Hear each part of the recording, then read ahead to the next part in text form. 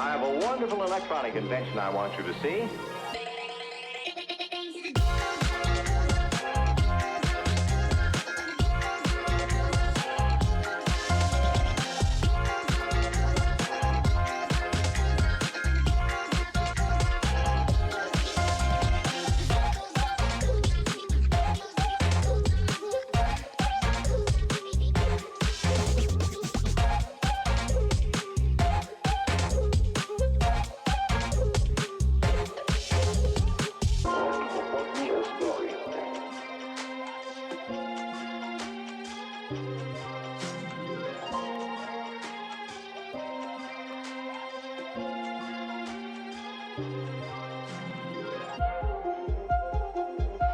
We got to the point where we could control the laws of nature by biased electronics.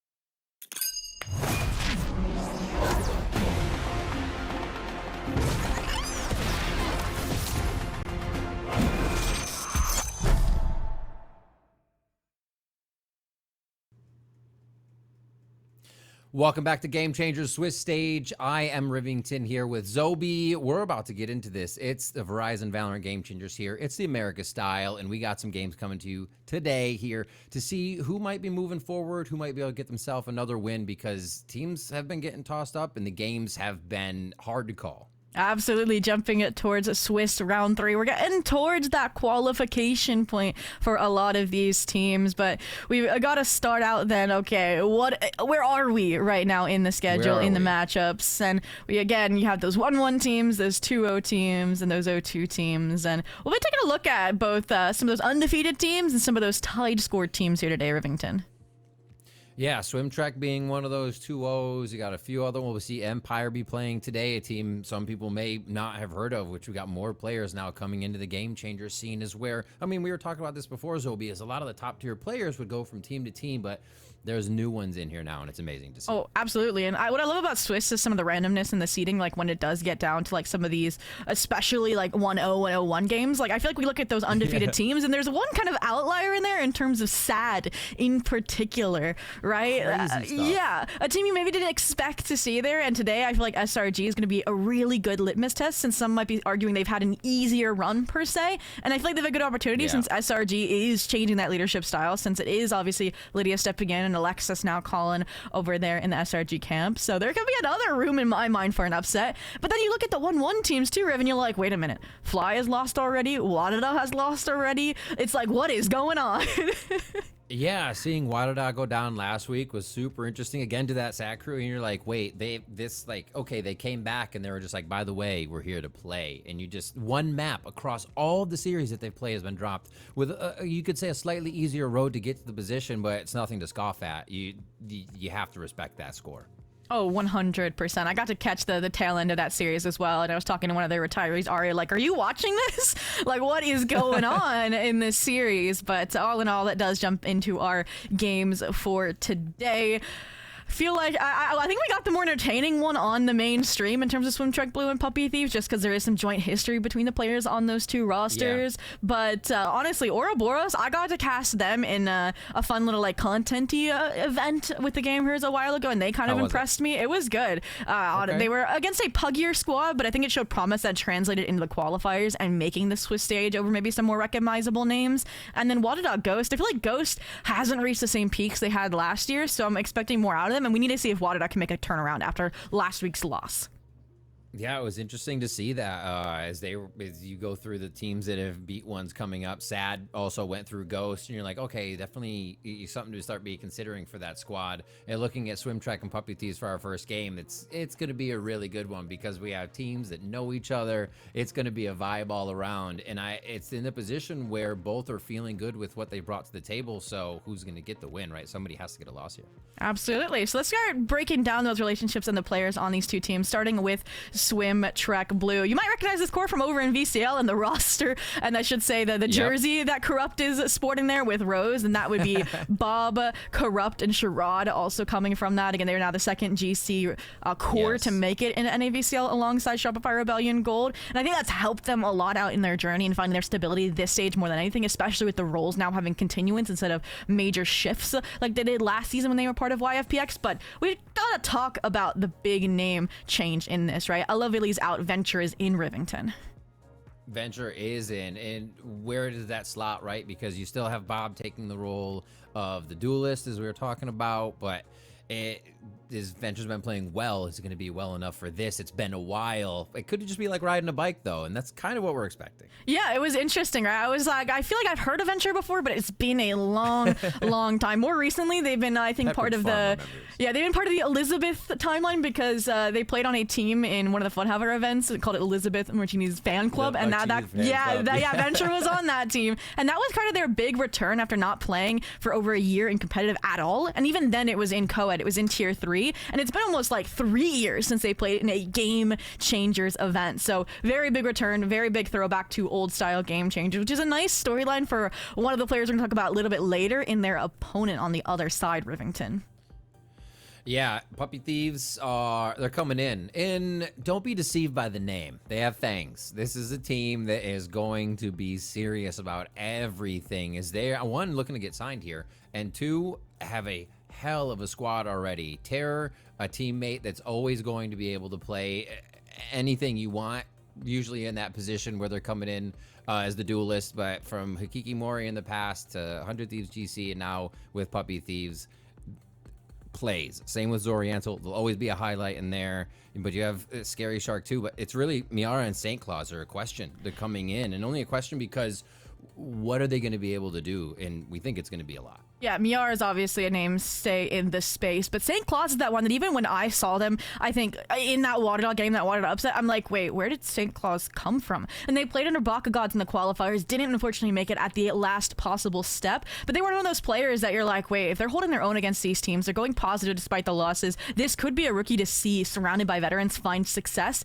and that's exactly what we're seeing, I think, here and now. And it's been a long time, I feel like, in the game changer scene where a main event contender features a rookie, and so I'm glad to see that these veteran players, especially someone like a leader like Nora, is taking a player like this under their wings and finding success with it. And speaking of Nora, her and Zoriental played alongside the core that is on Swimtrek Blue in YFPX last year, right? And was kind of in this co-ed GL structure with Corrupt when Corrupt, was focused on VCL. So if there are two teams that are going to have the perfect reads on each other or call in very similar fashions, it would be these two teams today.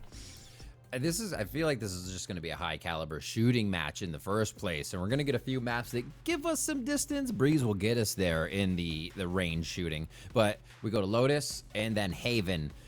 Coming into this, Swim have basically everything locked up across the board except for a Fracture game that nobody's really played. Everybody wanted Fracture back and nobody plays it. So it's going to be tough to get Swim beaten on any map, but I think WOOF, they have a lot of footage, they have a lot of homework they can do on them, and they're strong enough. Oh, 100%. I think Lotus is a smart pick. I should say out. Puppy Thieves. I think Lotus is a smart pick out of Swimtrek Blue just because Puppy Thieves have avoided both Lotus and Fracture. Again, they're trying to get the basics hammered out with a new duo pickup, right, to round out the old X100 Thieves core that stayed together. Haven to me is a dicey pick, right? It is less played by Swimtrek Blue, but when we talk about a team that is aimers, bringing them to the most fundamental bread and butter maps in that regard feels like a challenge head on. And if it's one they're ready for, I do think that they would have a little bit of a fun series conclusion there on Breeze. But to me, I think Lotus is going to set the tempo. It's like, okay, is WOOF actually prepared? Is Puppy Thieves repped on this map enough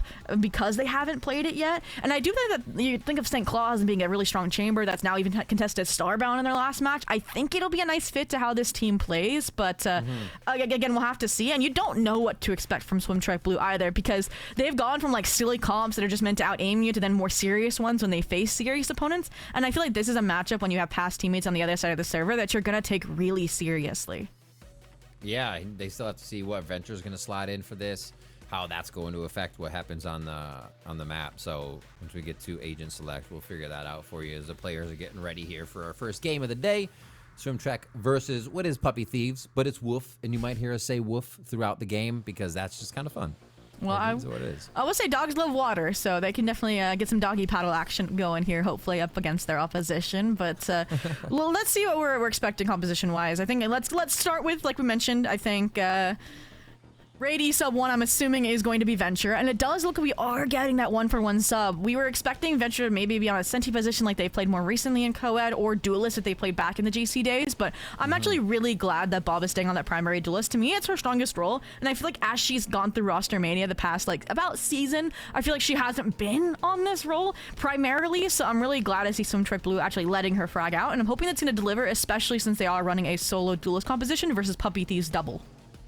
Yes, Puppy Thieves double, something I didn't really think we'd see or had to say until we got to Empire later today, because we were talking about that before too. Really cool to see they're bringing double power in here, which means all this utility is really there to open up space and make sure they can get it, but it also allows for double pump fakes, really getting in the head of Swimtrek once they're on the attack side. So is it as good on defense, right? You're usually wanting to use all that for aggression. You don't know where they are until they take your site.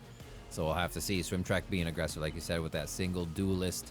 But Sharad's chamber, I feel like, is There's so much damage to be done there. It'll be something we're watching throughout this match. I'm sad we don't get to see Sandclaws as well in that chamber here, but they have played Vice a couple times. Yeah, that would be a great matchup. and they are really stable. Again, they're more mid-pack than top of the leaderboard on this agent in particular, but it's interesting to see because I feel like it's usually a Neon counter as well, right? In Swim Check Blue, they don't really have a dedicated Neon, actually, right? They've been leaning into the Phoenix, they've been leaning into the Raze a lot. They don't need the running gun down with a shotgun because they will just shoot you long range anyways with the aimers on this squad. So with them starting out in the attack, I do think, like you mentioned, it's going to be a major test for Puppy Thieves with the double duelist, with, again, only the Vice, instead of like a KJ Viper or something like that, especially without the Viper. How many is enough for Puppy Thieves to get, do you think, on this half?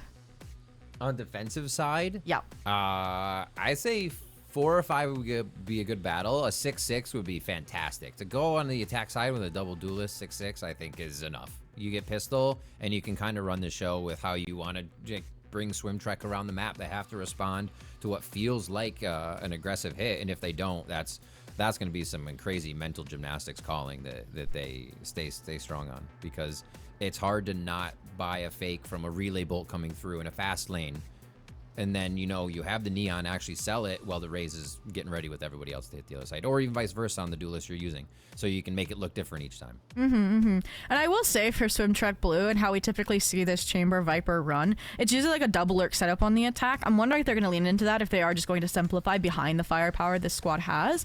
And even then, I'm usually against, I feel like, a lurking IGL, but I feel like this map in particular fits it really well, because if Corrupt sees nothing, calms that there's no util investment A side, they can then rally the troops and be like, hey, we're ending here, get over here. And I think that is a great pairing, as long as they're not getting picked off too early. And if Puppy Thieves aren't giving them that sort of information, or how their defaults look are a perfect counter, it could be a great way to kick things off.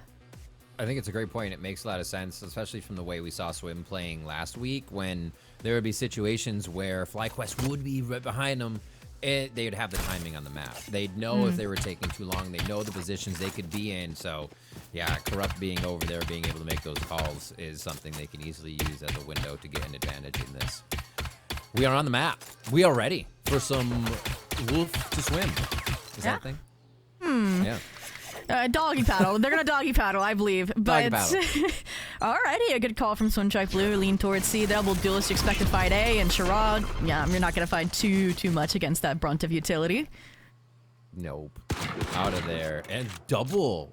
It says double initiator out. Not really initiator, is a Boomba, but they're just like, yep, keep clearing. More clear. They set up 2, pushed up for WOOF here, and they're quickly moving across the map to see if they need to help St. Claus over on C, but it seems like they've slowed it down. Set up a little defensive line and sort of across the sites. Yeah, I feel like the Neon Fade wanted to set up a little revolving door trap, but just hitting it without rotating kind of stalled that out, but hasn't stopped it. In the meantime, they are looking to end C here. Play their life. Nicely done by St. Claus. Gets out. So how do they retake now?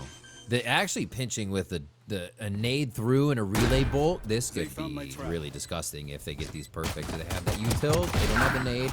And they don't have a relay bolt. No, and the shots are already coming from Swim. They know they need to push. They know they need to peek through these smokes, reset the smoke, and they're going to double peek through it at Waterfall, but the kills are still coming through at spawn. Glow Stick takes 1. Sherrod gets 3 over there on the Headhunter. Refund that money right away, and Swim get a flawless first round. And I like the slow pacing behind it, right? What set them up into a pretty uncontested C site. Despite that, the proactivity from Puppy Thieves should have let them have a super cohesive retake there, but that's when the individuals on Swim Check Blue start to shine, right? Sherrod solo able to shut down 2 Waterfall before the Halls players can truly regroup. You saw the Raze trying to get to Terra's side, and they get picked off Halls. So that's something we're going to have to see Puppy Thieves expecting, is this forward fighting tendency in the post out of Swim Check Blue. But for now, no changes. It's just, all right, Eco, see if we can find one of these openers. Sherrod. Hello. Ooh. Double, triple. No, oh my god. How did Sherrod get out? Everybody just chose to not peek the extra part of the rock. Okay. I was going to say, there's so many members there. They had to get something out of it, and they do. Coming back with that death ball to head back to C, and we might get a bit of a repeat of the first round on this hit. Yeah, I like St. Claus just kind of respecting the take. Again, we mentioned it's more for the Neon than the Raze, so they're just going to disrespect it anyways. Yeah. They're much closer this time. Time to explode onto the site. They're not even going to really let the spike go down, and already the kills are coming through, but the follow-up is there from to the side of Swim Trek. That's a second round. Nice job by the sub coming through. That's Venture doing some with the Bulldog on the Omen play for the game. So we'll keep track of that as well. Yeah, you saw them hold that paranoia super late. Again, they're confident in Bob to make that space C-side, and it was perfectly timed out of, again, you mentioned that early grouping waterfall, that early push out, and then little target switch action showing like they haven't any dust to dust off in the server in terms of the aim department after being out for a while. But yeah, looking right back into the swing of things here, and ooh, we went from, okay, just Sherrod conditioning that I'm solo A to the entire team minus his Raze looking for a fight. C's nade. No C's. Just C's nade. Late The C's. peek still comes through. Yeah, late is scary, and Zoriental there getting a good follow-up, and this should be a bonus round they clap back on. Just no respect to that A position again, and that's exactly the way the Puppy Thieves needs to play. Here's a nice lurk around, or I should say flank from Terror. Did that wall get tripped? Should be able to play Yes. this slow. Okay. I heard it. Yeah, I thought I heard it as soon as we popped away. I do like them not Just wasn't overcomplicating it. going searching for Bob, though. And I feel like I like the hero rifle in Bob's hands, but maybe if she was there to help them fight then for that A main space, it would have gone a little differently. Because I fully believe if it's 5 rifles versus 5 rifles, Swim Trek can win the A main space, but was not going to happen this round or in that fashion. And Bob now... I do feel like coming from C long is the least likely of the angles, so she could maybe hope for a back turn or two, but with time ticking away, you see St. Claus recognition like, okay, they're not here by now, they're never going to be. I see the Rose soon and know that somebody's at least near this area 30 to get that seconds fight on. It's the partial. If I don't find anybody, I save, but I'm really looking for somebody. And there's one. Rose goes off. Yeah, catches that right in the eye. 20 seconds left. Yep, it feels like the save is imminent. It's like you also want to try to do damage since this is the bonus, 10 but seconds left. you're more worried, I think, about the long term here. So See, what the new tech would be was jump peek out to a blast pack that puts you back behind the wall. see how There many you- you'd be there you staring go. down. See if there's 1v1 you can take pretty fairly. Yeah. Why not? Or even take a shot before you get blast packed back, and that would just be insane. But you're probably going down. They were all so ready on the mouse one to take that shot. So there is the bonus taken away. Swim will not get it, and this could be the momentum now that Puppy Thieves need. Glow Stick has upgraded the Ares to the Odin. Let's see if that helps as they get to these sites. It looks like they're going to start conditioning C again in quite a bit. Yeah, it's instead now corrupt on the day side lurk like we were expecting to see more so. Little info stall, see if they're crossing over towards wall, but with the Omen, with Scary Shark already deep there, they know this is all a ruse. And now they can position, prepare, ideally St. Claus for this engagement. I like Terror here as well, right? If they've been disrespecting the entry, you pop a little relay bolt there, they're stunned out and maybe even can't get past those thorns. Wait a minute, shot. Oh, the shoulder was seen so early. So well played by Terror on that angle. Getting afraid to, realizing it's going to be across the map as a little bit of the action starts. They're trying to creep in every angle that may not be watched, and B was watched. Bob's going to go ahead and capitalize on that, pushing back. Or, I'm sorry, Zoriental rather. As they head into door and make sure there can't be a cheeky switch. I love this. They have them contained now with the Omen also inside attack or spawn, and they're not taking any fights they don't have to. And when the fights come, they have a high-low ready to go. Great lurk smoke. Ooh, toesies. Bob says, I can make it. But this is the tough part. The duelist getting in, but the follow-up. There's a little bit of it. It's a trade, though. Scary Shark says not just yet. As St. Claus comes up big as well. Venture.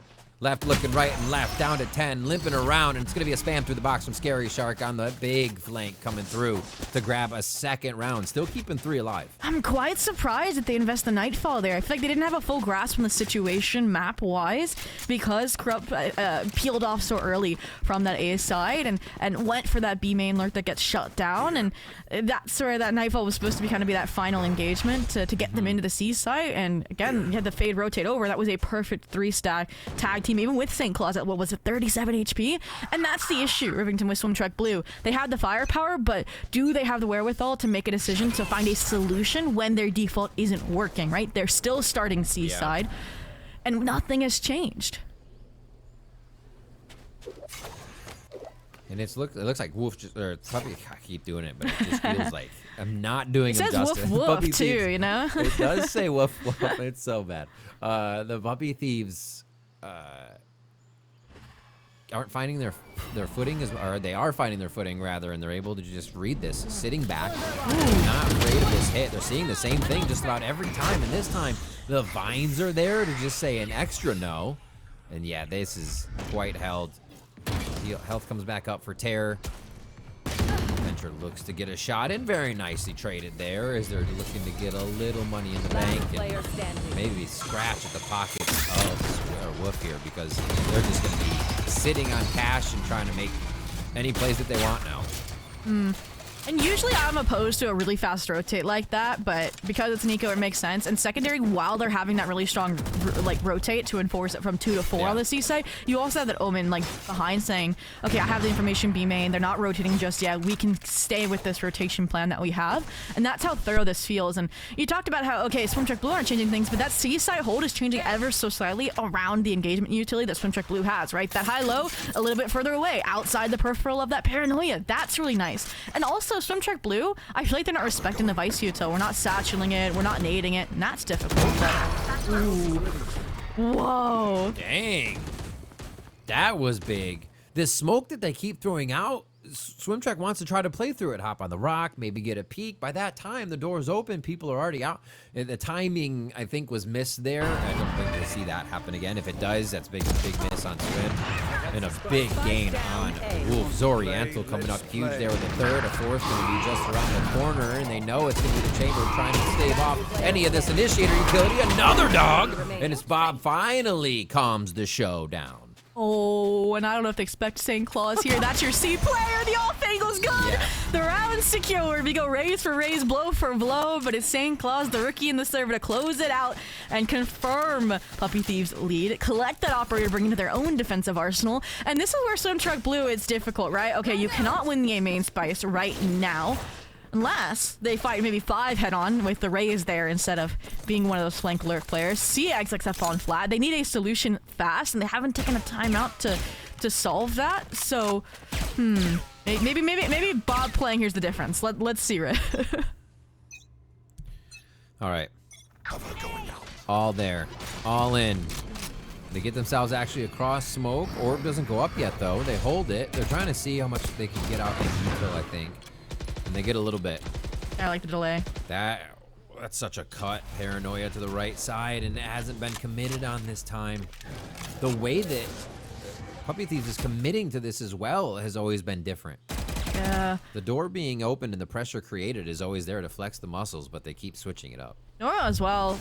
They always have the From the Shadows get out if this paranoia combo comes through. So a lot of options, and it's so deep it doesn't even connect in the first place. Nightfall. Ulti kind of misses there. Still a good bit of damage. Bob's able to answer with the Sheriff. They get into position to just make these pistols work. And I'd say already they're doing great. They can pick up a weapon off of this as well, and that's for Bob. Let's go. Oh yeah, they made the showstopper work, right? You hear that, you're immediately disengaging.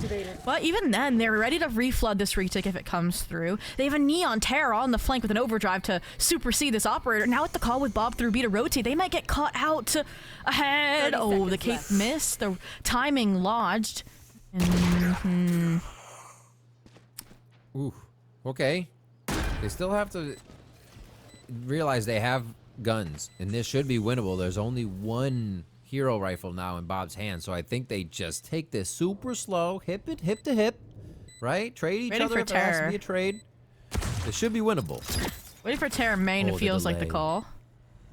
Yeah, she's coming around.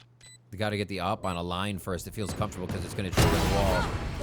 Oh, there's one. Wall. That's got to be comfortable. One enemy remaining. Oh, it is their own wall. I'm looking at it backwards already since the whole map is flipped, and that's going to be Wolf coming up strong. Zoriantel knew it was their own wall. I was just trying to create intensity in the moment, false intensity. 5-2 for Wolf. Puppy Thieves are looking good. And that's the difficulty there, Riv, is they're also disregarding the Vice util, right? On the Swim Truck Blue side. We mentioned how they're not thorough enough on the C clear. There with that wall setting up, that's what allows Terra not to use any util, just walk up kind of unafraid that anybody could be B main still, because you'd expected them to have triggered it by then. But finally, Swim Truck Blue, we get that timeout. I liked the A fight, considering they won it on the eco, but it was also off of the showstopper they're not going to have every time. So I feel like I think starting A feels like the right call. I liked the delay as well to get at that util that you mentioned. So I think this is more like, okay, what is our set play going to look like to counteract this A side space? And honestly, with Terra still holding on to that operator here and it's starting out stairs, that could be the unaccounted factor, that small change in Puppy Thieves side that still disrupt. Yeah. I think they expect of like even a force cross now, right? They're trying to get that space, so it'd be best to stay back, get a shot through. It's a great call. We'll see if they do move even off the wall. It's a timeout currently, so they might just run up past this and do something silly. We might expect it. Who knows? They've had a variety of round wins. It's not just had to be the post plant. They've been able to just shut these rounds down, and their bonus, the bonus that was supposed to be swims, just went to time there as Bob was timed out towards C. So yeah, I think there's a lot of comfortability on the side of Puppy Thieves right now to just go almost in this round with the op. They switch it to mid. Yeah, see what Swim wants to do after the timeout. Why even force something? I do like them heading towards C for the start. Again, I mentioned like they're getting mound pretty uncontested. I think once again, I'll see the post point is strong with how they fight hole and water successfully. They just need to be more thorough on this Vice util, and that'll be up to Bob here ideally. Or okay, how did this timing work out? A side. Finally, they know they're gonna open it and get out, but it was that they used the smoke that they've been getting thrown on a TP across this time. Yeah, very nicely played. They're breaking in the util one step at a time with the slow pacing, which is a great first step into this round because it's immediately going to be weaker when they follow through. But once again, this high-low, unexpected. Oh my god. It just feels like such a hard angle to take. Everybody feels comfortable there that's set up on it. And now That's they have also a high-low. It's like, that's the issue. That's the third time they swung into a high-low like that as an individual, right? If it's two players, different outcome. Or if you op it off the line, I guess that works too. Get the shoulder. Ooh, follow-up. There's the follow-up you're talking about, too, as they get it. I mean, going in there, Sherrod was like, don't worry, I can clear the site, right? But you get some teamwork in. Oh, peeking the smoke close. Oh, my God. It's like the barrels are almost touching. Holy moly. No! That was so risky from Terror. To play in that with a smoke drop. Maybe they thought the timing was there from Zoriento to draw the eyes, but it did not work out. The operator retake is always going to be difficult, and especially right now against Swim. They do well on that one to find a way back in. Yeah, again, these post ones are not going to be the issue for Swim Track Blue, but I do want to circle back to something we said at the beginning, Riv. We said 4 or 5 was enough for Puppy Thieves, and I didn't even realize that they've already gotten to that benchmark, so they're kind of chilling for the rest of the half already, looking to hopefully widen that gap. But yeah, great follow-up following the pistol and the secondary buy. I like that they're now putting the operator a bit outside of C. That's a great pace change after you finally lost a round as well. Yeah. The orb starts to clear that. Oh my word. That was scary. Like, I felt like it was not going to be possible for a moment there. They get out. Easy stuff. The timeout, though, we have to remember, pays off for Swim, so that was very nicely called and maybe gives them momentum here. Keep pushing forward. A little bit of touch at A, but the way they've been getting C, and I guess we haven't even really seen them try to hold other sites, it's just a comfort for them right now. Yeah, and look at the reclear B main as well. So once again, with also Omen now, wall side, Scary Shark clearing that. They know this is a C exec. Little sheer garden to stop the the nightfall, and while it strips the gun away, won't keep them alive. And now it's a crunch. They feel forced into C. Oh my gosh. Everybody just turned up the mouse sensitivity for this round, and the side of Puppy Thieves snap into the headshots of Swim Trek. And there's Scary Shark taking down Glowstick, just trying to get some distance on the map before taking the weapon out again, but it was already circumvented. Puppy Thieves are reading this one so well, and they take it right back after that timeout win. Now there's your 6th round for the side of Puppy Thieves. That's what we said.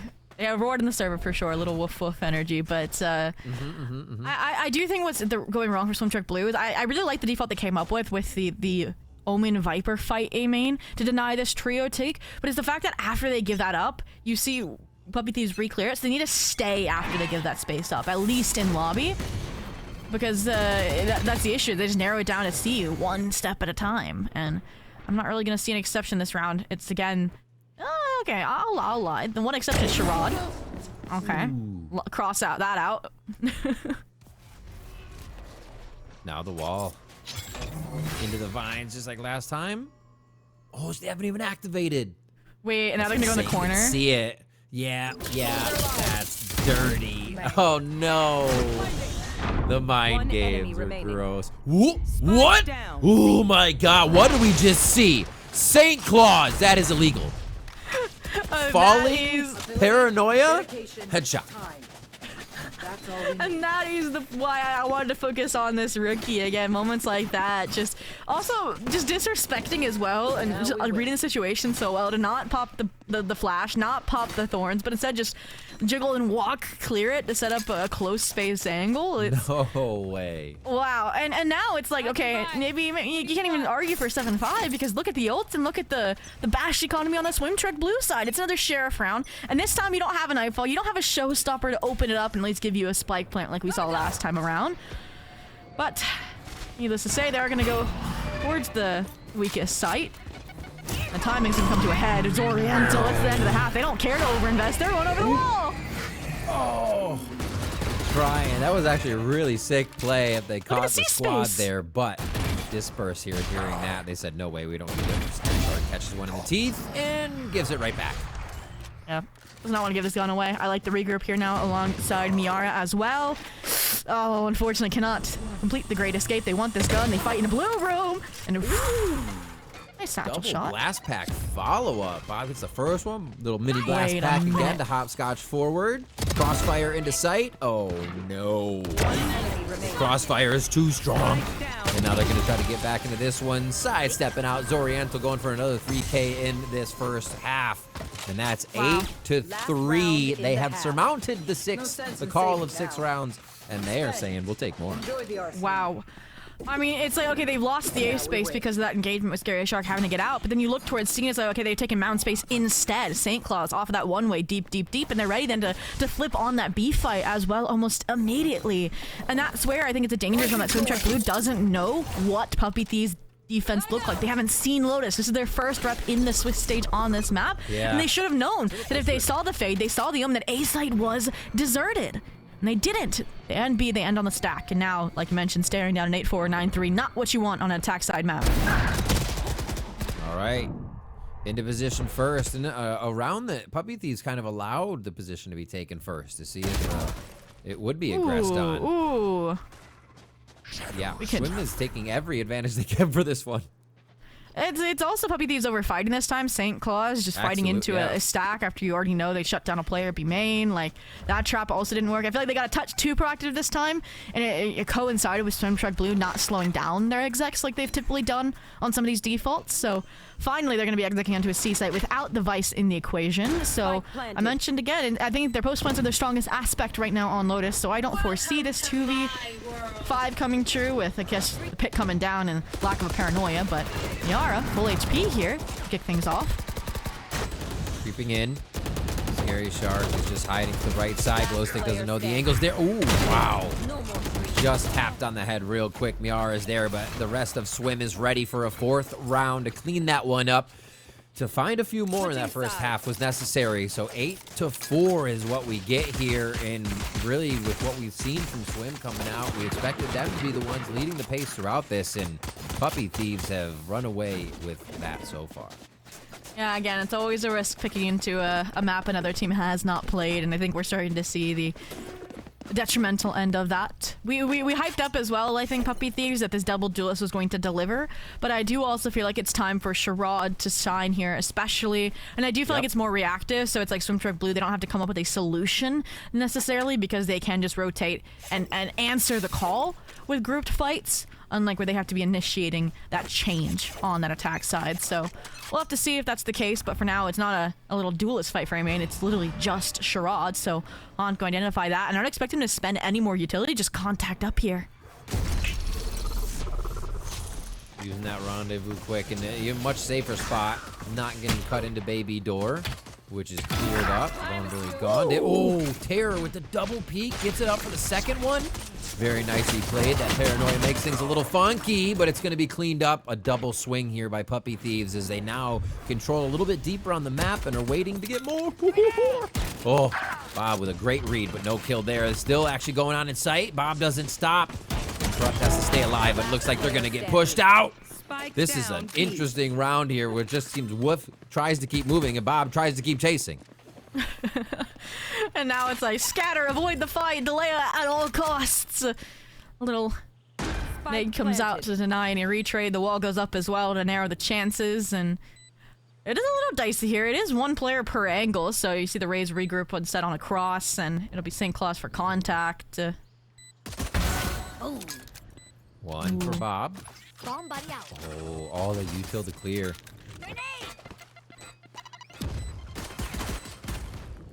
Oh, trying to get one to kind of drop over the wall there, thinking there's obviously a secondary to help. Yeah, the damage is incredible. The damage is ridiculous. Wait a minute, through the wall.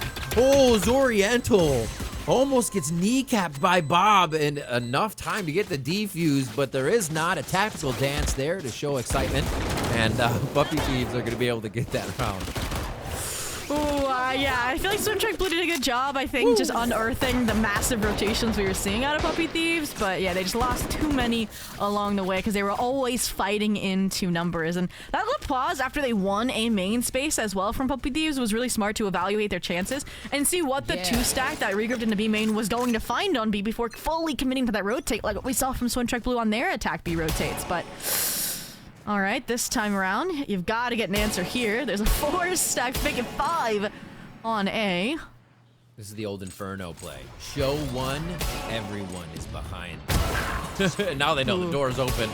Then the rest of them are peeking, jumping over the wall. Scary Shark says, nah, that's good enough for me. That's too much. Thor's like, I know this play. I've done this play. And so they're gone. They know C's free for the taking. A question now is how far do they go with the weapons advantage? Or do they sit back on the long sight lines? And seems like the latter when you've got two Guardians in the mix, and that's a fair call. Still have the sniper rifle holding the flank as well once they actually finally get through this Vice wall, but I feel like they're taking a lot of time. This may be a die to the spike angle play exit angle at this point. Yeah. And now go B. Talk about it. They have fun. They play a little silly. Ooh, left side smoke, so they can at least tuck. They make it past. Get in the smoke and just blow up with the spike. Uh-oh. Hunting. Oh, no. Poor Corrupt. We'll find some. Whoa. Oh. Oh, needed one in the chamber. Glowstick's going to be able to finalize it. And the team gets out 10-4 now. A big gap for Swimtrack to start coming back on as we get into this bonus. It's going to be crucial. Their pick as well, which is what makes it particularly draining. And I will say a silver lining in how that round concluded is you feed the kills, the orbs to the Omen, not a Fade, not a Neat. Like, literally any other player would have an impactful ultimate at the surface level. And Nora here can continue with that sniper rifle tactic. It's so weird to see your Omen as your A-side lurk, but you look at them in the composition and you're like, the Vice is playing more, again, like, group for that flash. Since you don't have flashes anywhere else, it's... Ooh. Okay, conditioning succeeds. Chamber C-side instead of A this time around. Just walked right out and grabbed that one for themselves. Zooming in. Okay, human sentry to 1 HP. Oh my gosh, that's so scary for Wolf. Terror there. Sherrod just cleans the site up. Saw the entrance, knew what the exit for everybody had to be. Goes down in the end, but Glowstick's able to get one. That is exactly the kind of round they needed for the momentum that needs to kind of kick in and just start the fire. Swimtrack. And it's exactly that win condition that we expected once the side swap. You see it, they play reactive, they stay grouped, and they just kind of they give into the push and pull from the side of Puppy Thieves and shot that reactivity after taking that C space, and then immediately pop the revolving door alongside Corrupt and sandwich those players. That is something that we're going to see Puppy Thieves sound like they did on the pistol, pause and reevaluate before they get caught off guard. And ooh, Swim Tribe Blue. Heavy A retake setup here with just a Venture here left to anchor the space. Oh, in, out, Paranoia. The thing is, they're still like, going in together. Even if they're Paranoia as bodies, they're distraction. The people are distraction. The team, the Neon is a distraction. 1 HP now. Coming in for Zoriental. The trades, maybe. There's one for Bob. They're stuck in the corner, though. This is going to be tough. Still finds another one. With 2 aimed at the corner. Oh. Sherrod creeping up on the flank. It'll be St. Claus to dictate the rest of this round. Big. Whiffed. Yeah, that's now a 2v3 with very low HP on Terror. Wait a minute. Wait a minute. Just using that back area to harvest Swim members. They get the smokes up. They can play a little cheeky in sight with that. And just stick to one side, hoping that they will buy this. Last player standing. Oh, kill cam reveals probably both. Yeah. Oh, that timing. Oh. Still work. The smoke actually gives them the option to work with in sight there instead of causing them to delay. A round now for Swim. They need it very much, and they'll keep 2 together on that one and see if they can string some more. Because Tour de Force is up. They could get a drop if needed. Boom, right there. 2 glow stick, and we're off to the races. That would be great for sure. Double ult looking strong here as well to keep the money flowing versus it's a full reset on the Puppy Thieves side. I do feel like I'm starting to dislike what I was praising them for in terms of the slowdowns and pivotal moments. Like they paused in tree, right? And that did allow both the Fade and the Raze to be in position to dump that C's nade combo that obliterated that exec, right? Versus if they do turn the dial up a little bit more, like look like the 10-6 team right now, it could overwhelm, and the eco lends itself to that quite well on the C mount fight. Just pedal to the metal, see what happens. Yeah. Have an overdrive too. Oh, still peeking the smoke. It's not stopping Sherrod. They have an answer. They had somebody shoot the Prowler previously. Steps in. It was even a one-way-ish.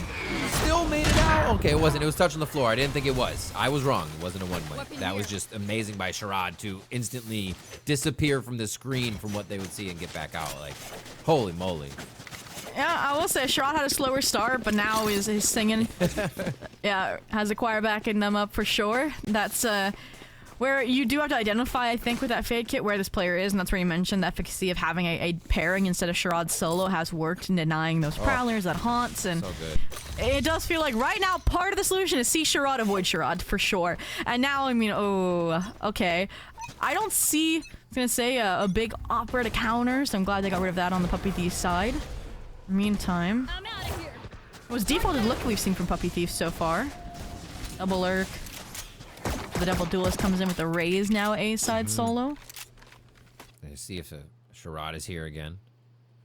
Took a bit too, because they got one way. They were going to double peek from either side to see if they could get the fight, and then they had this fast lane. Good info. From the shadows to the right, very good info, especially if they saw Sherrod. I don't think they did. I think they just saw the Omen. Oh. Still good enough. You're getting an idea of how they're going to play it, which means this side's a little bit stronger with the Omen more anchoring. You would have thought you'd seen Sherrod already. Sherrod would see you have seen Sherrod already, basically. Behind you or in front of you. Nightfall goes in, the full execution to follow. A bit weaker though because the Neon's not there and because there's not been resiliency B main. That's where they are going to end on the pivot. Paranoia in the blue room sees to disconnect these players, but Relay Bolt to appease. It's great 1-for-1 util trades, and they're just gonna hold their own, wait for their showstopper to initiate, and it doesn't find anything, Rivington. Nope. Wolf's just gonna bite back on this one. Swung glow stick! Corrupt and glow stick from both sides. I thought they were gonna win Baby Room and just be able to turn back for the fight, but not the case. Insta kills coming out from Swim Trek Blue. And that's a chaotic B-side round that probably deserves another look at it just because of how close it was. I mean, I think that speaks to, again, how Swimtruck Blue do rotate really fast off of contact, and they're not really waiting until these, it feels like, deep players have already broken the trademark, have already gotten in. And that's a difficulty here. I do think they were at the cusp of Season B, hence the replication towards Pillar on the Eco.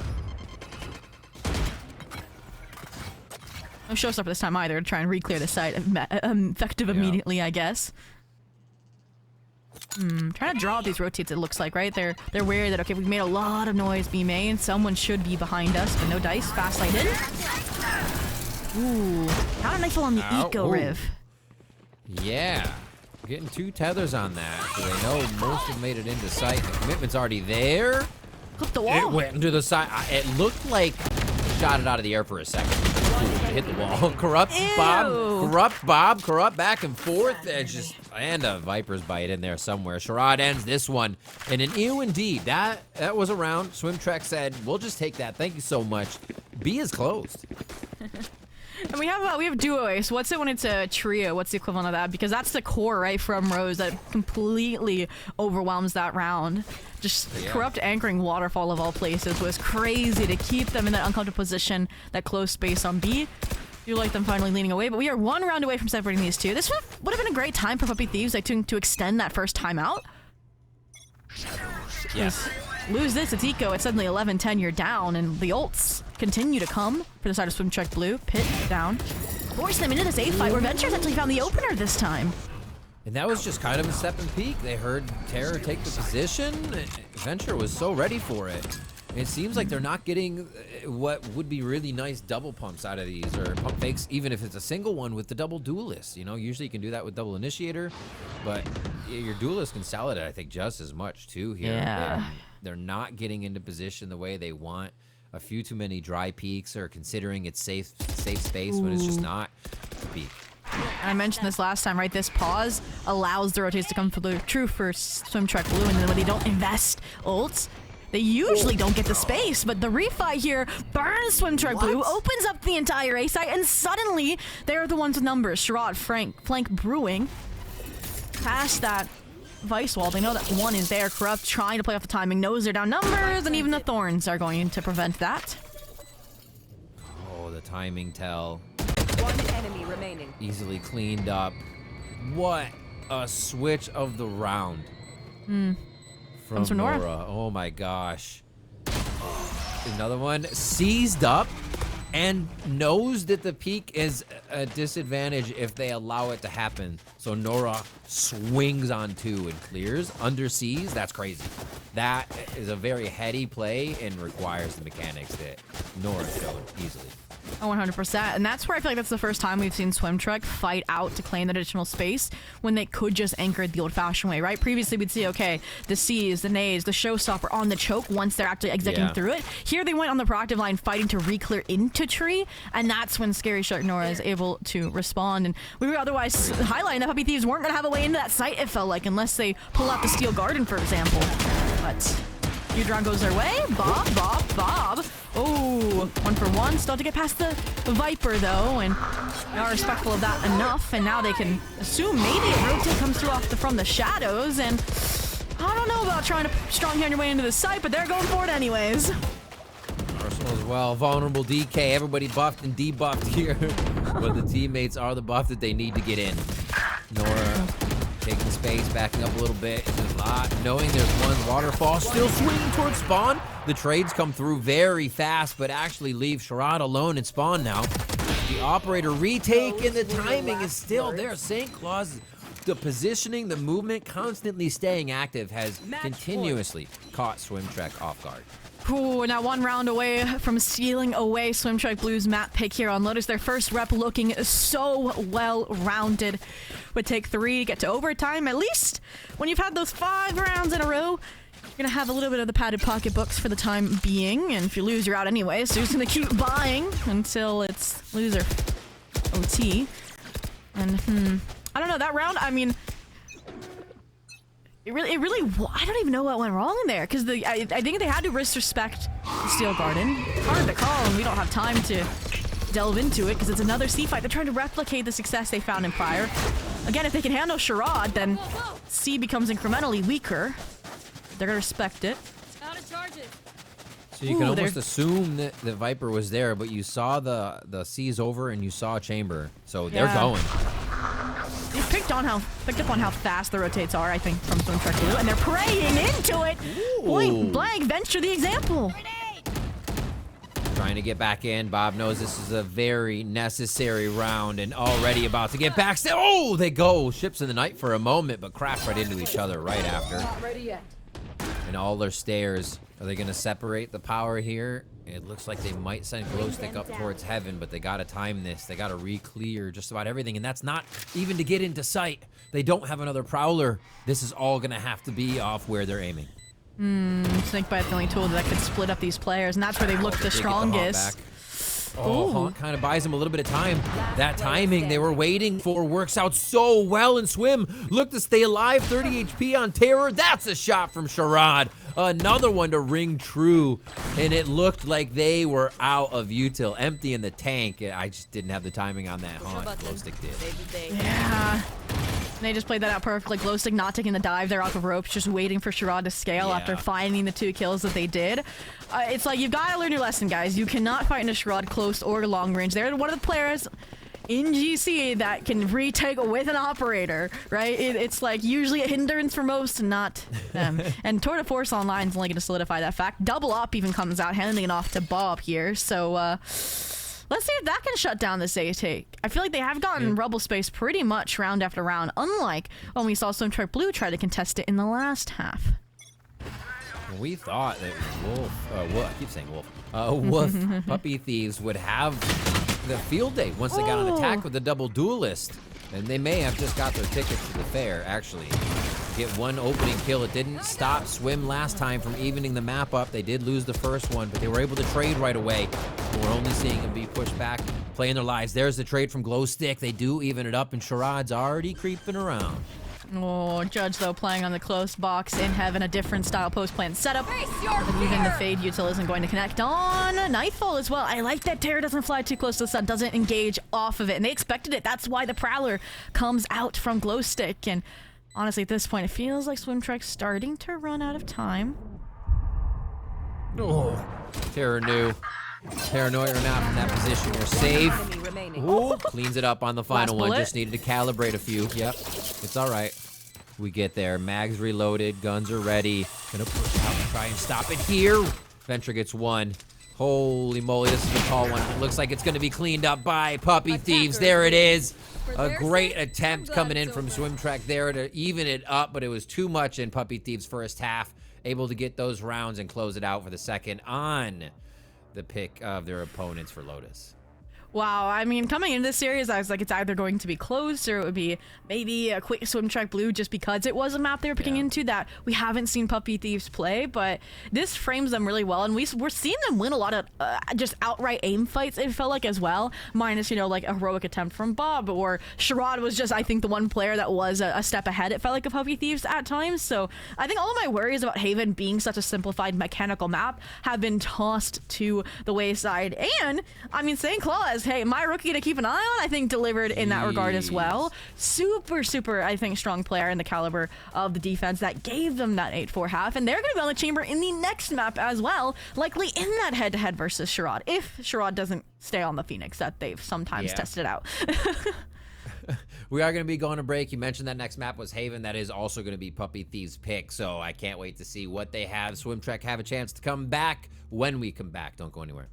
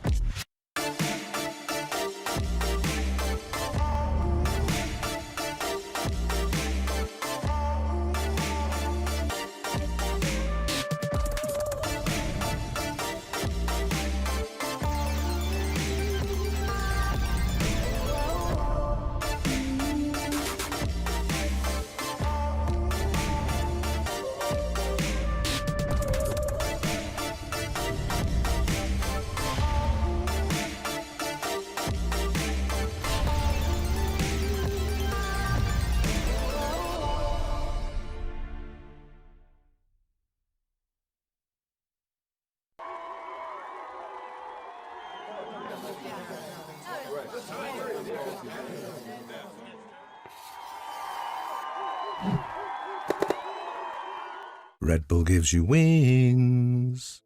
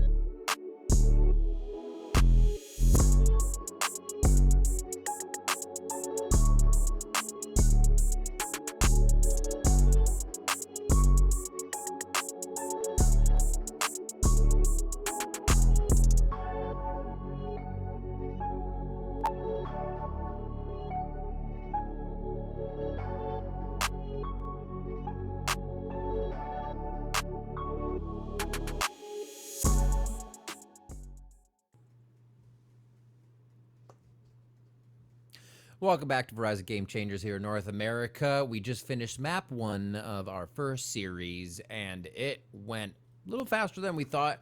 Really nice job coming in by Puppy Thieves. Swim Track Blue seemed to be caught off guard, but there's still another map to go. We just have to get them on the right track. The timeout didn't seem to work for them right away. They were able to get some footing, but it just seems like the adaptation from Puppy Thieves kept happening too quick. Oh, 100%. And it's funny that we say it happened faster than we thought it would, because it was an 8-4 half, right? That somehow ended in this 13-10 when it seemed like Puppy Thieves and that double duelist should have been stronger on the second half. But I think the complication came from Swim Track Blue. Their attack looked a bit repetitive. Like, they couldn't come up with the switch that they needed. They couldn't combat a main. They were losing on the C-Ticks because of how well St. Claus was supported, I think, by either the Fate or the Neon at times. Like, it was a really, really strong defense. And I'm going to be looking forward to seeing how teams with actual footage on that team look to dismantle it in some of the later Swiss rounds. But for now, you got to put that out of your mind, right? You're heading over to a map like Haven. And you're going to be leaning into some of those win conditions, right? I feel like Sherrod is honestly one of those for the side of Swim Trek Blue. I already hyped them up in their Haven despite not playing it since their qualifier, and I believe it was in the group stage as well, which was a 13-2 over Bakugods, which, Bakugods, that rings a bell, because that was St. Claw's previous team, actually. So now you have an inside informant times 3, right? 2 prior teammates for Swim Trek Blue, and a team that knows what this iteration then of Swim Trek Blue's Haven could look like. A map that might bring out some more operators, definitely more long shots, but it is going to be a little different here. What are the compositions that we get? Again, venture into that side of Swim. That question gets spicy, Riv. The pick.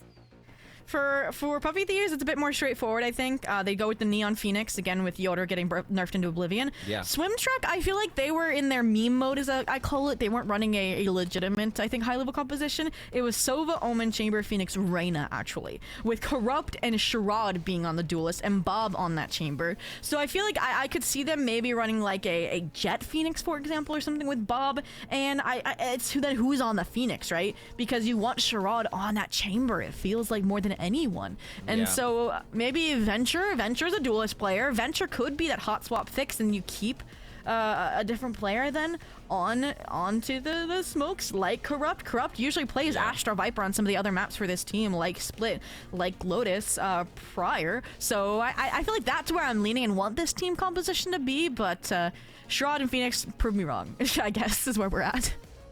Yeah, you mentioned the Reyna, and it like took me back to when I was doing the research for last week's games. I was like, oh yeah, the Reyna, that is a thing that they do. So it could be very interesting. I'm excited to see what they have for each other. I think Swim Trek, we're kind of just experiencing being a bit disjointed. You know, maybe having a different player come in. It's going to happen when you're retaking. They definitely look better when they were able to get onto kind of a more structured side with that defense. But let's see what we got here. Swim Trek Blue starting an attack. Puppy Thieves on defense. Am I okay to be apprehensive about the Swim Trek Blue composition? Like, if you maybe like it's like the weird like double like anchors between the Chamber and the Viper, but that's normally the KJ Viper, and then you have no flashes either, right? Like the Phoenix composition Puppy Thieves have in. Go for it.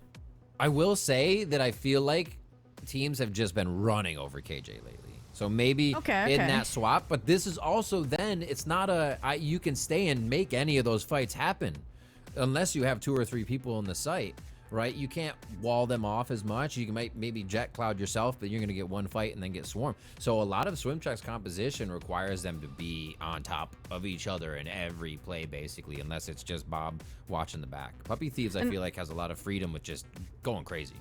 And they have scarier units on my mind. Again, the stuns, the flashes, you name it, it's there. And that still worries me. It's a package. Yeah, for Swim Trek Blue, like, again, I don't see an agent that really can set up an entry for Sherrod, right? You don't have a secondary duelist that you can bait, right? Like again, it's just that paranoia, really. Or you're gonna have to see really, really effective shock darts here, but I still feel like those are more for, like, late post round than anything, or some calming corner clearances. Yeah. This comp feels more like a defensive crutch than an attack crutch for Swim Trek Blue, because you might be able to double up between Bob and Sherrod, and that would be a deadly combination. I'm saying it now. Right? I mean... But...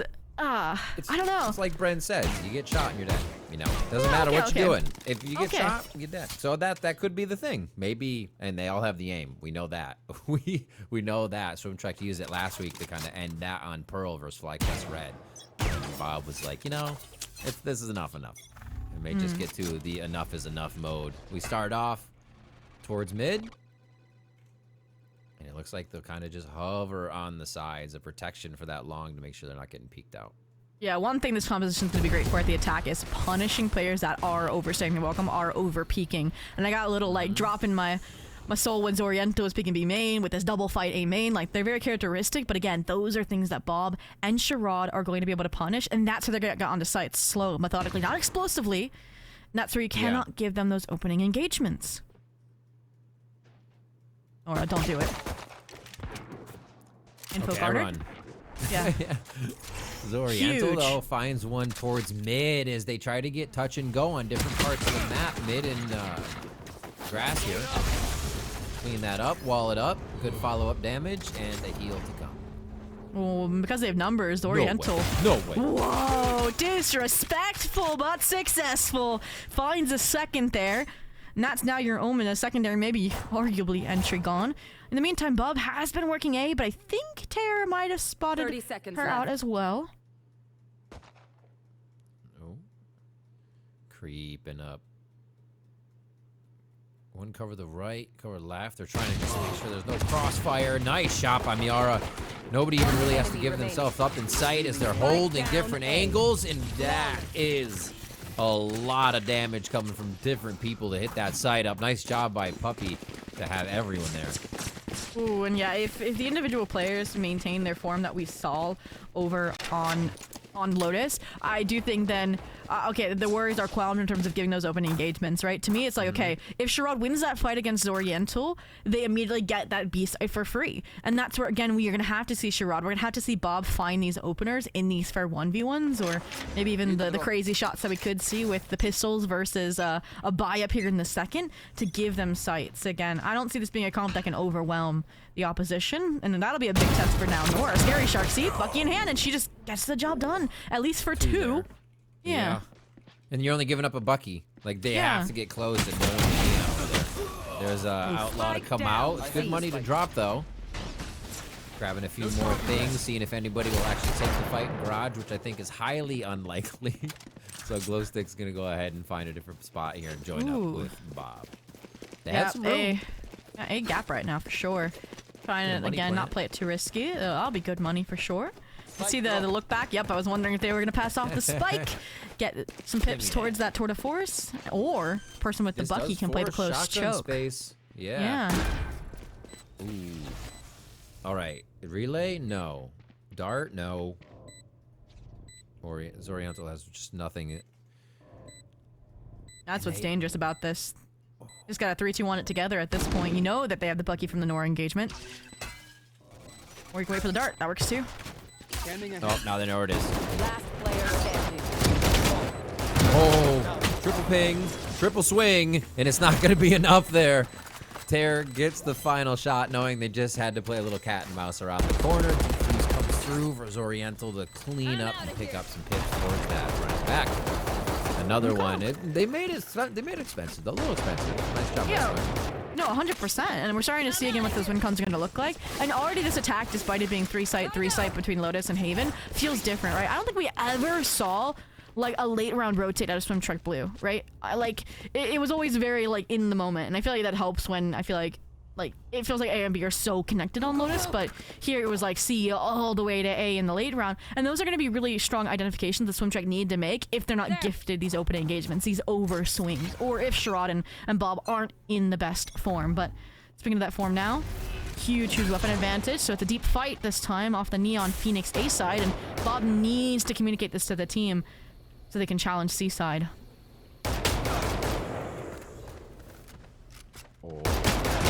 Sideways. Oh, they left. One enters, one leaves, and one They're all goes down. contained.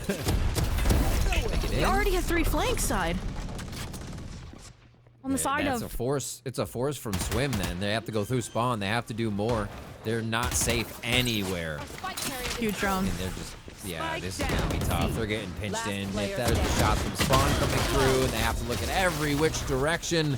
And it's not one that's going to work. A flawless now coming in from Puppy Thieves. After a round that was pretty back and forth, they went very active from defense there. Oh, 100%. And it was that tipping point of finding Bob and pushing through. And not just the two that did, but then you also had Nora, a scary shark. We've seen already, like, on the pistol round, want to get a little bit active outside of that door. And that round she does. She regroups, and then they get that joint kind of pressure. And honestly, you mentioned there was a correct call, right? Swim Truck Blue, they knew to speed up into C. They knew to flip it into CT, but that's where that drone... And again, it feels like the side of Puppy Thieves are so thorough and expecting this. They were able to handle it before it even got started. So 3-0 right now, bonus converted, and it's just copy paste right now. Take A space and see what you can do with it. Ooh. Some quick ones. I wonder if there was going to be a follow-up there. It looks like they're still trying to take this space, though. Oh, a second one seen, but that's enough time for Venture. But now, I was like, how much would they think I can grab one of those guns? They say no. Going towards mid already. Got to join up. Yeah. Worried about Miara, who was down in short in sewers, and Yeah. now it feels like you can't find another opening. 2-second Venture. smoke. Back up. Get that money. Oh, saw leg. Oh, both saws. Crazy timing. That's scary to just have the wherewithal keep those little corner peeks in. Great money across the team. Something that they need very much so here to get some momentum. Oh, it was the simple. Called and played. A nice reposition there from the crosshair, but still Venture goes down. And another round going for the Puppy Thieves. Okay. Team And I liked the call as well to stick around, find at least some of those refrags in a main, but it was, again, once you get down to that kind of 2v3 territory, I maybe wanted to see Bob pause and regroup there with Venture instead of continuing to find that space, because it was the same exact space that then we had to see Venture re-clear anyways once Bob had fallen. So we'll look towards the late round like they did previously, right? When it was a glow stick and Bob, but for the time being, phew. I mean, this is I feel like if we lose this round, that's when it's the swim track panic button, right? I feel like this is the second time they've had that solid buy after the third, and we'll see what it looks like, especially with now Bob up online. Same set for the other side. And you also have this Odin. Aggression here. Yeah, it's predictable now. It's every round, but this is anything but. Look at this, Hunter Fury fight into A main off of the run it back. And run this it is back. clean. I was wondering if they were going to use them. The way that their ults are popping up are crazy, because they're going to do this, possibly get kills for Terror, who's now one away from over. This is the way it's coming through is crazy for them right now. This round should fall into their hands. They'll have an idea for next round win condition. Puppy Thieves is playing crazy. And I can't tell if they were just mispaced against each other or if the Hunter Fury threw that much chaos into the initial plan, right? It's hard. I think one of the big things is that they're making swim tracks sweat on the attack side right away. Sweating in the water. You want to make the defense feel like they're out of position. The attackers have free movement to move around. Not now. Round's They're not over pushed yet. back. That's true. It is going. I'm just blabbing over here. I feel like Venture could still make a play.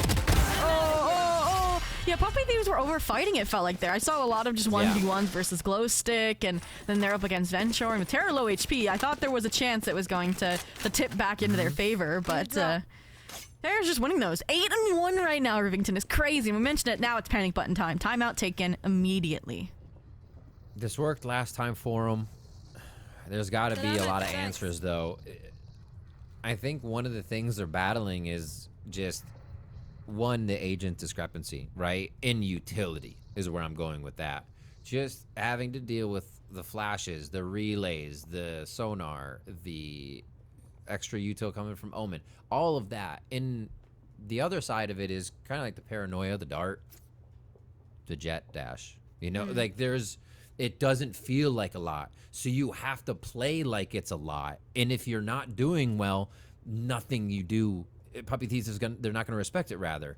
So I think it's really hard in the first place that there's that utility mismatch already. And then there is just seems to be a gameplay macro mismatch right now. 100%. And that's where, again, it goes down to, aside from the one round where they knew Seaside was weak because they identified the Terror's Oriental A take, like, this isn't a team that can just fall back into, like, hey, guys, let's simplify. Let's just exit straight into a site. Yeah. Because you are going to get stunned out by the Neon. You are going to get mollied out by the Phoenix. Again, compositional mismatch, it feels like. I do think B, and again, the late pivots have been their go-to, but coming to that timeout, that's where now Puppy Thieves get to make a change. Chamber A side. Fast fight down C should apply additional pressure, even if they are purposely giving up B. They have looks like a game plan to play retake against it. Little bouncer. Still aggressive. Finds one. So they know Bob could be trying to go down for the orb at some point in this round or holding A. That's just a distraction for this main play towards mid. Miara clears. I don't think they saw much, though. No, that's gonna be a red herring. Full squad pulling up, minus lurk play from Bob. It's just a matter of timing, right? You've lost the A link space, but look at the yard space. And is Bob gonna be perfectly timed or late is the question now. Oh, and they have this crossfire coming in. They're doing the praying mantis. Swinging in together. Oh, nice stop there on that. Not knowing the smoke was going to be where the fight was. And they get the best of Puppy Thieves for now. Really the first time they've been up in numbers this half. And they get the lockdown and op on the retake. There it is. Nicely done by Venture. Oh, and they know that the chamber started A side because of Bob's lurk up, so they end C here just to dot their I's and cross their T's. Bob, you gotta be careful. Corrupt is low, but Bob is just confident enough to win those, gets the op upgrade. Yeah. They get on the board, and I like their pulls in that regard because they know that the duelists have been getting super active. They know that they've been taking their own attacker side spawn space, so that's what allowed that refight to come through. And I was wary. I'm like, wait, Bob missed the time, and they're gonna completely dismantle this. But because they were in fact tucked away into A-Link, it works out. So Yeah. Here. It okay. seemed like the timeout kind of refreshed everybody to remember, like, hey, there's times we need to reset and think of what the state of the game is, and it seems like that was a big one where you're like, you know what, we need to keep moving. Like you said, Chambers A, let's keep going C. Yeah, playing it smart, playing now into the conditioning that Puppy Thieves has set themselves up towards this lobby side quite a bit. Oh, and it's the play. Draw them in. They heard a few shoot the drone from close. It's not enough to follow up with a hot hand or a flash from the curveball. Yeah, for Phoenix, though, getting that safe exit feels monumental. And now they're kind of contained here, right? In terms of Terror waiting, listening for those rotates to come through with the spike drop. Terror, this fight's going to be huge. Oh, that relay bull. It's hard to get out of that, and it's hard to get in, even if you're attacking. So no fight, just an escape. Good info. Expecting the following, looking for it as well. We'll have that overdrive as well for the late rounds still in their arsenal. Little fake denial orb from B main, but with this trip still up C, this should get pinpointed pretty easily. And it looks like it's Bob on a line, see if the op can take something. Peek from Sherrod to get more info. Stack's still here. Towards C. Ooh, everyone's gonna rotate A, right? You have 30 to. That's all seconds left. nothing. What a beautiful fake call. That's where the dart just came from. So they have to know. They're just making sure there's no flank across it. Zoriental here. 1-2, almost cleans him up as they come up the ramp from sewers, and the operator's gonna have to sing for Bob here as they start peeking into sight. Terror doesn't want to give up an angle just yet. Wants them to commit past Terror, and that's all it takes is one more. The overdrive we talked about from just a few rounds ago. Oh, the gun switch. Bob gets it still. Not enough time, though, but those kind of shots will definitely get you going. Bob alive and St. Claus alive with the ops. I love St. Claus just dips like, okay. Yeah, not and that. that's No, the that. thing is, it's like, was that an overinvestment in the overdrive? Perhaps, but you are already on the defensive half, getting a 6 on Haven with a double duelist. Now, we have our own worries then about their attack side because we made that same argument for Lotus, but they closed it out anyways, proving that 6 to 8 was enough. And whew. Now, okay, you're one off from the Tour de Force. You have the run it back left, which we know they make creative traps out of. The only thing that I think would save Swim Trick this round is the fact that they have another buy, they have big ultimates on their side. Yeah. I think this is the round exception where they have like a Hunter's Fury that could exec a death ball into a sight, and they chose Garage for that exact heavy fight, and I mean, Aura disrespecting it, the op disrespecting it, that's duelist down. Oh. Just being able to switch it around. In comfortable hands of St. Claus right now. A nice little encroachment into Garage for the audio grab, just a little bit more gameplay, but the smoke is really just going to reset anything that's happening there and make them aware of the situation. And now they're going to just clear the map on more. The big kills, though, as they come across, the rotation from A starts to come in. They can just hit the trap, so they know there is already the flank. Yeah, so now you can't rotate, you feel pressured into the site itself, and they don't know if you're lurking back site and refighting into them. The engagement's strong. Miara composed the full house alongside St. Claus. This operator we finally get to see. It's not very Vice-like, but it definitely fits the chamber bill, and we are headed towards a more dominant defensive half for the side of Puppy Thieves on Haven than we saw on Lotus. Yeah, and the defensive side is not really the advantage of Haven. The ability for the attackers to put themselves across 3 sites, mess you up, use the macro, kill your util, and then force a site with as many as they want. especially A being one of the hardest to retake, it becomes an advantage always for the attackers. You know, in 3-side map. You want to play? To Let's see play. Wolf with 7 now and no answer here from Swim. One timeout taken away. It hurts. They have to come up with something different. I mean, they're stopped at every front. The daggers could be a big play here. As you see, even they see Miara sees it and says, "Nope, I'm not going to give you the option. Not the chance to kill me. We're just going to scan it out." They're playing so safe.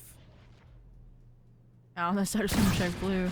Puppy Thieves there got a little active outside of door. Meantime, trying to play for the info, the confirmation. There it is. Double kill to follow. Ooh, don't keep swinging to this toward the forest. Terror is out. Says the slowdown's enough to hold the choke. Sherrod, mention these blades. Oh, Phoenix util is a made for Haven. Seriously, the angles you can get and just the throws from outside or just inside ace works so well. See it denying him there, but it's not going to deny Sherrod. Still has the updraft to get a little bit of an angle. If they're not stopped, no smoke towards heaven though can make it bad. St. Claus already starts to take control from that position, but Bob answers back. That's the big one. Zoriento's got to figure out a safe way into this, and there's a 30 trade. seconds left. This is getting weird right now. Oh, they expect to flank. There goes for the run it back. Yeah, says bye-bye. That's enough for me. Oh, wow. Hit on the choke here for B-side. I like see if that. anyone was close. Spike You planted. force the damage. There's no way they can get through without taking a bunch of damage unless you wait for them to go all the way around. Or you So play on the don't go as cusp of close it. as you- Oh, don't no. go as close as you can. Oh my god. They're gonna just swing together and trade, no? Oh, but not in the corner. I love it. Never went to the absolute corner. Oh, it's so good. Playing off the angles, playing in the middle. What a save round there for Swim Track. The Red Bull clutch coming in for Corrupt. Oh, that is a much needed one as well. That's If you huge. can make this as a comeback fueled off of again the individuals starting to come into form that we know are tier 2 even quality, then that's how you could maybe get a 7-5 on the board here. But 11-5 right now for Terror. Starting to slow down. It's everyone else in the team that's starting to catch up more than anything and keeping them stable here. But that's the issue. That was the big ult round, right, for Swim Truck Blue. So Yeah. they used 3 blades, Tour de Force, Pit to get that round down. And they're probably not going to have another one like that in this half. So St. Claus, one that does have one of the big pitcher ults. Tour de Force on the same aggro line. Sova util denied. Miara searching. This would be a huge opener. Just No modeled. smokes? Unfortunate. Yeah. Still waiting in the rendezvous. St. Claus, safe as can be in this position. And another round. Swim Trek have to work in a 4v5 to convert. And that's the less util of your paranoia. And like you said, no smoke. And I like it. I feel like we've seen so many looks from Puppy Thieves, right? They went away from the 8 fight, so now you're not giving them openers. There's in fact a crossfire set up here. That half of it wasn't even seen. Zoriento can play the super close line, denying alert play. They're baiting for it too. It's like single click taps. What was it the sound of that one? That was like an interesting fire pattern. Okay, they're playing Wall. A-side retake off the Hunter's Fury right now. Right, and the Yeah. pings come out, 30 they're waiting, they're seconds left. expecting the Bob lurk up here, so that's a nice look.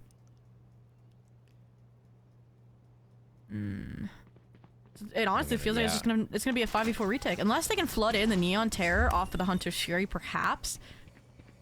That seems like the setup. Standing ahead. Ooh, yeah, they got a little bit of commitment out of that. I heard the dash coming in from Sherrod after the fast lane. Spike They're gonna think they planted. had to force sight. This does one tag. That's off down. That's a big tag on Bob.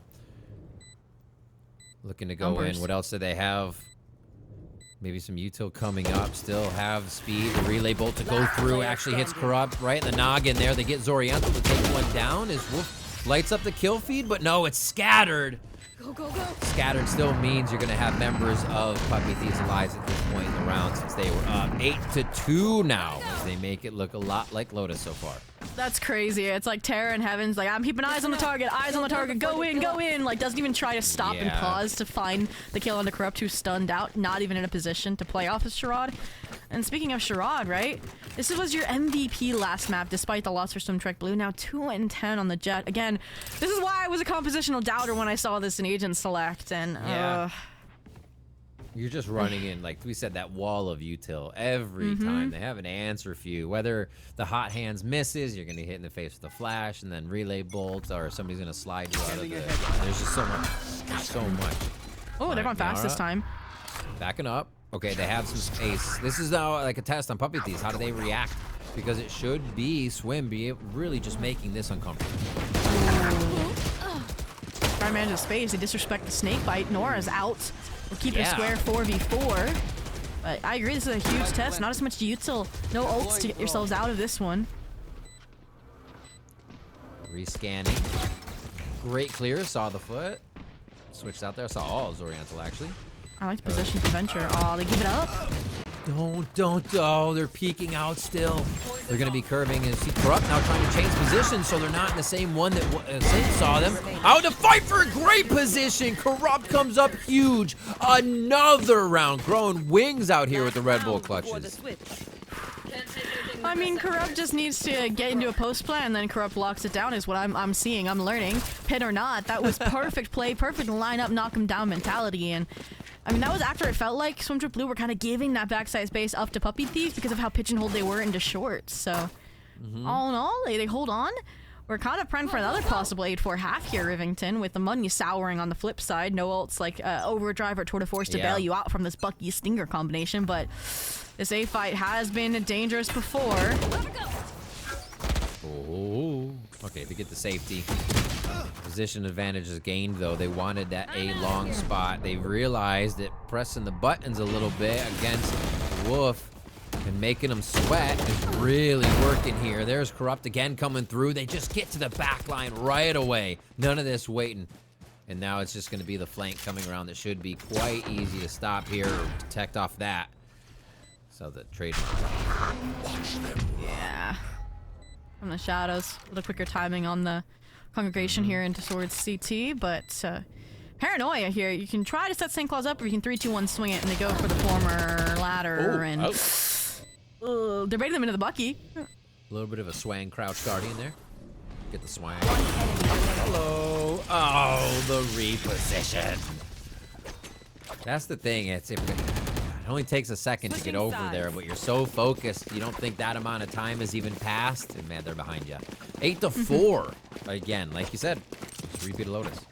There we go. I feel like very different fashions, right? When you're starting out 5-0 versus that kind of methodical approach that we saw with the double pistol going the way of Swimtrack at least. So we'll see what they do now on the defense, because to me, I was Swimtrack Blue. I was like, this can be pretty defensive if Sherrod starts coming online and Bob continues to deliver in the individual performance. And now we're seeing Corrupt, right? I feel like Corrupt is going to be the hardest site anchor to get past, it feels like, with how they've been playing without really dependency on their util. But this comp does not mean take the fight to them on the defense, which is where I'm worried for Swimtrack Blue. Off barrier drop, look at this. Are they all going to just... They're going to walk down. Oh, that damage. 58, 60. Okay, healing up a little bit off the wall there as we see him coming in. Getting themselves to safety. Crash the site. Paranoia comes through actually very early for the delay, but Swim is not slow on the flank. And Saint is trying to keep their hood up. Just hiding in the shadows. Oh, I saw you. You saw me. Very nice reaction from both players there. Another shoulder and another dead player. St. Claus comes up with 2, and Corrupt does what they can from the defensive side. And this is not a retake comp, and you put your 2 retake agents on the flanks. Now what can Corrupt do from Evan? Nothing. Shut down by a lower player. The CT player is getting crossed up and cut down. Nora, right click, ready to go. They are definitely looking like all the gamers out there right now. 9-4, second pistol of the map secured, and hope diminishing at seeing Breeze in this series for the swimmers out there. Seems like they are the real deal with what they've put together here. Especially seeing, Miara and St. Claus have their moments, not feel like seem like in their moments they're pressured or making mistakes there, but really just sliding in alongside the team. Everything seems to be working out. We'll see if they can keep it going. Now another pistol round for WOOF. I think that's all 4 throughout the half. Or, I'm sorry, maps. And they push towards the seaside for one of the first times. Well, this is a comp that can definitely get away with just C-Take Simulator, but this is where I mentioned Corrupt and that anchor ability comes through. Just gotta also time it against this grain of Viper util as well if you want to advantageous engagement. And Shroud Corrupt, decent backside crossfire.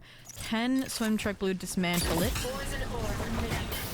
Relay Bolt says yes. Paranoia says yes. And look at that burn to a crisp. Utility go burr. Like someone just absolutely concussed up, burning at the feet, trying to shoot a dart. Oh my gosh. It's like a normal day at work. Just too much to do. All right. They are in sight and totally garrisoned up now. Full clear on garage. A push in here from Swim just to see if they can touch the outside of the Radiant when it comes through. And Bob will look for one. Yeah, that's why I think Glowstick was waiting, so they would at least be a little bit closer to each other. But yeah, this feels like a abandoned ship kind of play. And that's why I'm not too worried, because you didn't see a hefty investment, it feels like, from the side of Puppy Thieves, right? There wasn't the double Guardian, right? You didn't have a hero rifle like Vandal or Phantom. So even if they lost a little bit, it wouldn't be the end of the world, but they keep it clean across the board. Zoriental one-off from the run it back makes me weary of a back-to-back bonus conversion on the halves. Here just a little bit after they've already reached double digits. And, I don't know. Yeah, and we know that Swim Trek only has one timeout left as well. If you had two somehow, it would have been like, okay, one now, one later, it feels like, but, Yeah. I think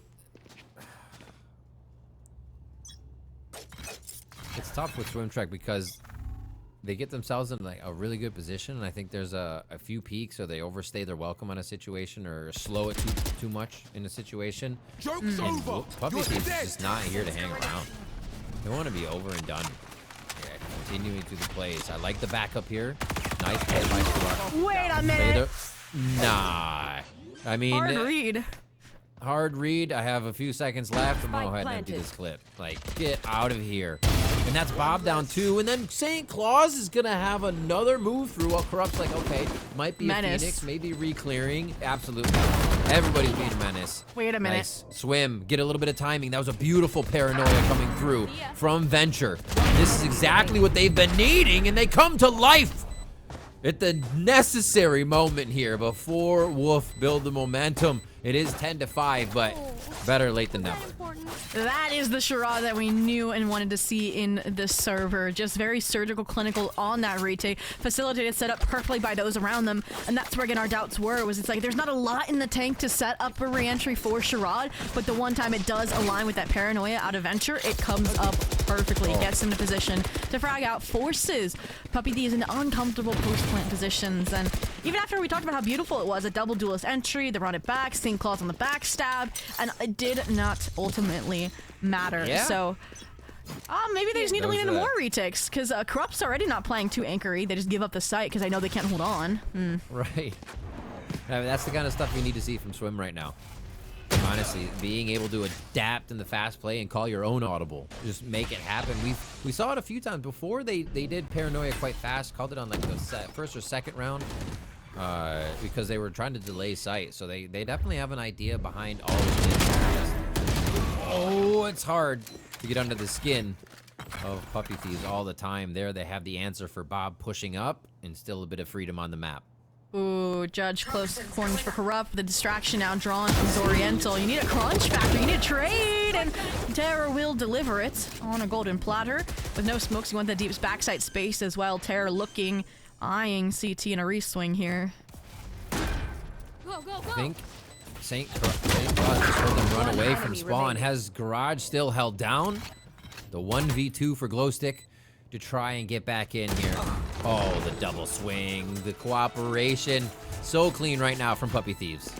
And that's again a highlight of how well it feels like St. Claus fits into this system. Yeah. Miara has always been, I think, a flexible player. Again, you can plug and play her in any roster and she finds success, but that plus a rookie in a previously existing core that played through that qualifier, and I think that's where we're getting the picture here. That's now 2 rounds away from what I think would be viewed as a decent upset here, continuing the success that they found up against Watterdot in week 2.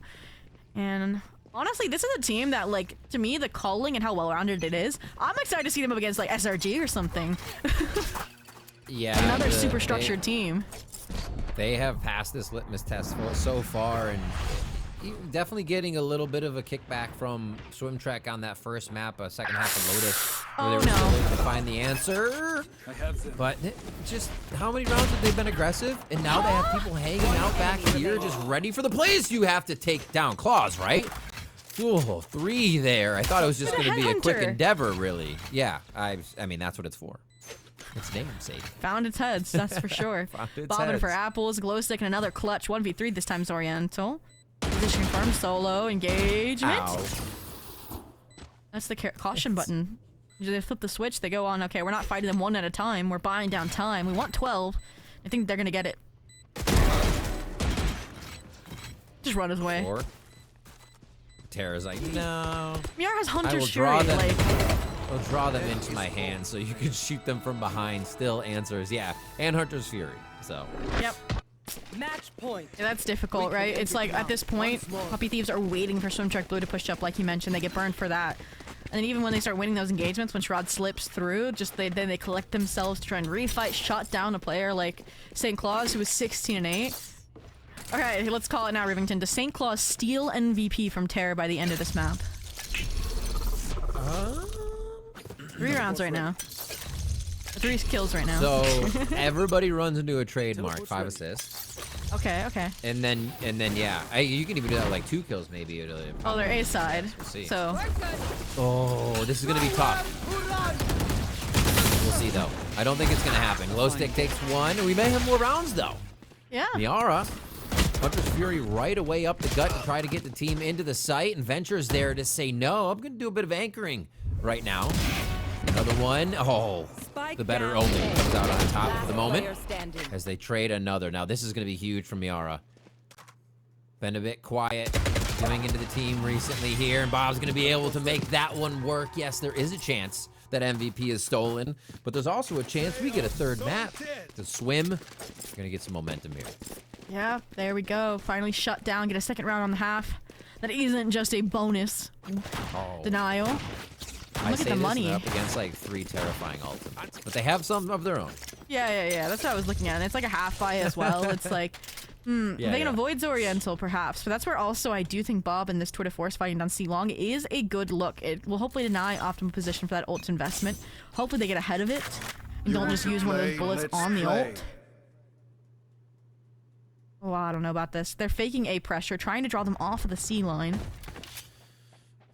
Kind of working. Aside from Bob. You can't whiff that. Ooh. They're out of rendezvous territory, no? Yeah, walking back in, and they're not even in. Okay, I was gonna say for a few more steps, that would have been a top play, maybe even. No. They called the bluff and they were wrong. Yeah, super bluff call. Okay. Let's see if there's any more over here.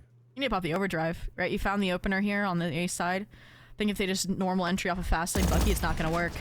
Especially with an Odin. Oh, that shock dart might hit Miara. Dodged out on that. Terror putting it on their shoulders. Has to do more inside. Goes for the 2nd one, but there's too much ammo for Glow Stick. Starts unloading the Odin. Again alive for another kill. And WOOF now have the site. They start to mark their territory. Can they hold it? 1v2. Candle in hand. Great timing in the graffiti, but with low HP shut down. It's the 1v1. No. Looking right at it. Oh, the drop. It was just the recoil of the drop. They went to deny the sound on it. The kill from Scary Shark. Nora gets that pickup, and what a 2-map series coming in from Puppy Thieves. They were out there. The dog was there. Oh, 100%. And this is a team that has a clear identity. They're fitting that formula of veterans plus a hot star rookie there with St. Claus. Like, I'm excited to see St. Claus like jump to the future like 2-3 years from now and where they are. Because right now, again, I think they're showcasing both like how aim heavy they can be with the chamber, but then also we talked about how like they were always able to slip through the timings. They were able to swing these traps, and I do think that level of understanding and read on the situation in a moment's notice is something you can't teach either in a player. Yeah, to see that happen so quick, and in positions where there is things expected of them too. It's not kind of like you're just sitting back as a KJ and your util's gonna go off and you're gonna call things for people.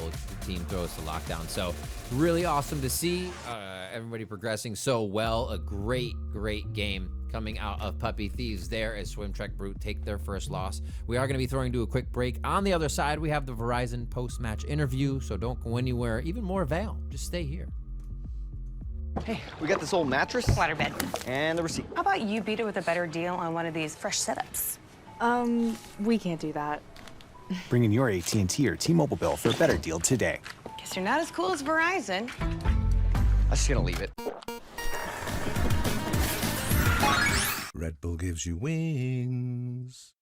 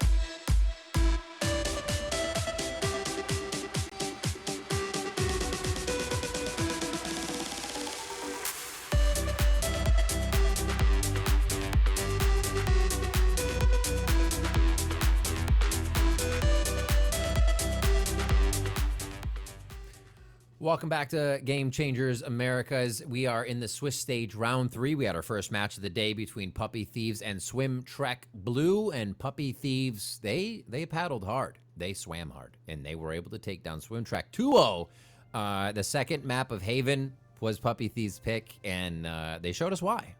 Oh, 100%. This double duelist just plays off of each other really, really well and maintaining space that allows them to just kind of understand then where the opponent's going, it narrow it down one step of the way, and that's why they were dominant back-to-back 8-4 halves. I want to see more of their attack half because I think that's where they're going to end up struggling in the future, and even did in closing out a map like Lotus, but those issues were nearly non-existent here on Haven, and I do want to chalk it up, I think, partially just to a compositional diff as well. Like, you just looked at the Swim Check Blue composition and it was bland unless Sherrod and Bob were having the games of their lives, and it was kind of the opposite.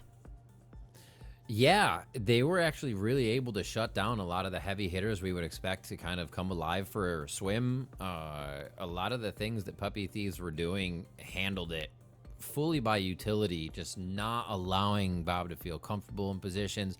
We have Corrupt on the other side. Huge shout out there, even at 12-15. Like, the amount of late game safe hands kept Swim in this for a lot of rounds and was really starting to build up there, but it even seemed like the timeouts couldn't mount more than a few rounds before Puppy Thieves figured out what they needed to do to win again. 100%. And Terror on the Neon is literally a namesake, a terror in the server, to say the least. And I do think that the setups there were really, really nice, especially from off his Oriental. Even though they weren't the flashiest in the server, just the support they were able to bring. And Nora's calling as well in that regard was really good for where these setups were. And again, just the proactivity that they brought. They had a good balance of it. It wasn't like what we saw out of the end of Swim Trek Blue, where they were too proactive that it became predictable and handleable. But it was good, like, okay, for securing rounds. Now let's bring in one of the players of Puppy Thieves so we can hear from them ourselves. It's Zoriental. Welcome. Hello. To the Rise post-match interview. How's it going? Good. You? I don't think I have audio yet. Oh, hello. Okay, perfect. There we go. Hello. Hi. First of all, congratulations on the match. That seemed actually Thank really you. fun to play from your team's side. Talk to me about kind of how it is playing against some of the old YFP members and just introducing everybody into the squad and making it look so seamless. It was really fun playing like past teammates. It was actually our first match against each other, so it was really fun, I think. Okay.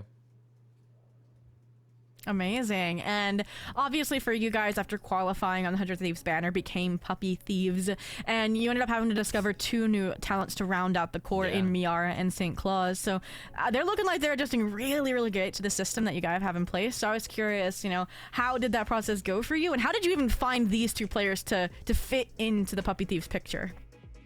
Honestly, I don't know. We kind of just I kind of came into prac one day and trialed them, and it was really nice. And I mean, they're obviously sticking really well in these matches, like against Wadada and everything, and we're doing really good, so I think they're really good. And with bringing them in, you go up against Swim Trek for today. Was there planning for Swim Trek, or was it more kind of planning to build that the team had the right idea how you wanted to play and flow between rounds?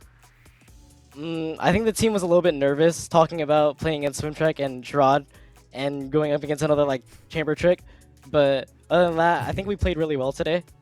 We weren't that nervous, honestly, and I think we were playing on our A game. Yeah, it looked it. Amazing. I mean, yeah, 100% their A game, right? Swim Check Blue hadn't even dropped a map, and now you've taken the full series off them. And with that puts you 1 win away already as well from main event, where you'll be going up against the other undefeated team based on today's results between Shopify Rebellion Gold and SAD GC. I feel like it's kind of evident who I think the answer will be in terms of who you think you're going to be facing off against, but what do you think the differing challenges will be between each as an opponent in the next round? I think SR will definitely be hard, and sad we've lost to them in the past on 100 Thieves, but I think both matches will be very fun, whoever we play. Perfect. Heck yeah, that's the outlook. You just got to go in and be like, you know what, we can beat anybody. I have final question, but I really am just give you the floor. Any shout outs, anything for the fans, anything you want to say? Shout out my team. I mean, we all played amazing today. We all listened. We all were listening to comms. We were all calming. We were playing really great today. Awesome. Clean comms wins games. Zoriental, congratulations on the win. Best of luck moving forward, and thank you so much for joining us. Thank you. Very All right, concise. we do have, yeah, very, very concise. We do have more to go today. I believe we are taking a break before we set that up, though, so do not go anywhere. We have more game changers coming up for you right after this. The human body was built to move.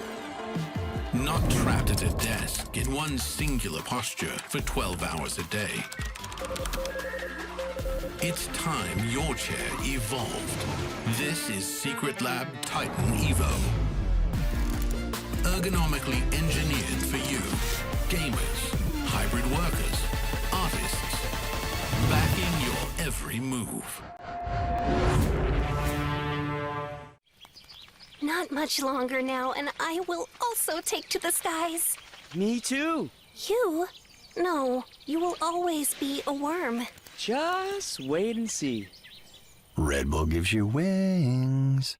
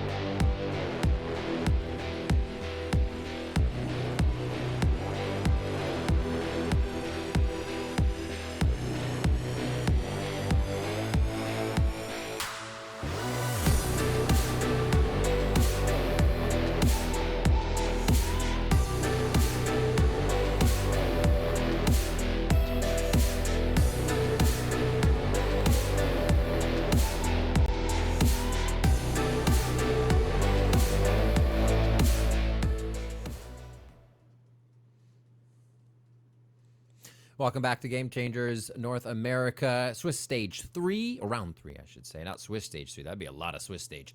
We got our second series of the day coming up. It is going to be Monarch X versus Empire, and we're going to have to really see who can be the king of this one. Oh, absolutely. I feel like this is one where we don't really recognize the orgs themselves, but once you actually like dig deeper, you recognize the players behind them.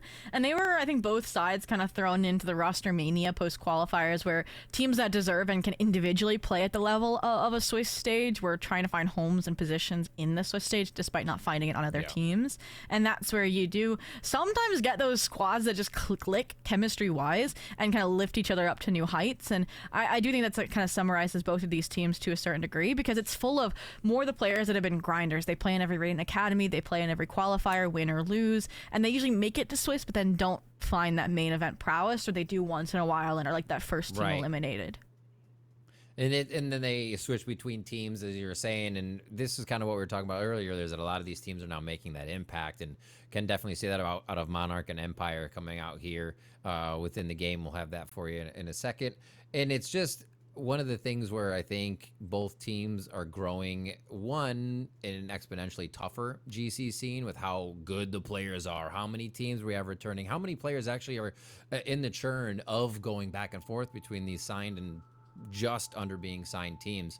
So to see players like Monarch and Empire teams still be able to be created in these scenes is awesome. So we have Clappy, CIA, Peep, Arthur, and Sober Sushi. So like you said, the name of the team may not be there for you, but the players for sure.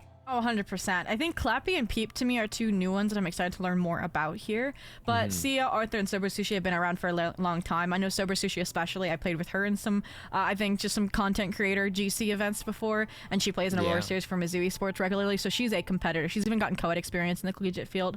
Arthur and Sia are just super individually strong players that you do also see jump around a lot, and are still, again, consistently at the top of the leaderboard in their respective roles. And I do look towards Sia, I think, being the one to lead the charge, I think, for Empire and the wins that they were able to find, such as that of a versus Hyperspeed Golden. And again, I think it's then where are they going to fall into place in this system.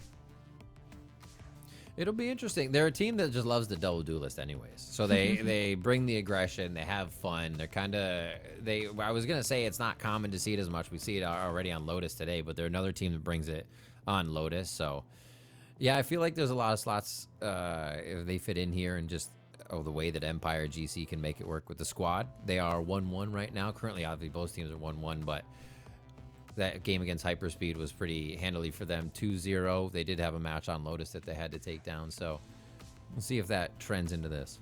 Yeah, it is difficult, again, when you're one of those final teams to make it through the qualifiers. In that second qualifier, you're going to be thrown into the teams that were undefeated coming into today, such as SAD, such as Swim Truck Blue. And I do think then, to me, Empire might slightly have the edge in today's competition just because they pushed SAD a little bit further, despite them both being 0-2 losses. But then again, it's the evaluation of, okay, SAD versus Swim Truck, who's the stronger team? And SAD, I think, is the one that's like the underdogs right now in the top 4 undefeated, versus Swim Truck Blue. We cement them, even if we did see their loss today, as kind of like the go-to teams in Game Changers in terms of mechanics. So definitely hard to, I think, have confidence in a matchup like that. But all in all, then, I do want to take a look at Monarch X GC because they are like a long roster sheet. Like, they have subs aplenty that are hard to then read, I think. And we're still waiting to see even who that 5th sub is going to be because it's that much of a buzzer beater finish to see, okay, what composition are they running today and why? But how about we list for you guys the possible options for this team then for Monarch X, all right? I want to talk to you about this. We have Fate, we have Cora, we have Biffy, or in server it'll be Asadia, we have Blair, we have Chiayu, we have Simulacra, and we have Willow. Any of those names ring a bell for you? It's quite a few. No. Yeah. No. But they do have the squad. We just have to figure out which one's going in. Who's wasn't it Biffy that's been playing recently? Or Asadia? Is that how you Asadia? I can't. Biffy's been around. Biffy's definitely one of the grinders in this scene that's like always in like a bunch of different rosters. They're kind of that last minute like sub for you. Sorry, yeah, Simulacra was a sub that plays regularly. No. But the player that feels like the odd one out in this roster for me is also Cora, just a touch, because she's the one that like was one of the rares that like comes in really flashy on the duelist, gets an opportunity in one of these signed orgs in terms of FlyQuest Red. But then it was like that weird season for FlyQuest Red where they were trying to reinvent themselves, and she just received a lot of pressure in a very short amount of time to perform. And some people get like rebirthed into that, they succeed, and others just kind of break down and don't have that same individual performance, and that was her. So I am curious to see how she's going to bounce back with this squad, where I think there are a lot less expectations and then more opportunities for her to kind of play how she wants to. Yeah, they're getting their 5th ready. Let's talk about some maps. Let's look at maps. What do they got going on for that? Since we have a chance to. Empire versus Monarch X. What's up? Split? That's nice. A little freshen up on the day. And if we get the Pearl, which would be cool. So we got Haven on a second map again. So it'll be nice to see for a split for these teams. Now I gotta go to stats. Yeah, so if I can help you out there. Empire's played it twice, 1 win, 1 loss. They fixed their mistakes that were evident in the SAD matchup to 13-8 hyperspeed golden. And this is one where you don't really see the double duelist. They actually have Sia flexing over to a stage, and they run the double controller. So it's very, I think, traditional to the current meta with that Neon at the helm as well. On the flip side, Monarch also played it, but they played a Raze Neon Cypher. I'm curious to see how the Cypher is going to fare. I get to see those one-ways, those little setups. But it was a 4-13 loss. We haven't gotten to see, okay, is it a Swim Trek Blue problem or is it a map-wide problem? And I think that's exactly why Empire pick into it, is they want to see if it's an issue.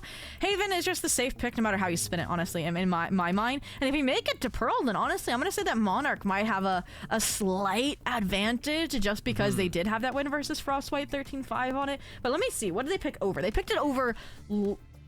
MOX banned it over Lotus. Okay, so Lotus was the final ban, and that makes sense considering Empire actually the ones with 2 reps on Lotus. So honestly, I think them being Team B here was perfect. Dang, and I was just looking at the split match too. You're thinking like maybe it was Swim Trek, maybe it was Monarch. That defensive side was a 10-2, so they couldn't get through look at the on comp attack. they were up against. Look at the comp. I know. But still, the reference, it was an ISO Veto Clove. Yeah. It's like, here, where's your utility? It disappeared. Sorry. Oh, you want to try to op? You want to try to scope? Here's a shield. Yeah, no, they weren't getting through anything. But now they know how to play against that. That's the thing, is you lose, you learn. Alexis said that last time when we were interviewing her, so it's gotta be true. Well, like we said, we split up first. I will say as well, they did go over some experimentation on the Empire side. They switched from a Fade Vice into the Sage Sky, so a little bit different type of a flash. Maybe they wanted a bit more of that initiation, or again, maybe the Neon Rays on the flip side was, which they're going to be playing up against the exact same composition they played up against on SAD on this map. That's actually a fun fact. We'll see. Yeah, this new composition basically solves that go-to right now if you are trying to opt for a double duelist, which it's sad not to see the Waylay anymore. I really liked the Waylay Sky combinations over on A, but it is a little bit difficult. All right, we are getting Monarch X's sub coming in. We are going to go ahead and take a quick break as they do that and come back to you with the game ASAP. So don't go anywhere. You might have time for a little bit of popcorn, but we might catch you half popped, so be careful. Be right back.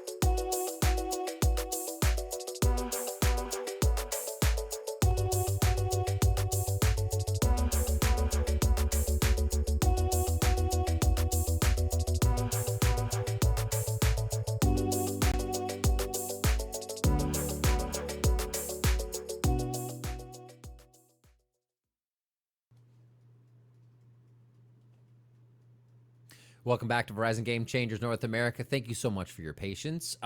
We are about to get ready into game. First, we got to look at our players, though, as we check out Monarch X and their entirety as the roster is ready.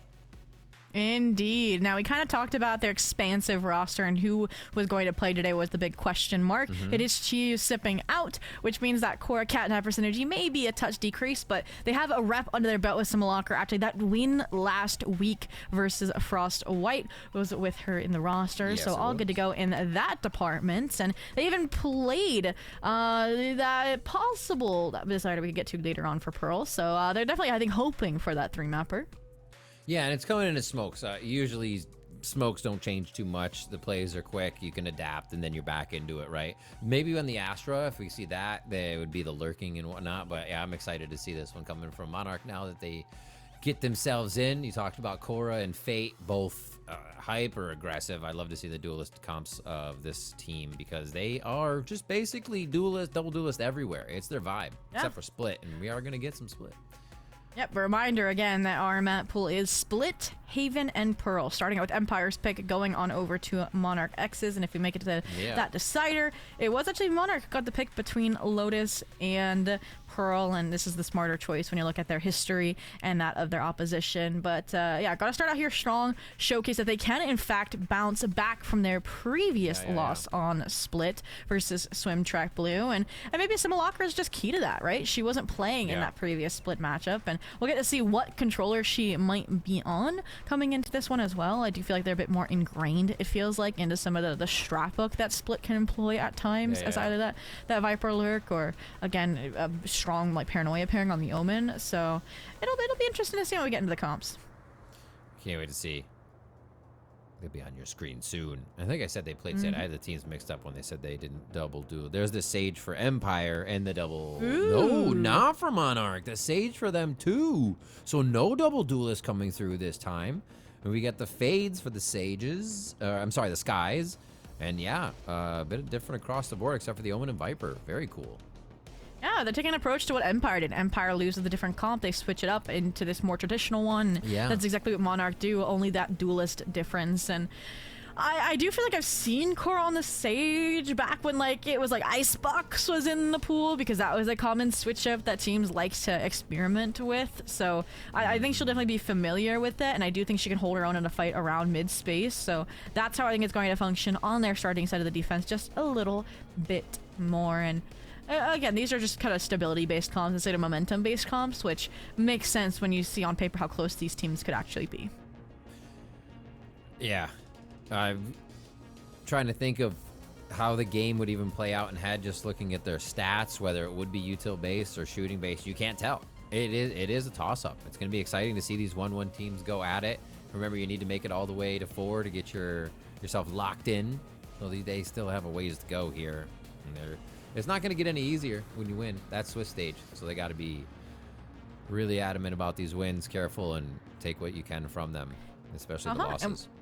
And we mentioned as well, both of these teams were kind of big roster mania shuffle ones after qualifiers, teams trying to find homes, spots, participation in the Swiss stage, and it's just gonna be a matter of which of them click faster because they don't have as many reps as 5 under their belts. And again, when I look at like just the eye test of the names in the server, I do go towards, I think, Simulacra and Korra as super strong standalone players, and for Empire, that's where I think they could have the edge with Sia, Sober Sushi, and Arthur, and just the experience that they have on this side, which honestly I might just be shocked by, because I do feel like I've seen Peep and Clappy also have their fair share of top frags on this team across their short Swiss stage debut so far, but we'll have to see. I feel like Scrappy always wins in the unknown, right? It's kind of the thing that you can always rely on if things are going wrong. If the strat's not going well, if you're still Scrappy, it's something you fall back to. And it looks like we're getting ready to hop on to Split here for your second game in just a moment. First one, or second game of the day. First one, 2-0. Let's try to get 3 out of this one. Let's try to get some 3-mapper. Because we had 2-0 last week, too. Action. Let's get some action. Oh, wow. All right. Swiss stage round 3 for VCT Game Changers North America. We're jumping in now, and it is going to be Empire versus Monarch X. Oh, that logo. I feel like that's a newer stepping into Game Changer. We'd love to see it in Empire's return. as well. But yep, split here. Already about to jump into the action once again. Monarch X starting on that the defensive side. Empire on that attack. And I do feel like the Neon's going to be a bit harder to stop in those sort of early round engagements compared to the Rays on this attack, but Seas can stop either one in their tracks. So the Fade playing front and center here could be in for a rude awakening early on.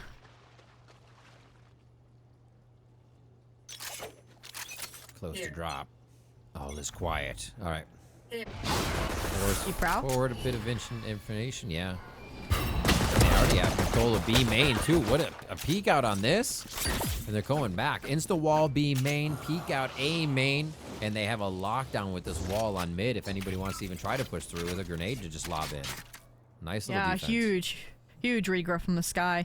They'll be picking up on that. Ideally that these players are going to play a little bit aggro on the barrier drop now this time around. But they've gotten burned for it for the time being on the pistol. No entry here towards Zay's side, so your Sage has to regroup.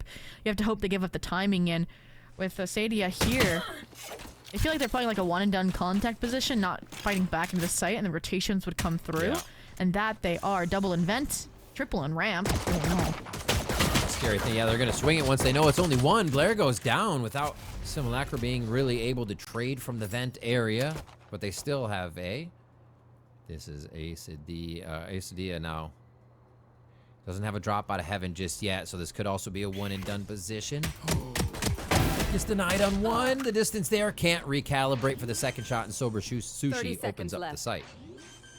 Okay, plant down. Art's playing a bit alone for the main regrab and somehow survives off of a whiff, but the trade from Simulacra immediate. It's all down to Sober Sushi. We hyped her up and she has to deliver, but unfortunately the tag team off of Fade does not work. Monarch X from opening up aggressively to closing it out will be the first to strike and get that pistol on the board.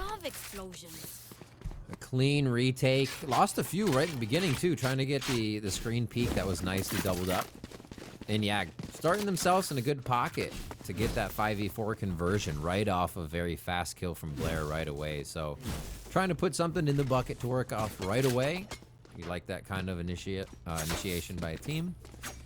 And we'll see if Empire can do that. Or something funky on the second one. Clappy looks like they want to get a slide into heaven or somewhere effective with this Bucky.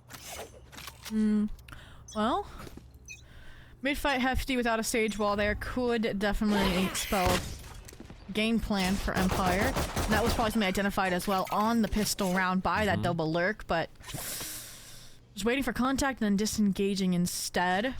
Also probably reacting to that early pressure that Peep found over towards A main with that aggro stage wall, so ooh, re-clear. Causes players to peel off. This opens up the door for Empire if they take the timing. Shoddy? Not going to be the first to crawl forward. It's going to be the follow-up here if they actually get something off it and try and surprise. But it does look like that's set up for mid. They already have a look down A ramp on the side of defense. Don't have to be too crazy about it. Yeah, he's peeling back to try and get somewhere safe. Oh, the paranoia. Keeps him alive very fast from Simulacra. Okay, vent space, mid space occupied. I like that Monarch don't engage. They just take the deeper lines here, right? Phantom in Fate's hand, the numbers on the A side. It feels like a pretty picture. Almost missed. How do they play this, though? Life or for the fight? Actually staying in the fight. Fate's going to stay here. One just underneath, trying to draw eyes like the position's changed, but it hasn't. Still up on top, and they try to look. The trade there, can they get to the Phantom is the question. No, they can't. Everybody just runs forward with the Spectres to see if they can grab that back into the hands once they get a little money back. Nicely done. Yeah, while the Phantom drops, they do enough to keep it out of the hands of those attackers, out of the ecoers, and the rotate there, the pivot as well. I thought they finally were going to get the refrag to shut down that Spectre, but that's the moment where Simulacra strikes out of Ali's side as well. So well paced in that regard. If they were sure it's going to be a B end, and that's how they keep it pretty clean coming into the next weapon. Recovered? No, they lost the Phantom? Looks like it. That's not good. 401. Simulacra making a bit of the money back. Hopefully they can get it when they need to in the following rounds. But yeah, this is going to be tough to get through the guns of Empire. They are starting a bit A-side, waiting for that initial fight that's now come 2 out of 2 rounds. This time it's Fate just holding the deep dark cover with that shotgun. And I feel like that's a good thing that Monarch's done. They get aggressive without getting punished for it in these early rounds. They've yet to this time as well. And there it is. See? They done it again. First blood. Blair's timing. Ugh. Like in the beginning, they even expected it. Yeah, now that's true. it's just scattered amongst the round that you want to use it. Oh, okay. We passed a minute. Nobody's in peak. Now Blair will still peak. What's going to happen in the third round? This is shaping up interestingly enough. Arthur trying to solidify that option, that backdoor, but the regroup looking strong for Monarch X. 3 players here. You talked about Blair's timing. Right place, right time. Almost swings into contact. Instead, the decay. Is it enough? Oh, Clean? Oh, a little hot feet there. They know. They know. It's like, I'm not entering that right now. It's occupied. And an easy hold here as the Haunt gets shot down. They are confirmed with that knowledge. And it looks like Sober Sushi will save. So the low buy perseveres here. I should have said low buy. Their bonus buy, rather. Perseveres for Monarch. Even after they weren't able to recollect that 4-step Phantom from Fate. And it might be too early to call, but I feel like I haven't seen like a decisive game plan from Empire coming into these rounds. Aside from that pistol round early fight, but then I got that got thrown into chaos when Clappy was first blooded. So I do just want to see like everyone on the same page towards one all-in idea, even if that's oversimplifying, just to see what happens for this team and if we can get them back into the swing of things. I think the most decisive they looked was that second round eco where they got mid space, but then after that fact is when they started peeling off a little bit. And again, when Monarch have better weapons anyways, it's like if you're taking team fights together, it still might not be enough. Yeah, it could be those pistols too. Like you hear strategies the coach is saying like, well, we had a first 6. So you win the pistol and you have a very good idea of what to do in those first 6. And then obviously alts are going to throw everything off the rails once they start coming up. But like it could have easily been that. Looking so clean in that pistol, ready to execute. And now they don't have that kind of advantage to ride on. And sourcing these rounds for kills, that'll do just fine. Take out the one that's been dropping you in first blood. Okay. Trying to get that rifle out of the purvey of keep here. I was maybe expecting a fast pivot there to try and help them go for that collection agent, but just the mid regroup, disrespect the Sage while vie out some of that utility, but with a minute left, gonna have to make a decision on the end point here before Monarch X takes it in their own hands. Look at Fate. Oh, nice slow on the util. I kind of like the way they're denying this, but it does seem like they're still losing the ground as they back up a little bit. Oh, just on the heels, can't get the play to go through, and they're just drawing eyes now. That's the issue. There's 40 seconds left. You still have to get into the B site, and your duelist is completely isolated, playing more for a lurk backstab. And It's going to make it interesting for the 3 trying to enter from B. That's for sure, because these 2 can drop out of heaven and just wreak havoc on anybody coming in. So that's going to be even quicker. Oh, util though. Here, actually, no delay, no paranoia, no raise nade. That's the big pain point, but long range heaven, raptor weapons staring you down. They don't even need the util. They do it the old-fashioned way, and Peep's the only one that can shoot them up just a little bit with the sheriff. 2 on the round, but that's all they wrote. And finally, Clappy gets back to the party, but fortunately a little too late. And Monarch X up 4-0 on Empire's pick. Yeah, that one seemed like Clappy took the space because it was available, and honestly, that deep into vent, it usually throws a team off. But in the way Monarch was playing, they really didn't have to worry about too much. They still had a Sadia on ramp, and could play instantly back to that vent and walk down ramp or play the vent. So yeah, they had an idea how to play around it, and I think they know Empire is going to try to go for these quick hits and send somebody right in. Well, speaking of sending someone right in, yeah, Fate's already through A main, cleared it out. Alert player forced to regroup with the team, split between their legs, and no, wow, Clappy. Oh, Cora. Sia and Arthur down, but they are still able to answer. Clappy makes it into the site. Oh, they're going to push forward. Oh my, 2 flanking already? This timing is actually kind of insane because without the spike planted, they're not going to start to turn around just yet. And that would reset the timer. There we go. Oh, the flank. I've got your trail. Oh, Peep, I like this. Just snake bite, get out. Further Seekers to delay any sort of regroup, retake attempt to Sadia, the one that could open up the round from sight, but the trade's too clean. Just like that. What just happened? Yeah, it looked like they went coming in from spawn. Asadia kind of went for a Rambo spray and went down, and with everybody looking that way, there was still another one, and another, and another coming out of B main and squashed the play, folded them up, and we're on to round 6. Yeah, I feel like that was the most promising look we've seen at Empire, which makes it painful that they have to take the time out here and now, right? We saw a great entry from Clappy, perfect timing of the regroup as well into B main. It shut down the anchors finally, but because he didn't have like an external lurk player, because that showstopper took so much space A side, they had immediate pressure breathing down their neck on the flank that they couldn't handle, and they couldn't really effectively flip into alley either because they weren't ahead of the game in any regard. So I don't really have an answer, I think, yet just coming out of this timeout. I do think the more direct barrier drop plays, like what we just saw, are going to be better than these kind of directionless defaults, we can call them. Yeah. I think being behind the play, it seems like Empire is doing the right thing. It's kind of when they have that chance to work the space, and then they have to source a Monarch player alone or do a dry peek. Everything they've been doing with utility is synced up, really is. Just those last moments. It's almost like Peep cleared the garage, right, to delay with Viper's bite, and then just the fight from up front. Nobody was positioned yet for that garage fight because maybe the garage fight they thought they had a few more seconds, kind of thing. But Monarch, they are not playing on the same clock. Their seconds are shorter or something. Talking about a stellar sub as well. Simulacra 7-1 right now. Yeah. And this is funny, you're gonna maybe wall the A space, so you're not gonna expect the operator ramps either. This shows a team that's having fun trying to get inside the heads of Empire, who just took a timeout and are on an eco. Oh, here we go. I think they spotted her. Haircut? Yep. Oh, the dog doesn't see that hard. Oh my god, Blair? The Viper operator. We'd love to see it. I love to see it in anybody's hands, but making it work without having an escape is even better. Just like stepping that. up again.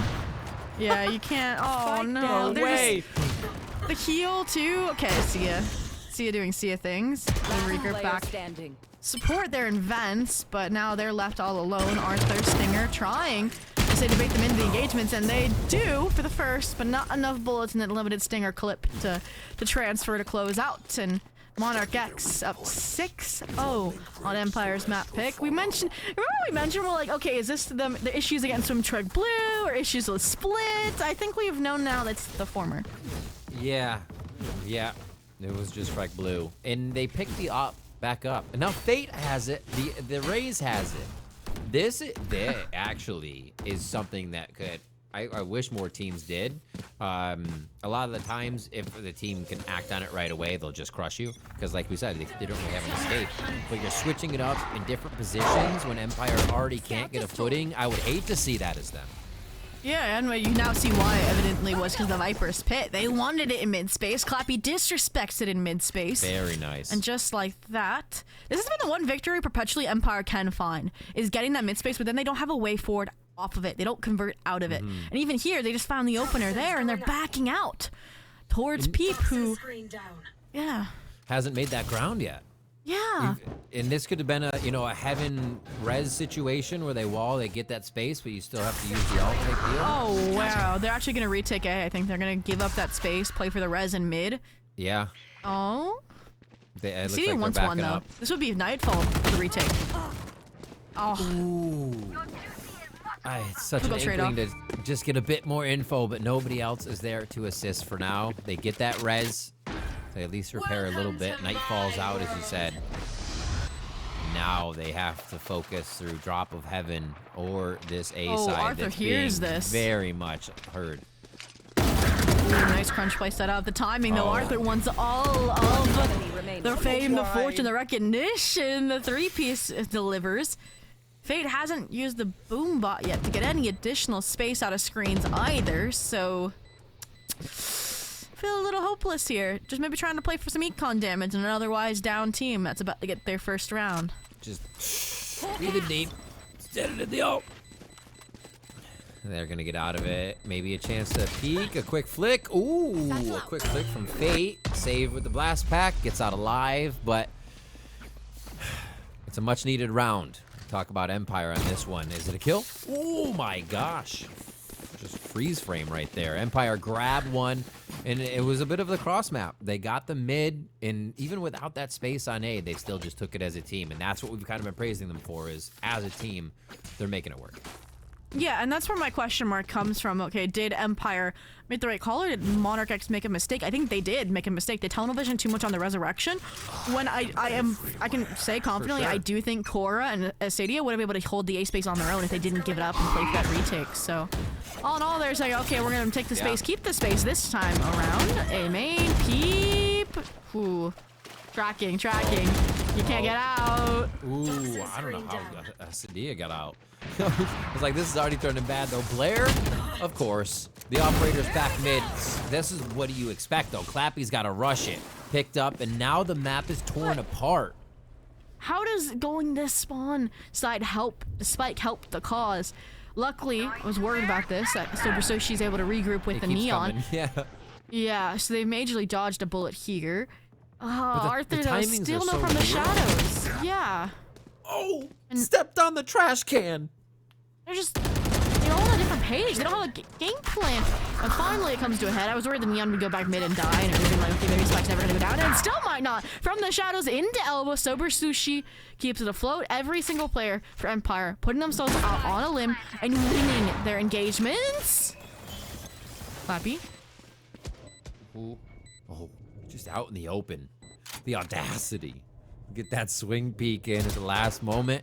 All right, so we're Sushi. Now they know it's going to be up top, so you can reset for this. It's looking good for EMP here. There's one shot to the gut of Korra. This should be cleaned up by the operator, and Clappy doesn't miss those. Down the scope.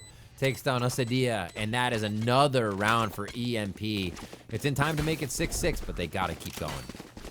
Absolutely, and it's a very roundabout way, but they get there, and that's where I think Monarch X, if they were a little bit faster to re-clear the space behind that Nightfall, they would have narrowed down their options, this being an A end. Instead, again, it was a lot of isolated fights instead of a regroup, retake mentality, and that's when they lost track of things. And Empire, again, that's why they go for these Dark Malicious defaults, is then they can play super reactive in the moment. But this round, similar start. Double up mid, double up main, solo Viper lurk, and Monarch X, similar start as well. They want to challenge somewhere, this time though, with a broken buy behind it. Don't know how that's gonna go. Oh my gosh, the aggression at A, now the aggression at mid. Remember, Blair even hit a shot here last round. There is no breathing room for Empire right now. Ooh, they don't know about water side. And no, Simulacra head on a swivel, still gets the 180 flick side, and Arthur, one of the wall destroyers here in the round. They've narrowed down their options. They know Spike has to be recovered anyways. So a nice little bait setup here. If you're clearing top or bottom, the other will get ya. Jeez. Peeking, looking. Korra backs up, gets a gun. Whoa. What is this? What the? They're getting a little impatient, it looks like. Ooh. Out of that for a second. Everybody peeks. One does come through, but that's a 3K coming in for Asadia. And another round for Monarch X. Yeah, I think that was really nice leverage of the double up hero rifle buy, right? You have Fate solo A, you have Asadia paired with that double stack of Simulacra and Blair.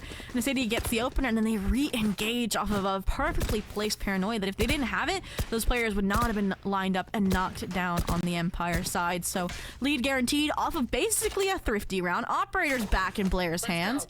There's some ults on Empire's side that could then still favor the idea of a close half, but if falsely invested and no conversion found, it's gonna be difficult half. And oh, again, they're always springing forward, Rivington. You're kidding me. You're like, how can they be this active? Just as the team not on double duelist, by the way. Yeah, or neither, as sorry. Windows. I mean, it's Blair, right? It's the Viper, the controller that's getting a lot of these first bloods. That one obviously going to a different member. Fate goes forward, but Empire's looking to strike back here. Good swing, good anchor, but again, Monarch is there to answer these kills. Well, it's so difficult. Arthur left, I was gonna say, in a 1v3. finally uses it from the shadows, and there were so many situations you wanted to have it online, and it's just unfortunate that that's when you get to invest it. And yep, there's the 8-2. Still the Seekers and the Resurrection online at a bare minimum. That's why the Stage1 mid was invested to maybe try and pick up a fallen teammate and keep the action going. But now it's like, okay, Empire, we said what was working for them? Taking mid space, converting off of mid space. What is Monarch X now doing? Denying said mid space. They just rotate so fast through vents now. Or again, Blair's just able to anchor it fruitfully that it's Here's another Paranoia B main. Shooting smoke. Oh, did they hear both TPs with the smoke going out? Oh yeah. And the Paranoia. Oh my God. Nightmares Still hit it. An answer for everything. Set up on ramp. Nice shot from Clappy though. There has to be an answer at some point, and it's gonna be a Clappy slide in. Seems like they're straggling a bit into the site. They go for the fight. Can they grab the Vandal? It's a step process right now, but Empire's completing it. really nice pause and double fight there. Get the hero rifle in hand. Hopefully get the timing. Cora. Let's see what the Seeker first. Should prime Sia for the fight. Clappy, low HP. This might give they come back. I don't know. Oh, with the util. Oh, that's so funky. They went to throw out the util and it kind of messed up the shot. They all return on it with the res on Blair. Oh, Monarch, they have an answer, and even if you shoot them, they'll res somebody back in. They get another round. That's going to be 9 on the first half now, as they are making it so difficult for Empire to gain ground. Yeah, such a great attempt there on that eco round as well out of Empire, right? Finally simplifying it, handling the opening pressure, making the right call, and having a nice little duo fight there on to get a mistake out of Monarch X. But yeah, I'm glad they invested the res. They knew there was only 2 rounds left in the half. It's like their point confirmed. 9th now. And Empire going back to their, I was gonna say their default, but they've slightly adjusted it so that the Sage is helping out on the A side, right? Peep and Sia, because of how much Peep's getting bullied. And now they just started bullying Arthur, so it's like, okay, now we can't really do either. Insta Prowler, who's gonna take the space? Blair. Up And now on the this line, how long though? Like you can tell a lot by the timing, right? Did they give Just it stay 10? here. Did they give it 5? So it's been 5 seconds. Still the Monarch X, they get Nancy, impatient. though. I mean, I don't Yeah. mind Nancy. Okay, 10 seconds. Oh, the B play though. So it's actually still gonna wait to see if the B play activates anything at A. So yeah, they wait a long time with that up. Ooh, nice delay satchel here. usage. Nice slow, no punish. Speaking of punishment, though, Jeez. Blair leverages the patience, stayed on the line, but the resurrection online means that they should be guaranteed to lift them back up the wall as well. The respect shown for Blair on the off. Their disrespect shown over towards B side. That re-clear falling flat. That's the default neon hit. Are they gonna wait? They're gonna go in? Nobody's here for it. Yeah. Again, the spike's so far back. Again, they've been disconnected from the neon. That now the overdrive's basically moot on an entry point. Yeah, I think they're getting hyped in the moment again. State of the game resets need to happen here. 'Cause Monarch is just set up to knock them down as they come in. seconds left. So Malak, I mean, it's still a 3v3. 30 seconds isn't too much of a pressure cooker just yet, but they're trying to gain space. Just they don't need to take like that. Oh, and they haven't shut down the Omen. They leave it as well as we'll address it later, but there is Yeah. no later. The half is up. Double digits found for Monarch X after the backstab through main, and 10-2. This split, obviously a mistaken choice out of Empire. Thinking that they could throw a fast one at Monarch X, and they know these streets. Instantly playing into the face. They played attack from defense that last half, and now they're on attack. So what are they gonna do? What else are they gonna do? Yeah, side swap. It's a great way to set momentum back to 0 if you couldn't find the solution in that half. I do think Clappy as an individual has been again trying to initiate, but then it feels like the plan's a little mismatched. So that does make me think that they will be able to accomplish more on their own this half towards the objective. But I mean, just it does feel like Monarch X are just gonna pedal the metal, like 5 towards one side, 5 towards next, and you only need 3 rounds of that to find success here. Are we gonna Avengers it? We're Avengersing! Let's go! Avengers! 3, 2, 1, hit it. Come on. I was off by a second. Oh, and now They're over. Yeah, Sia's heard it. Ooh. They're backpedal. I talked about the individualness. They're splitting. Why are these? Oh, Why'd they split on that? The Avengers stick together. Empire takes full advantage of all of that with some very nice shots. A pistol round that is needed in every way possible. Ooh, reload on the classic. All difficult. the full stop. Yeah, bloody paranoia. Scream in. It's just a smother style gameplay. Nicely done. It's what you need to do because that's exactly what Monarch was doing to them. And it's all kickstarted as well by Clappy fighting their own battle over towards ramp and getting 2 as well. And then immediately after that, they don't keep going. You talked about how, okay, Monarch X splintered, Empire then regroup and go 4 strong through screens. So that time they looked like they were all on the same page after the individuals of Clappy kickstarted it, which is exactly what you want, I think, from a duelist and the accompanying team. So getting that pistol, at least a lifeline for the time being here.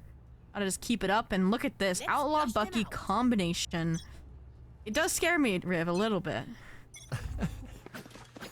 Where's that Bucky going? It's going to the L room. Yeah, that's when it gets scary. Oh, over the wall. Got it. Duck to the backside. Bucky to the front. Need to pause. Got Pass noise. at the feet. Yeah, this is crazy. Things need to settle down. The Jack in the Box strategy didn't pay off right away. Wait, what's the escape? What's the escape? There's like a Houdini over here. They got Peep the actually heel still over the creeping wall. up. Oh. And stay. Wait a minute. Nicely done. Blair doing a little bit of work towards A, but they can't make too much noise through the water. I think they start running halfway, maybe. There's some pingers into heaven. They have a minute. They don't have to run at all. They attack from the flash, and they've avoided it successfully. So the Viper also going to peel off towards mid-space. It is just Sober Sushi here, and I feel like they are about to get a bullet to the back. Nice little mid-fake on the smoke, and there is the backstab. Can't get the classic to ring, but they've already done the damage. Ooh, Clappy with a little hop step there to make sure the stinger works effectively. Get the heal up. And 4 strong coming from that screen side again. They do split it into a 1-3, and it's going to be effective for them hiding right in the open part of the site. Cora hunkers down for a battle, and it's not going to last very long. Clappy with the slide, the win, and the defuse. Yeah, go ahead. Get your ult point. Get your ultimate. Yeah, the timing in that heaven fight is crazy, right? People like runs in front of the gun for Sober Sushi, and then she gets to get the heal off on the Clappy, so Clappy can continue on that re-entry. So yeah, and the sacrifice for the greater good type of round to keep that chance alive after, again, Blair found that opening pretty heavily that we weren't seeing, I feel like, the lurks from Empire able to accomplish. So will be a problem to revisit later if it ends up flipping towards a round advantage, but for now to give them a little bit more money on that second round eco coming into the next, and they're going to need that considering they forced into, again, that Outlaw and that Bucky. Yeah, you see that hurting Fate at the moment. There's a Stinga. A little regen. Maybe you soak up some utility with that to get a better return. Oh, that was a deep guiding light. And they're going to take all that space at B main. They don't like where Pete played last round. Yeah. Taking it down. Instant clear. And the Yudge picked up. Wait, I don't think they realize that the main flank is coming this fast with the high-low around box and the double down from Sober Sushi. Too late to the party. No guiding light setup. No trade ability. Just has to disengage. And we talked about it. Finding this mid-space and converting off of it has been what Empire couldn't do in their half. And here, you can already see the difference, right? They have a similar game plan. They're on the same page. The A late regroup here. Sia looking to discombobulate this game plan, but I feel like the choke, the dark cover, all setting Fate up perfectly. Oh no. Oh god. When the crosshair hovers over him, I just get so scared. Great clear to come back in. They're pretty about it now. Oh god, I thought that was gonna work for a second. Maybe they crossed paths, ships in the night, but it did not happen that way. Sia with 2 big ones. The Vandal's there. Planet for Heaven, though. Yeah. Coated in gold. Let's see if they can make it work. Single goes slow if they can get on the spike after clearing sight. Just, I was thinking of that. Oh, so out in the open. You slow to the left and hopefully walk in. Oh no, the paranoia. They're not even gonna have to worry about it. Blair picks that up. Another one fed to the Viper.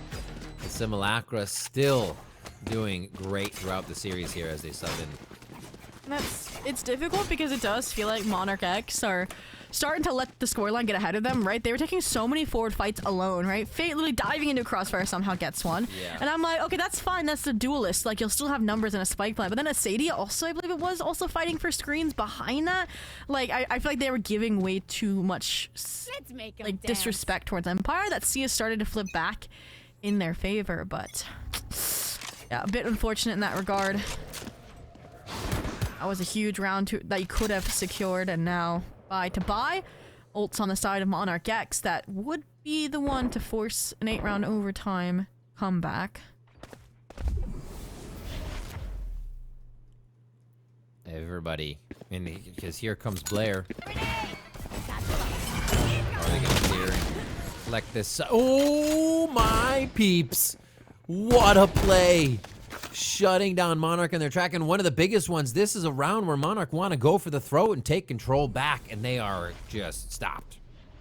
A Dead. huge shut up between those two anchors.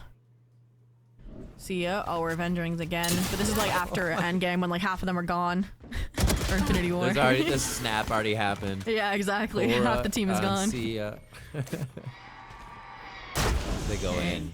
They're gonna have a little bit of smoke cover here too, so they can encroach even more before just exploding out. Offensive slows are usually defensive slows too. Like they never work in your favor there, so they can't move too far. Whoa! Whoa! It is very just. The Avengers this time aren't splitting up, and in fact, okay, look, they're back. They've gone back in time. The full squad is here. The snap reversed, and just like that, they're on for the flawless victory. The one in millions possibility. Blair leading them towards that conclusion. We just speed ran what, like 6 hours of movies in one round, just like that. Crazy. All right, wait. Who? It's that's Black Widow who doesn't survive. Spoiler alert, guys. If you haven't watched it, go back to when it came out. All right, Clappy. Can you hold on to the ops? The question now. Oh, Vision. And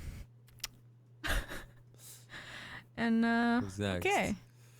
And they just don't want this off in their hands at all, right? They had ones to with rounds to burn, money to spend in subsequent rounds. Oh, and that one's an I don't feel so good, Sophie. No. That's tough. Game point for Monarch. Towards their eternal rest. Okay. 12-4. We mentioned 8 rounds needed. Now to get to overtime. Yeah. And that's where its issue is. You're scraping the bottom of the barrel round after round. Because you lose, you're out. There are some ults like that resurrection for Sia that I could see posing a difference later on, but I think Monarch X ending this with a death ball off a possible Nightfall with that A main orb does feel very Monarch X styling. So we'll see what happens, especially with Empire playing a very retake-centric look to this defensive start. I need the Nightfall for it. Alright, sure. Looking around, clear, good. All's calm. Sometimes it feels too scary when things like this happen. I mean, they're not going to be able to take more space. They have the walls around them that they need. So yeah, garrison up. And maybe a late look. No, that's just a late angle. All the way in sewers. Blair should come back. I will say, when there's been minimal players, the retakes on A have come close. So with 5 strong, even with a weapon differential, there's hope here.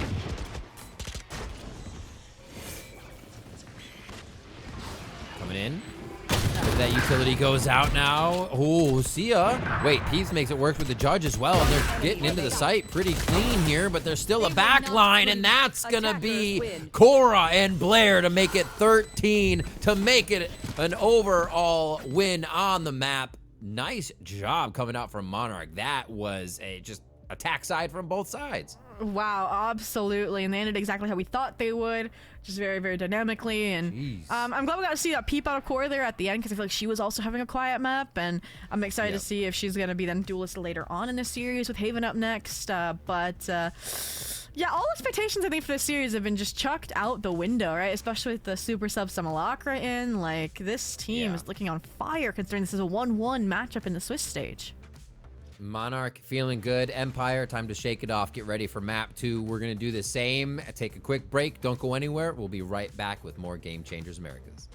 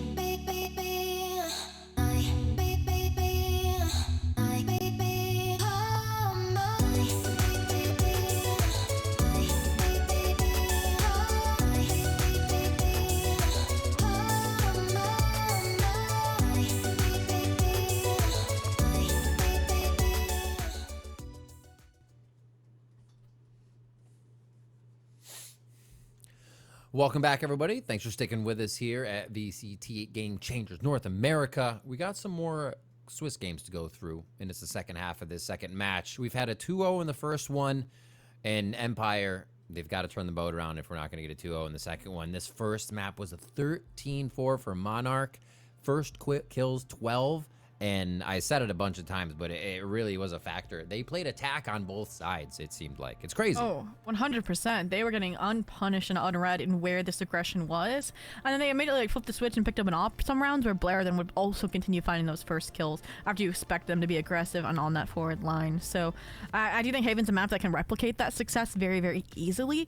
And that's where my concerns do mount, especially since we're heading into their pick. But Rivington, we have an update as well for the side of Monarch X. Chi was stepping back in for Asadia or Biffy on Monarch X to side for map 2. And I'm starting to believe that this is just a 6-person roster that's map dependent. We've seen it before in Game Changers. I think back to like 100 Thieves last year where Misu like came in for like the Viper maps and stepped out for others. Like I'm now interested in what Chi is going to be on. That's interesting. I like the fresh look. Like whenever we talked about this in League, it would be like, oh, you can totally download them mentally in between games and figure out their style. So maybe this is also what we get. So I love that. I don't know what is going to happen in terms of the switch up. Chiyu subbing in for Asadia. I think, would it just stay Initiator? Possibly. Let's go see. Chiyu on the Frost side. They played Fade and Sky. I think if anything, Blair's in a normal role. Simulacra was on Smokes. We have to go back, I guess, to the Swim Trade Blue match, which for that one she was on Sky, and Biffy or obviously Asadia was on Mix and Omen. So I guess that is the switch up when you bring in Simulacra, who's a Smokes player. But a big reminder again, after that 13-4 win, they steal away Empire's pick before heading to Haven. And okay, so we're here for it. Maybe you just want maybe like one's good at Fade and like Sky, and the other one's like a Sova player, and that's what we're gonna see. I don't know. We haven't really seen Haven from either of these two teams. I got a little honking dog next to me. I apologize.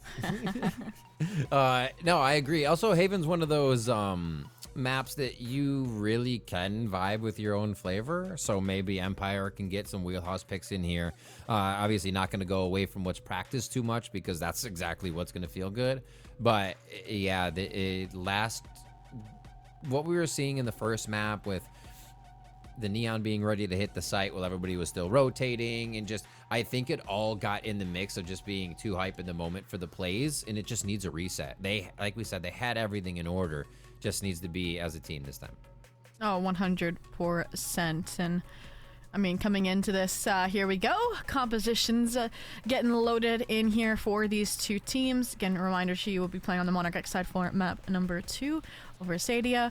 And honestly, I think I understand that Haven's a map where you can also bring out the Viper comps, and we saw it earlier today. But I want Blair on a Chamber. Saying it now.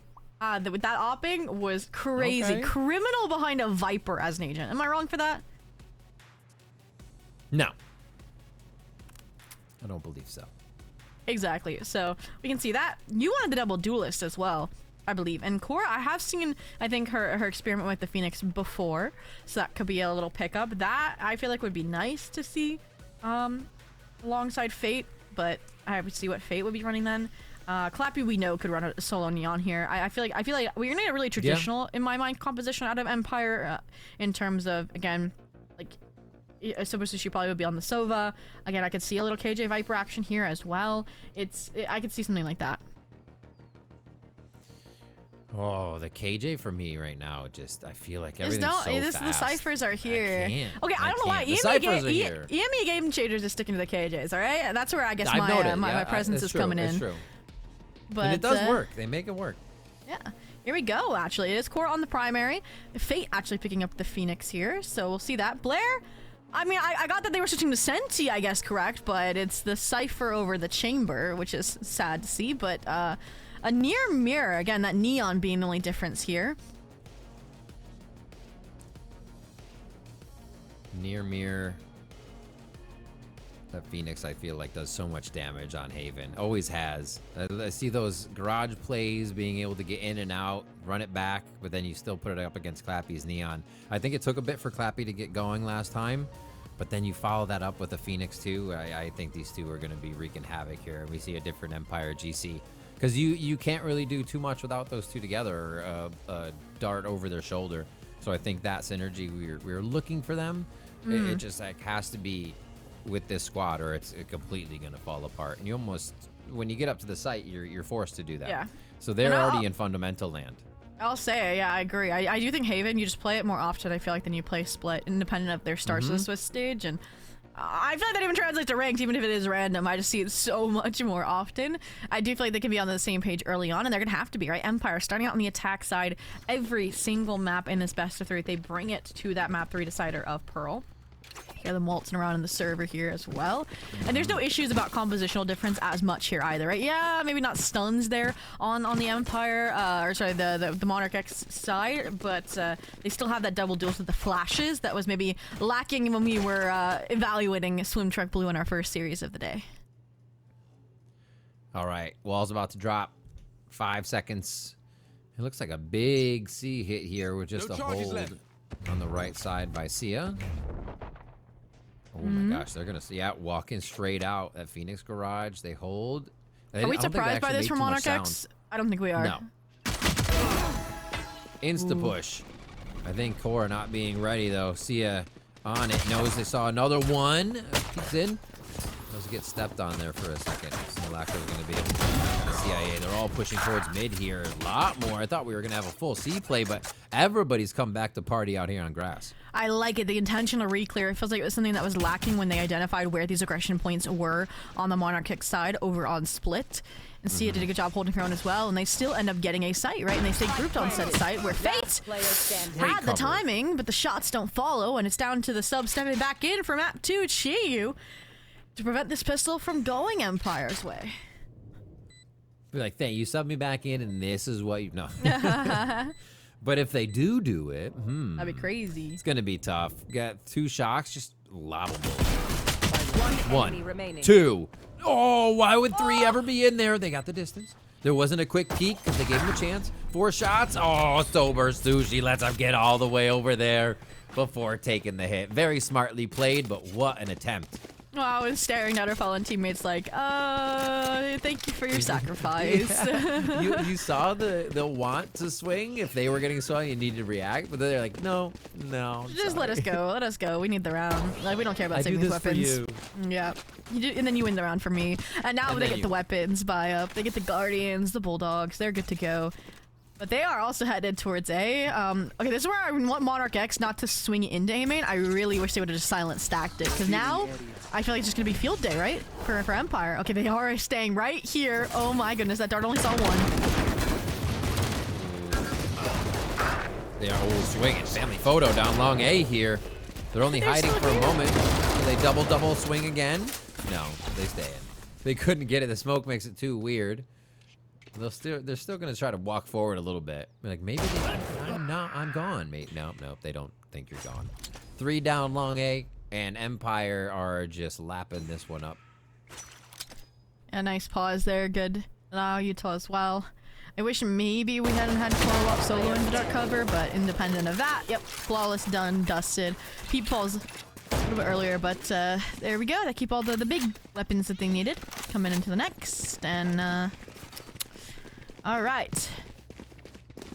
Now, okay, one thing we have to say though is Monarch X never got punished enough to stop going on the aggressive here. Do we? I mean, I feel like it'd be underestimating them that they don't, but do they have it in them not to fight forward? Do they have another look to them? Is going to become the question here, Rivington, early on, if they don't win this round or they start losing rifle rounds. Let's go. Like, do you know when the burner's hot, or do you just keep touching it? Yeah, exactly. You keep going. All right, maybe they keep going. We'll see. This round they do have a pretty held back line of scrimmage, but never mind. Blair was totally wanting to go down long C.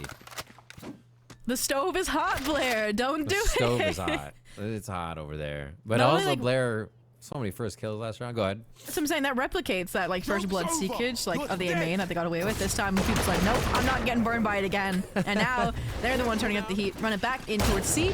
Now you feel you have to fight if you're Fate. But the timing here, wait a minute. Trigger discipline. Spike Held the wall. Oh my god, Fate and Cora just squeaking out. They're like, wait a minute, we were in the same site as them? That's how Empire must be feeling right now. Okay. We've seen it. It looked like they were everywhere. Three attempt. Bulldog. We've seen her do well in reacting to these swings, and she's done it again. Still 2 to go though, and that's a very narrow passageway. Unfortunately, Simulacra gets them on the board, but damage dealt regardless for how you spend that bonus round. And I think we got the answer from Monarch X. They know, they kind of like toe the line or know how to pick up the slack if they get burned for touching the stove. I don't know what that analogy would be if they like know like when the heat's enough. Yeah. It is like they don't turn it off, they just turn it down, and then the food gets perfectly cooked. That's when they're cooking. It comes full circle. All right. Down long C. Instant W. Camera first to check for it. Pocket position. And then you're going to take more space now that they know there's action on the right side. Blair just did not learn their lesson, and like they're just getting away with it this time. And they have like all the advantage now, it feels like. So you wish you had a trip on B if you knew you're going to walk down C, so that these two players anchoring here could be leaning A side into Chiyu. But it does feel like they're just playing very retake-centric here. And with no ults on the other side, because of that previous round investment, it would be just a fair fight exchange, and we get to see what that looks like between these two teams. A is one of the harder ones to take. They're going to be coming through. I wonder if one of them goes mid. Fate's 2 off of alt. Oh god, they got a good cam peek on 2 of them coming around. That was huge from Sia. Oh, this angle is off. Lethal. And but the assistance from Sia, they can now pivot back towards the site because we mentioned that spy cam info. Heaven falters as well. It's just the CT presence, and they haven't even gotten past the judge. On the other side, Clappy upgrade, hunting for the final, trying to escape with their weapon, with their life. And yep, Empire. There we go. Getting together for the round 1. All right. Yeah, they seem much more in sync, on par with what they need to be doing in each other's main roles right now. Like you said, the ideas they had last time where it's kind of like get a kill and take the space without questioning, should we take the space? And now they're just flowing as a team. If they take it, they're taking it as a team, so it doesn't matter. Everybody in on the call. And it's working out. You see if we get it again. And they actually avoided the push that MOX wanted to get out of long C that round too. Them only go C long side. I'm trying to figure out where it landed. We saw the hot hands invested, but does not add to the engagement. And suddenly, oh, that's a misclick. That's gotta be a misclick. Just out of anger. Oh, dang it. Throw my knives down. Throws the knives down. Doesn't need them. We'll set up crossfires on C with the teammates, or brained into an over-rotate. Now they know, but it's at the cost of Fate's life. You still might not end here. And that's, I think, what we need to see out of them. Almost right in the elbow. That they do stop this and they pump fake it. Because I think even on this one, they have to be considering there's some silly shotguns or something around the corner here. They're only really dealing with a few sheriffs, but still, they connect those and we're out of the fight. Yeah, I do think just Haven simplified is a good look for Empire. Yep. And the rotates are informed, and their util is thorough. Dart for close. The only thing that's throwing wrench into things is the sight smoke. Great timing off the core back sight. Sheriff, though, 1-for-1 trade. Little upgrade there to accompany the sniper rifle, and they're still too short here. It's a little questionable, but the better weapons just completely removing that punctuation, and they are good up 4-1 now. So you got the blade rounds last time that Empire avoided. Now they gotta probably avoid a run it back right away. They're doing a really good job. I think completely remembering and having nightmares about how aggressive Monarch X was on split still. So they are kind of bringing their own fight and not really worried about what's happening behind them, which I think helps to keep them synced and not kind of having stragglers like they did before. Yeah, and I can see why this strat wouldn't have worked up against Swimtrek Blue, because if you're fighting into them at the start of every round, they're just going to win that fight. They're happy to take that fight. We saw it. Yeah, absolutely. And now they're getting burned for it. Even this round with weapons in hand, the double duelist is fighting down A. And they're playing more retake-centric C, some kill traps in the back site for Blair. So at least Blair isn't peeking down C long, but Then they're waiting for this contact, and Sia is one of those players that I think she can hold her own in swinging, re-clearing this. Yeah. If they get any more contact there, that could be a run it back. Other than that, it's the retake if they don't have B, because it's going to be completely given up with no util. It's almost like they're leading them there. But they're not going to buy it. They want this C-side. Oh, no. Yeah. I love the util destruction. Yeah, Cam down. Singular trip down. The deep peak A is going to be a red herring, likely for Peep and Fate. Ooh, I like that they stay on the line. There it is. Confirmation, and you're gone. Oh my, there's gonna be 3 in A, almost 4 by the time they get here. Sova's gonna stay back for the Honey Fury.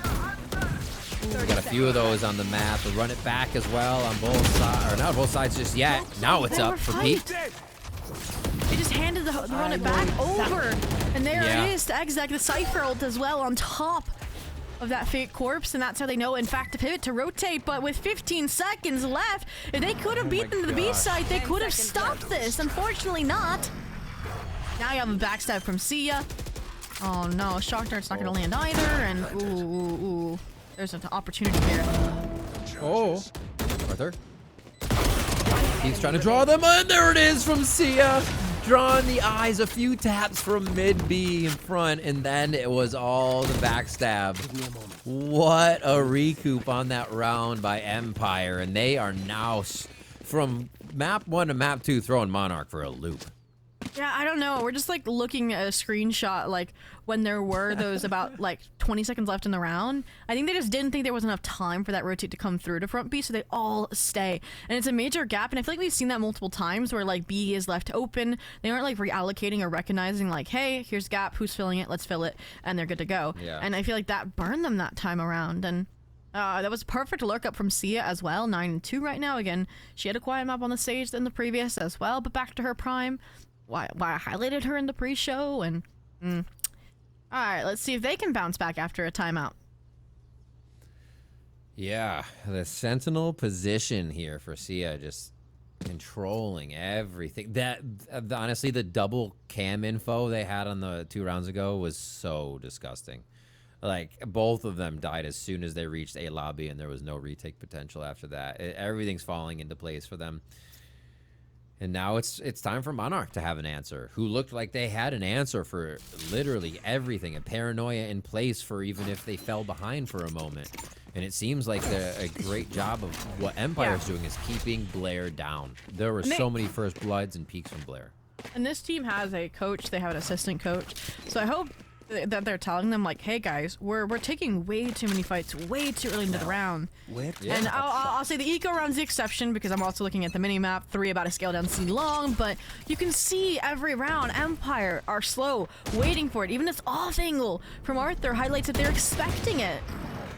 Paranoia coming from Garage almost clips them if they were ready for that fight just a few steps to the right. Just really avoiding everything Monarch wants to throw at him. And now the timeout being called may not pay off. It may be for a further round, but this one looks like it's going to be a good Empire setup on A.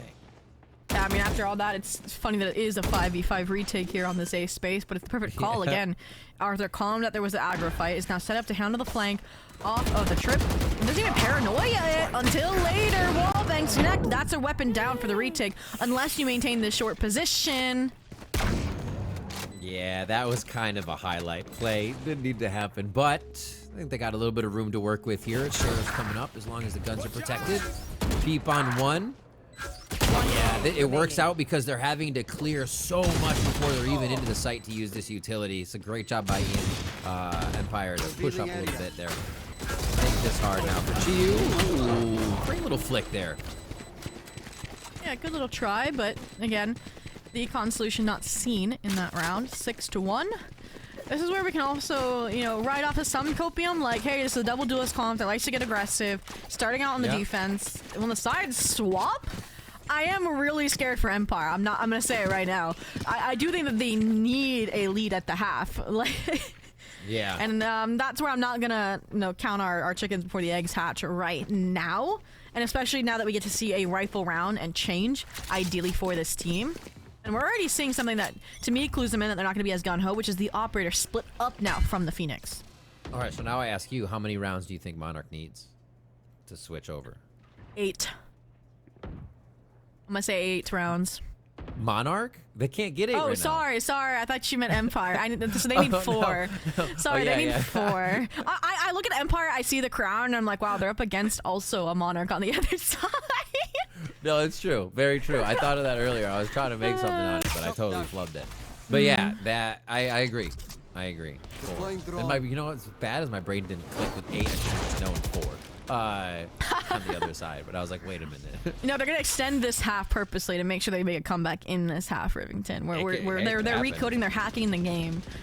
That's why they took a sec to find their sub. No, I'm joking. Okay, and here we go. Yep. Here they are. I mean, look at them. I'm proud of Monarch this round already, right? They're waiting, responding to ideally next deck, but the issue is Empire with these ults. I feel like is gonna be a lot of bang for the buck on this exec. To the back, they get themselves in. Yeah, I was waiting to see if that crunched anybody, but like you said, Monarch playing it very safe. Player does go down there, still having trouble grabbing those frags to get back into the game, and Arthur's going to make it even harder for the run it back to get work done. Empire continue to clean up Monarch as they try to enter through the stairs from spawn, and that's where the last 2 players are going to have to enter. I mean, Fate's already just that, fated to this position. Looks like an escape mightn't happen, though. See ya. Oh, C is always there. The spy with the stab. Another round for Empire. We need like a Sia like flank conversion rate right now, because I feel like it's happening every single round at this point. Like it's really impressive. I think the impact she's finding here versus on the stage, and it is again a very role different foundation despite them both being sentinels, and that's honestly helping this team out. So okay. Still a little bit more room for error. I said 8 rounds for Empire, so then 4 for a side of Monarch X. But this buy makes it seem like it would have to be 3 in a row, not like 1 in here and 1 in the future. Unless they maybe just keep swinging into the operator, but the mid start, that's the less likely. They also switch the Cypher A side. Big switch up on the defense out of Monarch X. Is promising.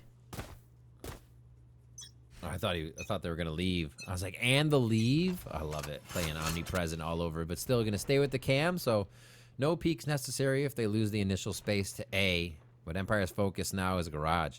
It's kind of been all over the place, not really conditioning too much altogether. It looks like they'll get quick hot hands out of this. And still lose that space. Ooh, buys time though. That was the idea. Get Cora on plat. Scope for garage. Oof. Fast lane out, but the shots don't align, and they are respecting Cora in this position. Leading now, cashing in on the Sia lurk, which has made its way down short, but that's where eyes go towards Chiyu. Yeah. Now they start to head towards that trap, funneled onto the other side after knowing both Clueless are there ready to fight. Chiyu's not even going to let the utility do work right away, getting a nice kill to start. Oh, quickly shooting out the trip. They don't get one, but Simulacra still gets 2 others. And this is going to be a tough one to figure out where they actually need to go. And somebody behind enemy lines is just making it feel weird. Fate's walking around, giving Cora the space to find kills. And Fate will still pick up one for themselves in the situation. That was a clean-looking retake. Wow, they just did not expect, I think, the Cypher util behind also a Sova playing long, jiggling, because then it looks like a very standard setup versus it's usually silent on the front when the Cypher's there, just waiting for them to waltz into the traps unbeknownst. And it's funny that Simulacra is the one punishing off those trips, considering Blair is having a difficult time this map. Again, night and day from the previous map. I'm just saying, I said that Blair should have been on Chamber. But all in all, the bounce back there. A little delayed on the timeout, but it's still there nonetheless. And we mentioned we want 4 for them. 5 would be great. A little slowdown from Empire. It does feel like the coaches said stop taking fights, like 100%. Like look at like just how Fate's playing, right? It, like they reeled him in real nice. Been a little crazy there. And they're even further back this time. Looks like they might just have to worry about Sober Sushi getting an ultimate. But with Chiyu's up, they can definitely back up when the sight hit comes. Yep. Drone for drone.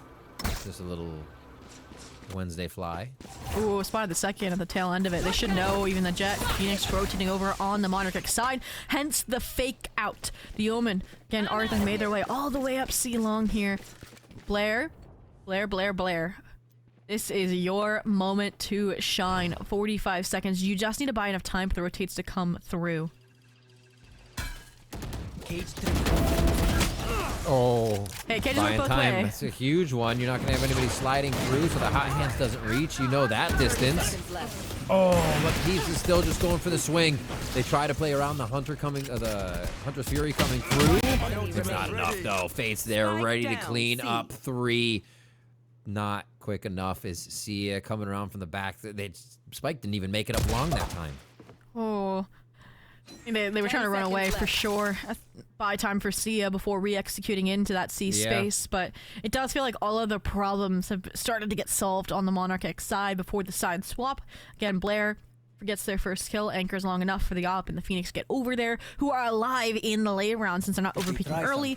And even that little tail end of the round, even though Sia couldn't do much, they recognized that she was going to be on that flank, on that lurk, and it didn't completely explode the foundation they had set a few seconds prior. So, here we go. 7-3. Okay.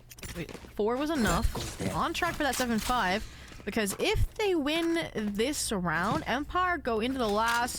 Empire's that rich, actually. Okay, Empire, sure. Did they get the cam up? No, not as... Yeah, they got the cam up lower, so they're fine. They go up towards long. They gotta worry about mid. This was actually held by Sia on the first round, exact as the pistol round strat. They're running it again from the side of Monarch. Yeah, the timing here, once the trip's broken, should be perfect, especially when there are eyes on maybe the regen anchor for that run it back. Ooh, Sia heard that.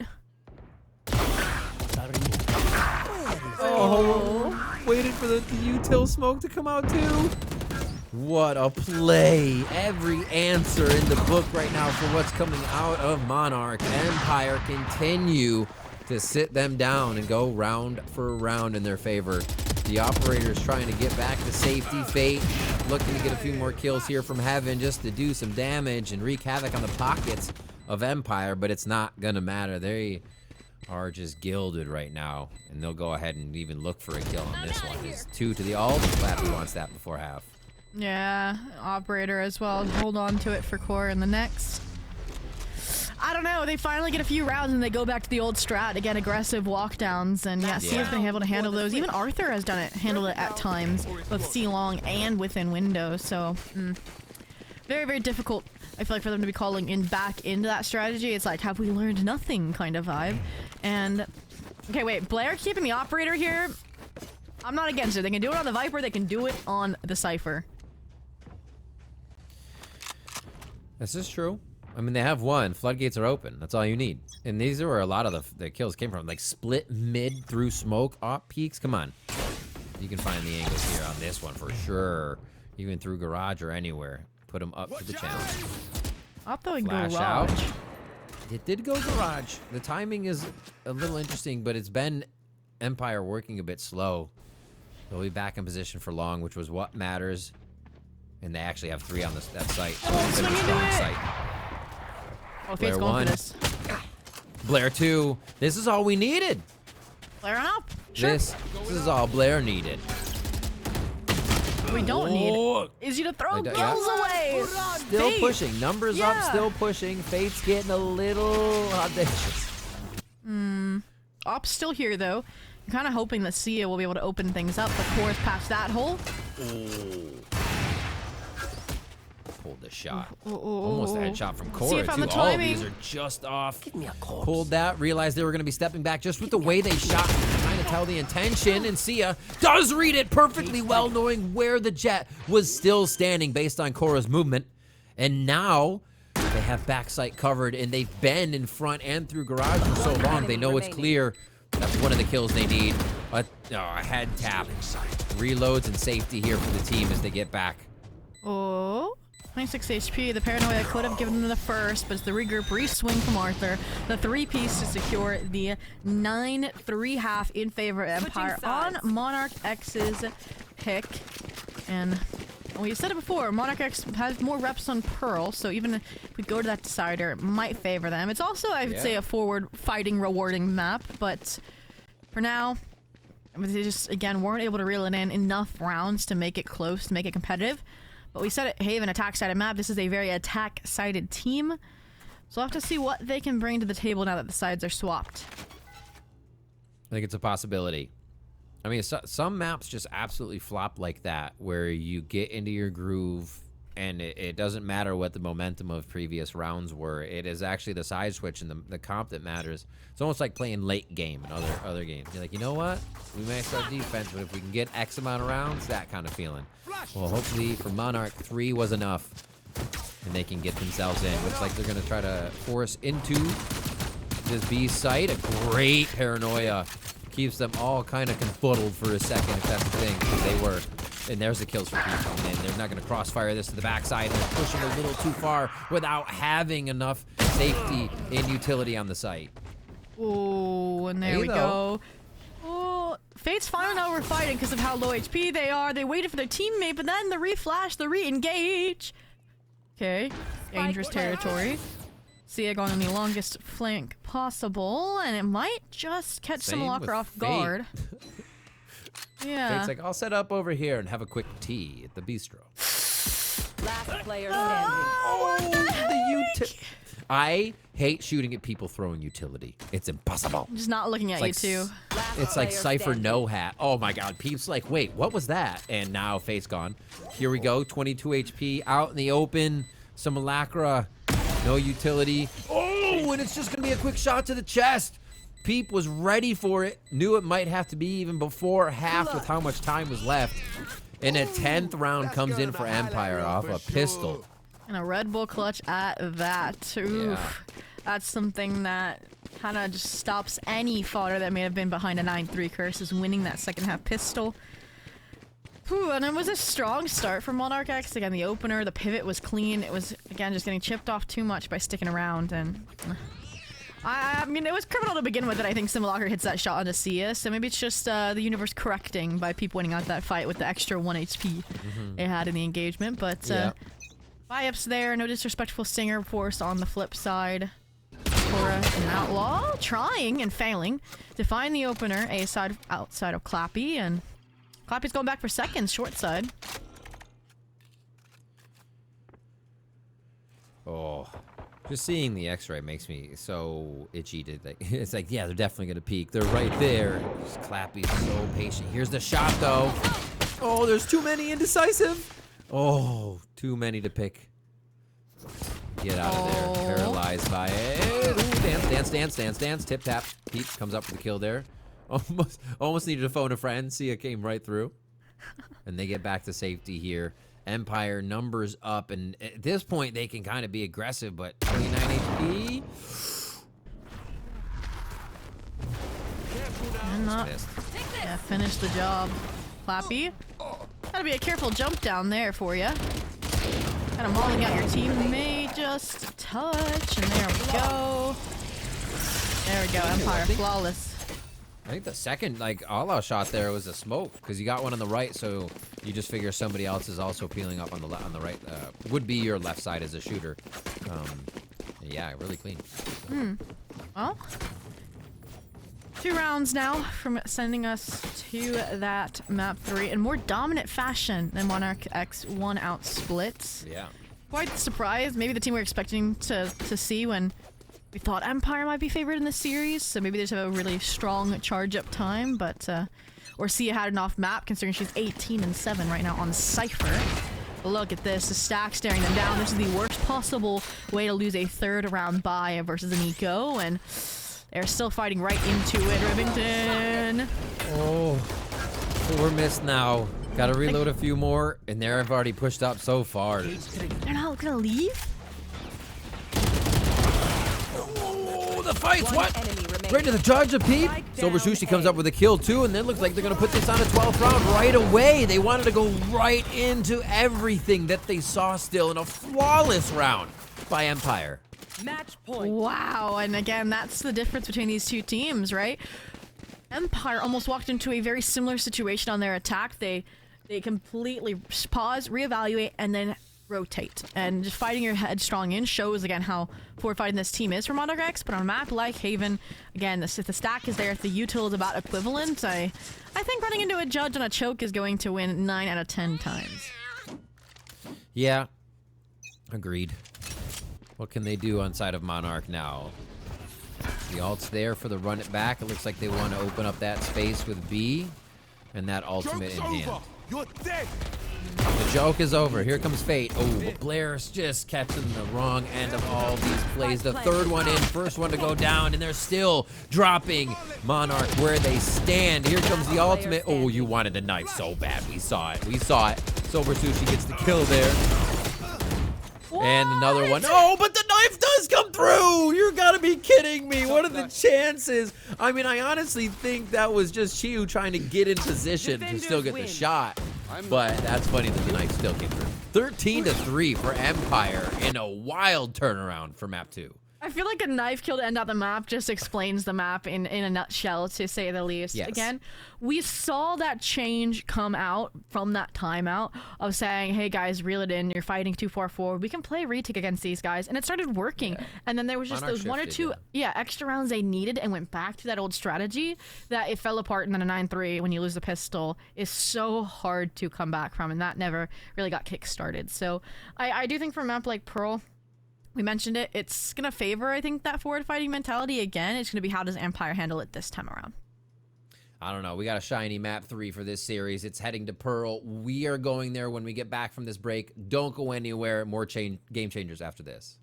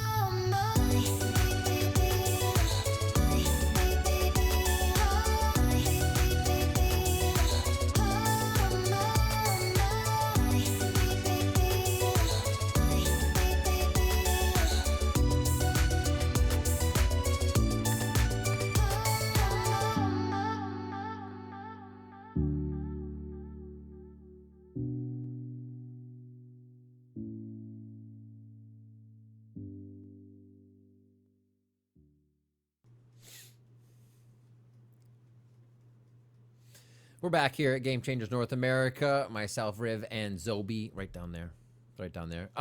Ready for getting to map 3. Our first one here. I'm happy because there were 2-0s last week too, so now we got a 3-0 going in, and this is a peculiar one. We thought this was going to be a 2-0 right out the gate, but we had a 13-4 and turn into a 13-2 for a team. Like, these guys, they're just angry. Yeah, and it's on opposing map picks as well, which makes it really funny. I feel like it's more defendable, I would say, that the Haven one being unexpected from Monarch X, just because neither team had played it recently. Like in this Swiss stage, but the split one, I feel like again, they struggled against Swim Trek Blue, so I feel like picking into that map just because it was weak of an opener doesn't mean it would be weak all the time. But yeah, 7 out of 7 post plants is crazy, and it's the fact that again, out of a 12-round half, they did plant 7 times. Like, they were just waiting and usually just finding openings anyways, and it's that first blood that they were shutting down. Versus if we remember on the last map, I believe it was that for 13-4, it was like 12-5 or something in terms of the first bloods. So again, they are very first blood heavy. When they're not finding them, they can't find rounds, they can't find wins. We see the scores on your screen here. Yeah, you mentioned Sia at the beginning of this series and came to life in that map. Just the utility helped to win rounds. The shots, obviously, as you see, 20, and it helped to win rounds. And the rest of the team followed up very, very strong. And they did a good job. They did a good job at making sure that Blair's utility and Cypher play wasn't something that affected them. They usually went a different way and were able to circumvent it a lot. Oh, 100%. And I think Sia was a big reason. I mean, obviously you can see the first bloods on the board, that she was able to handle a lot of those flank plays, again, keep this team afloat. And she also was there, I think, controlling a lot of the rotates as well. So on a map like Pearl, I hope she's in a similar role, because I do think that she can be the master of this space, especially if Monarch X are being a bit too one-dimensional. Again, with their focuses on the mains, if they're not very mid-centric, then I do think this is going to be a very difficult map for them. So it's more for me like, okay, Monarch X, I don't expect them to slow down. I don't expect them to stop being so first blood seeking or fight heavy, because we saw them and asked them to do that on Haven, and it was like a full circle back into disaster. But it's gonna be okay, are they doing it in mid, are they doing it in main, do they know when to change between those? If they aren't going to change that big picture game plan, it has to be right place, right time. You are going to get your chamber back, which is pretty good, right? That's for Blair. It should be a chamber if they don't switch anything else up. So comps could matter. I do not remember how many kills they just ended with on Haven, but I think at least like 3 of them, 4 of them were from an Opno after they had started with 0 kills. So that definitely fits it well. I think them being a little bit more aggressive than receiving works really well. Like, that's how they were getting those kills on the defense on split, and that's very catered to a chamber on Pearl.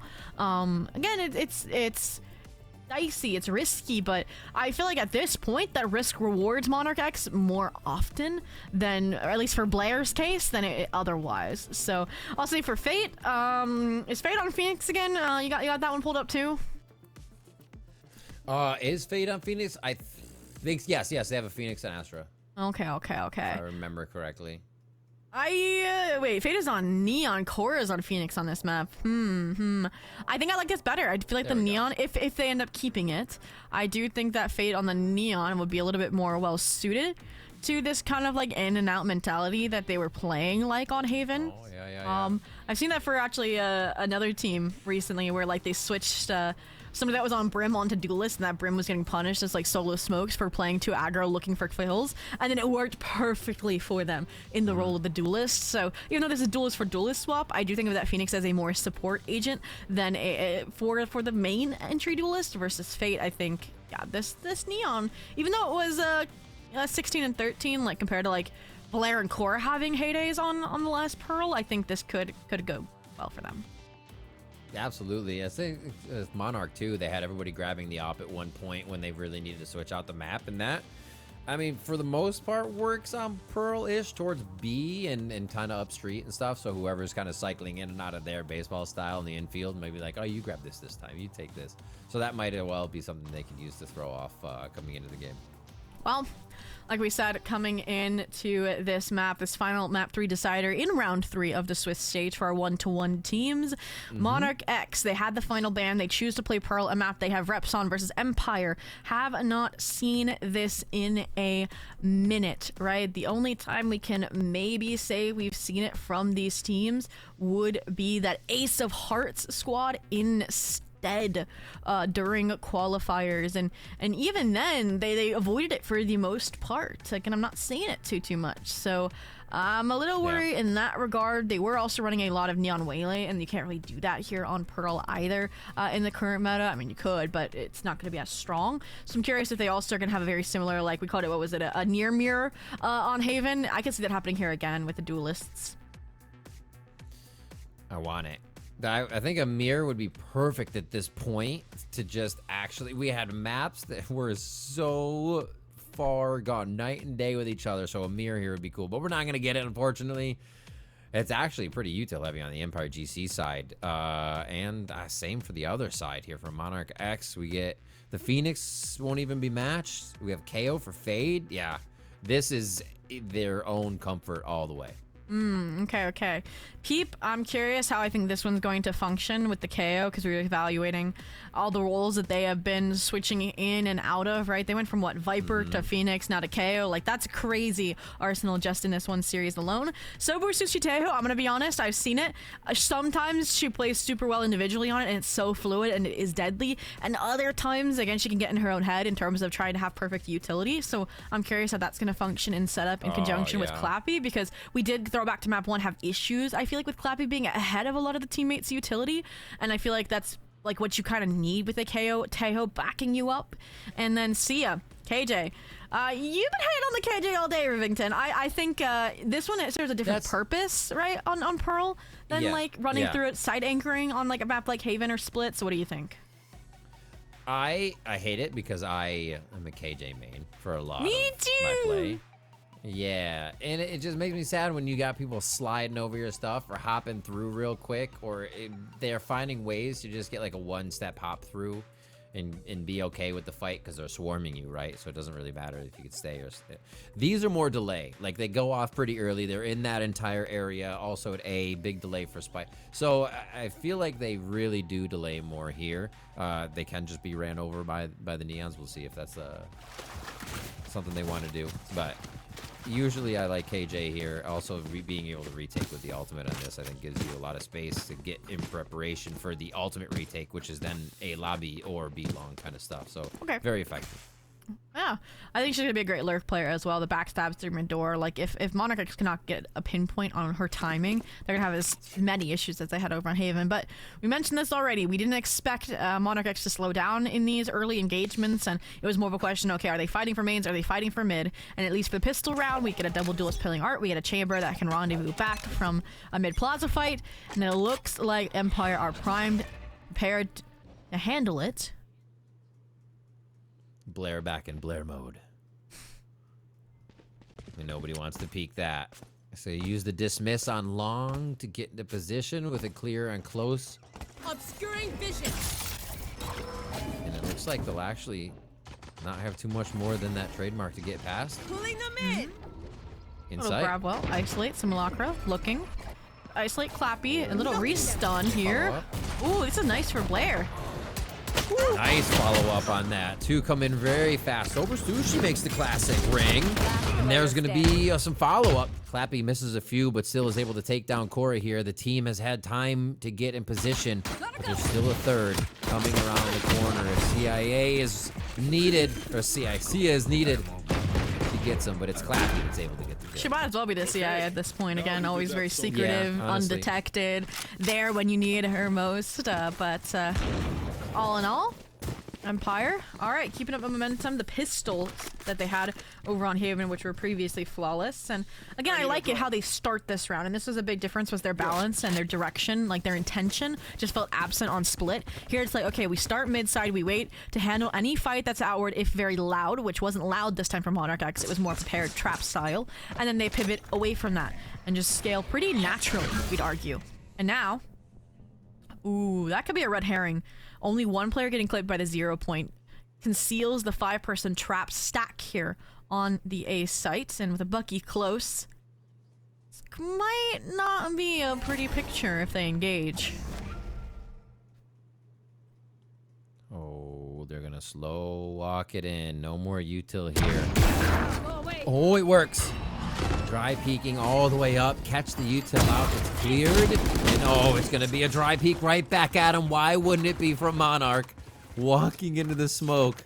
A great use of the Bucky there to take one back and slow it down. But it is Empire up here to source out the other members. And I mean, it's a sheriff and a Bucky is kind of scary in here. Not gonna lie. I'm surprised that they're going for the refight here as well.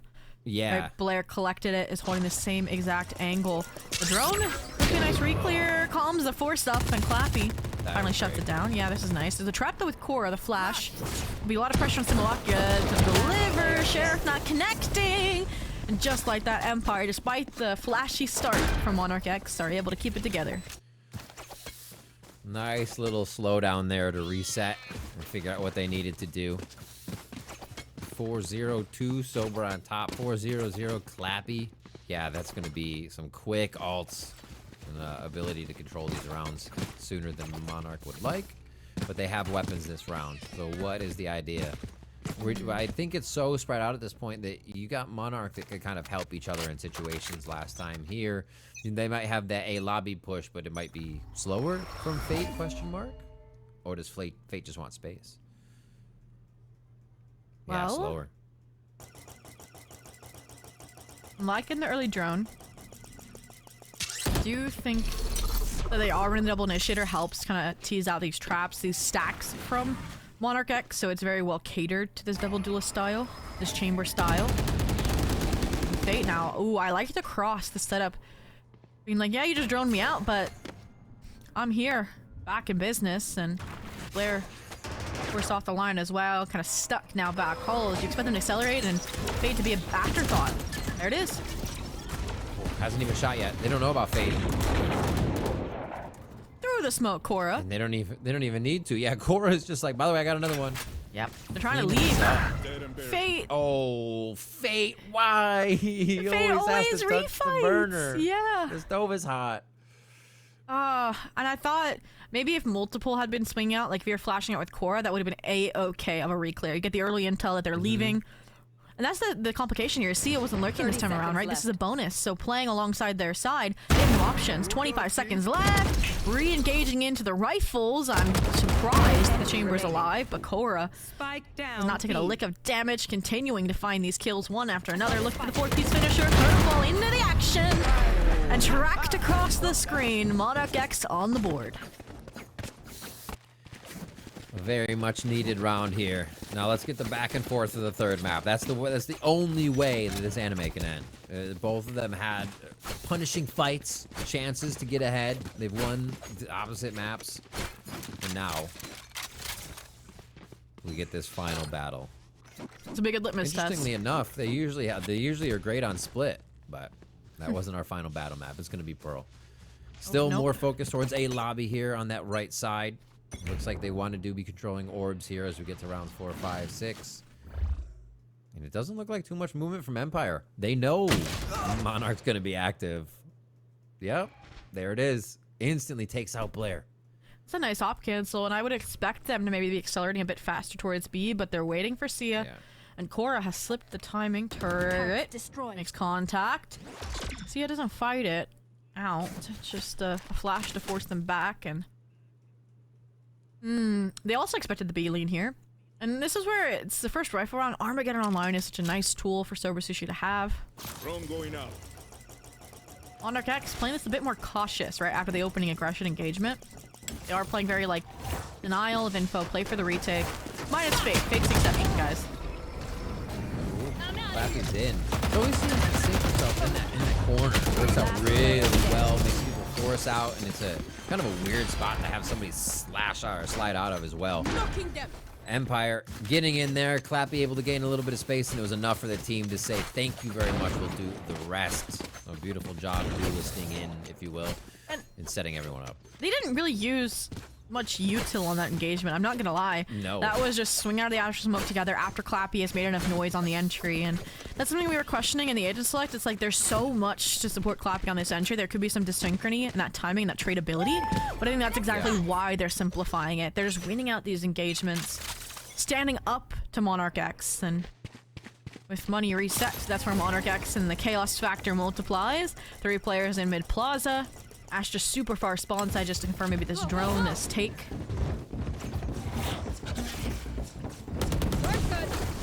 And again, hey, it worked one time. Do you think they will realize we'll do it again? It's even less weapons to fight against.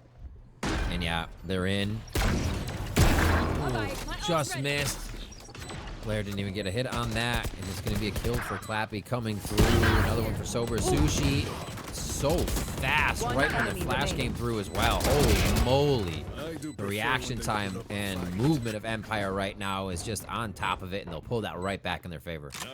I want to say at this point, Sober Sushi has like either 100% cast or very, very near to it right now at the 9-1 score line. Has been crazy. Like, she probably would have like had 2, I would say, Armageddons on at this point with the ult farming that they've also been doing on the Empire side, but that just sets them up here perfectly. I think you need to use them this round, right? There's such things as underutilizing ultimates, and like, yeah, they're ahead 4-1, but you'd rather have those back online when you need them before Monarch X make that comeback. And you're like, huh, why don't we use those earlier? Like, shut out their economy, get up to 6 here and now with a really well engaged plan, and that plan starts with an A side fake and a cognitive divide to further sell this Clappy entry. And look at that hook, line, sinker. Both B side defenders start rotating off. There's a little second guess from Blair, which is perfect. They stabilize. Wait a minute. They recognize their faults.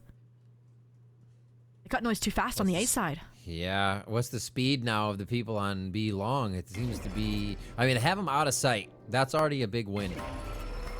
It's just they have to know the timings now because the map is sorted out, and they actually didn't have anybody mid. They didn't have anybody in other positions. So this is less of a numbers for the hit because those need priority before this.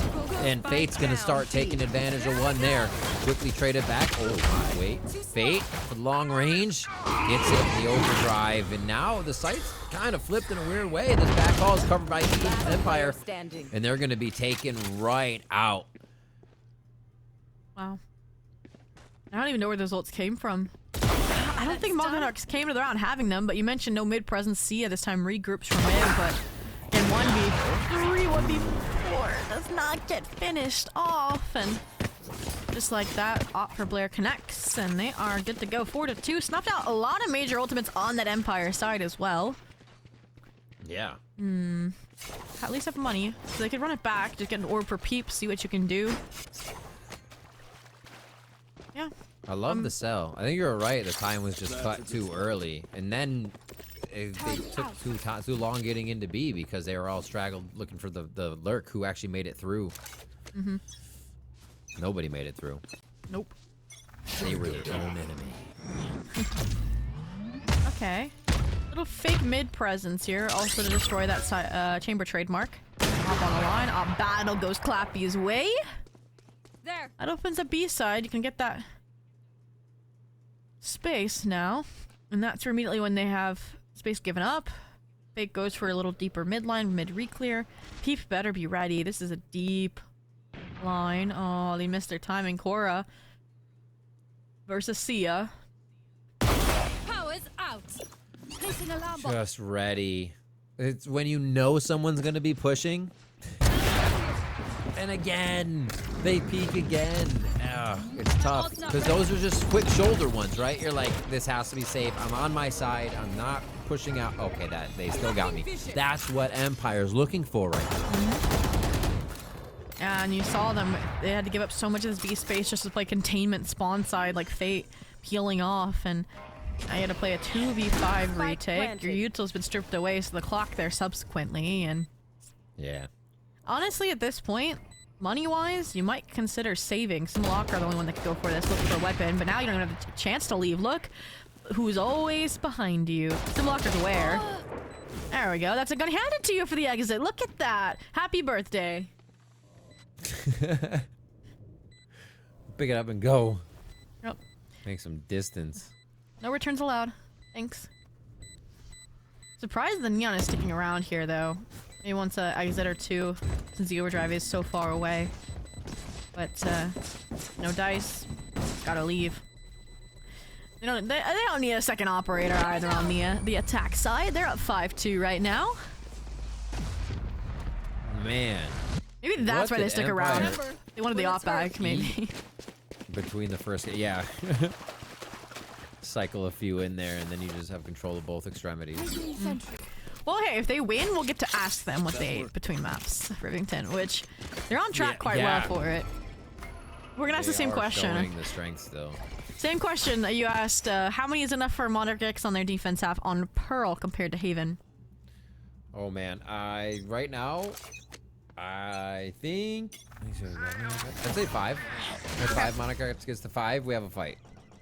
But right now, Empire is not showing that it might be possible. The ultimates are going to come in big. Tour de Force is up. You're going to be able to use that. It's the first attempt at Street. And the Street is closed. One way. Good Trademark undestroyed. Fragment. Narrowly falls short of getting the job done as well. That's kind of crazy. Yeah. But I'm surprised that they have 3 players in connector on top of the trip. Like, there's a certain balance of like how protective versus passive you are around the Senti Mutil mid. And I'm honest, I was gonna say Monarch X feel too inclined towards mid control. So now they're starting to redistribute, right? 1R, Asher now regrouping for the A anchor. It's a good call in the late round. And then they immediately pivot away from it. What information do they have to inform 4 players heading B-side, especially when they have the Tour de Force from Blair on the deep line? And I think that's what the plan is now. They just prowlered within the last like 20 seconds too down A. Yeah. With that shot towards Sia in mid, they're going to be hitting A. Everybody's now forced to rush over here. Few lower buys. That's still going to be a Tour de Force. They know a Sheriff is back sight now, so they can play breathe a little safer on that, honestly. And they get out. This is going to be... This gets weird, though. Somebody needs to go arc. I think Sia will later is the idea here. Yeah. Tap off, gravel off, no util really to fuel this fight, so now we get to see the strength of this composition, right? Swarm grenades, salvos, the works coming in clutch here. Smoke out, some locker on. Salvo in, you cannot stick it all the way. Have to though. 34.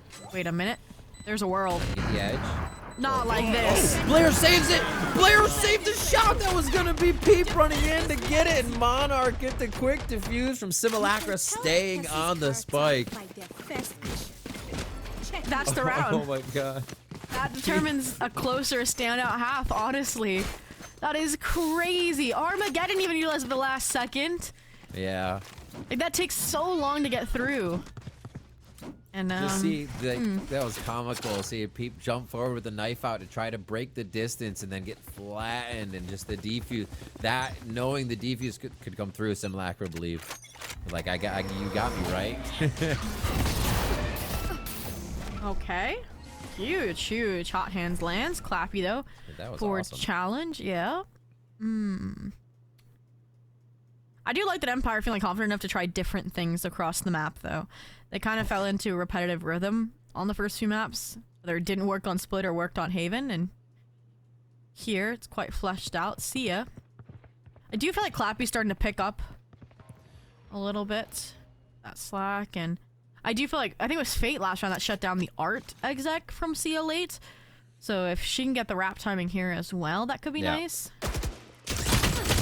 Ooh. That's good, now get out. Fate's been toying with that position over and over. So it's interesting Empire don't expect that a little bit more. Fate gets out, a little like you said, hurt. But those kills, especially they can gain so much space by walking a lot of the time. I think Monarch's doing a good job of saying, hey, we don't want to just get swarmed. 30 seconds left.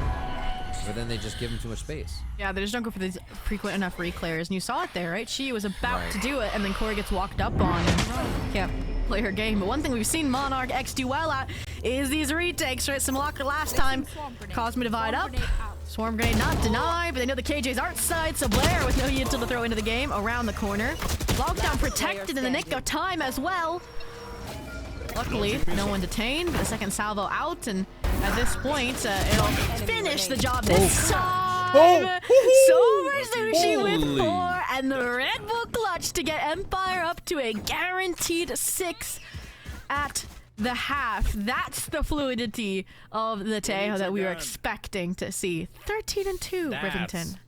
Wild. And you remarked that there may be a situation that gets tight, it gets tough, that the util is misused.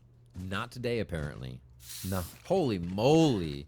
Like, it's... I will say... Even under the pressure of Monarch, Sober Sushi is able to get everything clean on these. Yeah, Sober Sushi is also one of those players that she definitely, if she makes a mistake, wants to make up for it. And you look back to the round right prior, right, where the Armageddon comes in, right? Just ever so late that they sneak through, and again, you're the main post-plant agent, and then she clutches around like that, and that's what you're going to remember. Not the missed Armageddon, but the 4K to get yourself a 6 to force a timeout on the enemy team when it's a map 3 decider.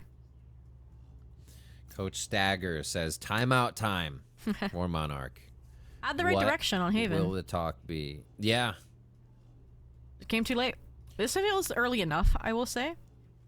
Again, it's going to be if Monarch X can stick to that game plan instead of win a round or two off of it and then completely backpedal to the faults of old, basically. So let's start seeing what this look is. I do think it's interesting, right? On this map, it feels like they've so far disengaged from like, oh, duelists typically fight for like a main space. We've not seen them do that once on this map. It's been very mid-centric, just wait, hold, trap. And this round with a pistol, the eco is similar. If it's anything, it was like a hot hand thrown over towards A that we just saw. Really no fight. Faked it at least. Party in mid. Ooh, Peep, you're lucky. Yeah, everybody was like, okay, that's enough time just at the right moment. A good smoke to get him out. I like that, to play it in safely. And they're going to walk away from all of these pistols. Does put a lot of reflux potential here, though. Yeah. Just making sure there's no straggler. I think everybody goes here before Shiyu. It's just a little late on the lurk. Ooh. But no, they won't. Really nice choke util. Yeah. Double molly, alarm bot, triple molly. They know exactly where these players are coming from, minus the singular flanker that Sia can handle. Find you. Explode! Go, go, go! Out the gate, they try to fire in. Clappy and Arthur making quick work as they really only have one thing to watch as B Long is on lockdown. Whee! Whoa! It looked like... That sheriff shot connects? It looks like straight inertia that killed her. Like, they just ran into each other Body so hard. slam! Alright, 7-3 here, Empire. You said 5 was enough. That would need the next 2 rounds, and the previous was an eco. And it was on the bye round where we got to see that fundamental shift out of Monarch X when the timeout's been triggered. Coming into this round, what's the switch up? Trusting maybe in that? Quick feet. Trademark a little bit door side, so you can fight for a main. I like this, actually. It's a great adjustment. Aw, 0 point makes it hard. That fight. Oh. That holds C4. In front of it. Dodging everything. That's a tough one. Oh, but no follow-up. Oh, they're waiting for the drone to go through. See if it could suppress a little bit, but it was just off on the timing. Clappy goes down. And now they're going to have to figure out how to get into sight here. Maybe off a little bit of a flash from Peep. They got to go together without that duelist. Oh, and that's where the Prowler here could set up a perfect swing from Fate. Toying with the balance of it, waiting maybe till that minute mark. If it comes too late, though, we've seen this story unfold before. Korra was the victim last time around. Spike down. Seas. They got them both. Oh my god, the Seas ties their shoes together. Empire trips over it. Ace. Little Acra finds the roam around from Sia at Art. Makes quick work of that one. What a counter to that play. Yeah, really nice balance there struck on holding a main and giving up so you're not full swinging into util or player presence. Even after that hunt confirmed, I think 4 players there for the side of Empire. They didn't back out. They didn't back up. And that's exactly what we need to see out of them. They're understanding now that, hey, just because a 0 point is here, they have a double initiator, doesn't mean they're actually inserting a player here. And that's what they're seeking out answers for, it feels like. We're going to see it this round again as well. And I do think the solution is to head towards B for Empire, but you gotta get past the op first. Blair on the line again. Drone. Destroyed. Chamber still in the dark.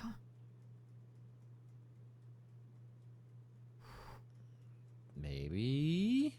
Arthur. So much patience. We saw Blair do this before for about 30 seconds on split. That's a nice double peek from Peep. Both players know it's going to take everything right now. And this is nobody wants to lose around here, so we're getting a little bit slower play. Hot take, even if this curveball connects, Clappy still gets the kill out of the Phoenix. You are divided. Doesn't matter, they gotta go. Armageddon out.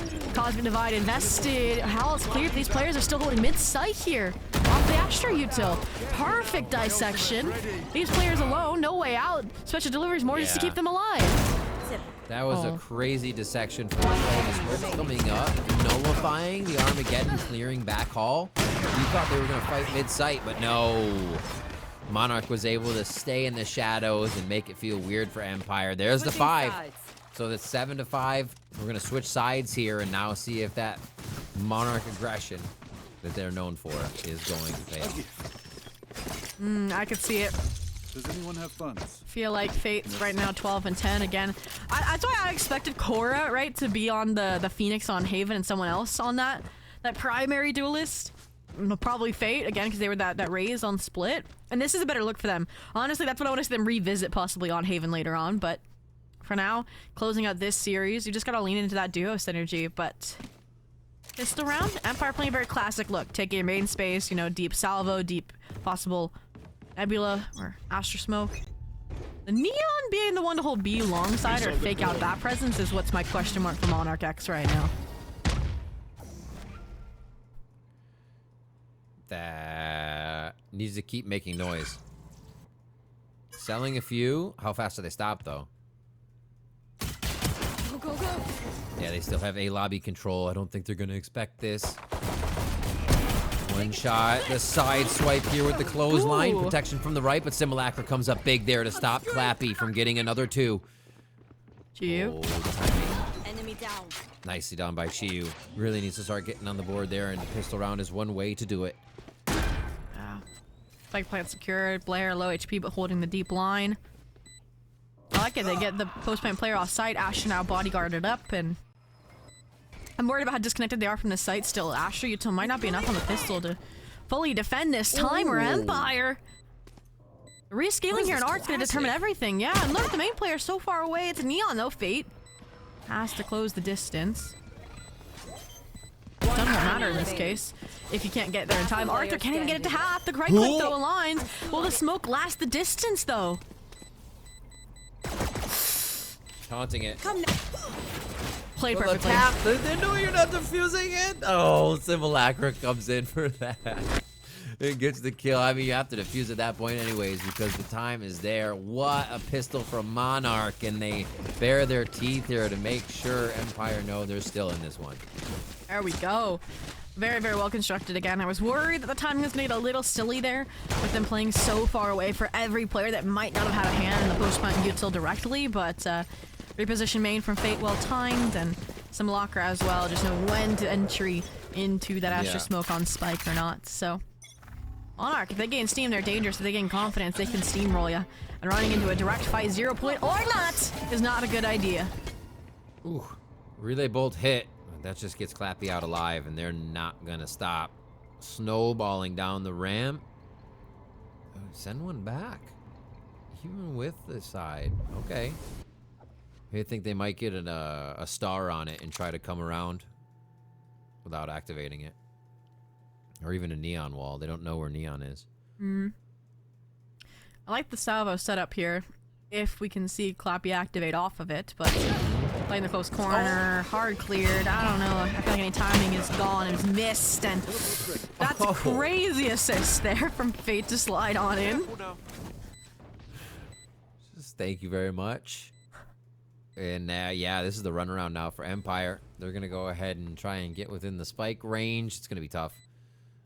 I think they know their street after a certain amount of time at this point, and they haven't peaked. Their B and their flank is covered from pretty good distance out here. Exactly. Just waiting, no one entering, exiting through street. I mean, I think Core has the Guardian. I wouldn't lose that. And they don't really have a cheap gun to run up there. Yeah. It's gonna make that third one even scarier, right? Like 7-5, you've already guaranteed the tie game. Now with the bonus is 1. I feel like that's the momentum shift they would have been able to achieve with a possible pistol in that 9-3 comeback on Haven. Yeah. That, again, just never sparked.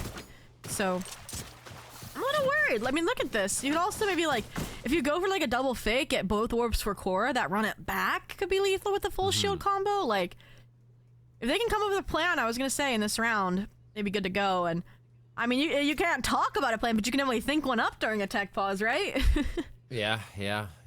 Also, just the plays from Fate, I am actually becoming a fan now because it is the most consistent play, but you're seeing results. Like it's like can sit, will fit, will sit, right? Again, it's like can push, will fight, and but it's working. It's that chair size difference, though, right? The Phoenix was like too small, so they couldn't sit on it. Yeah. Here, I feel like the Neon's what's facilitating it, right? They can get out unpunished because of the sheer speed.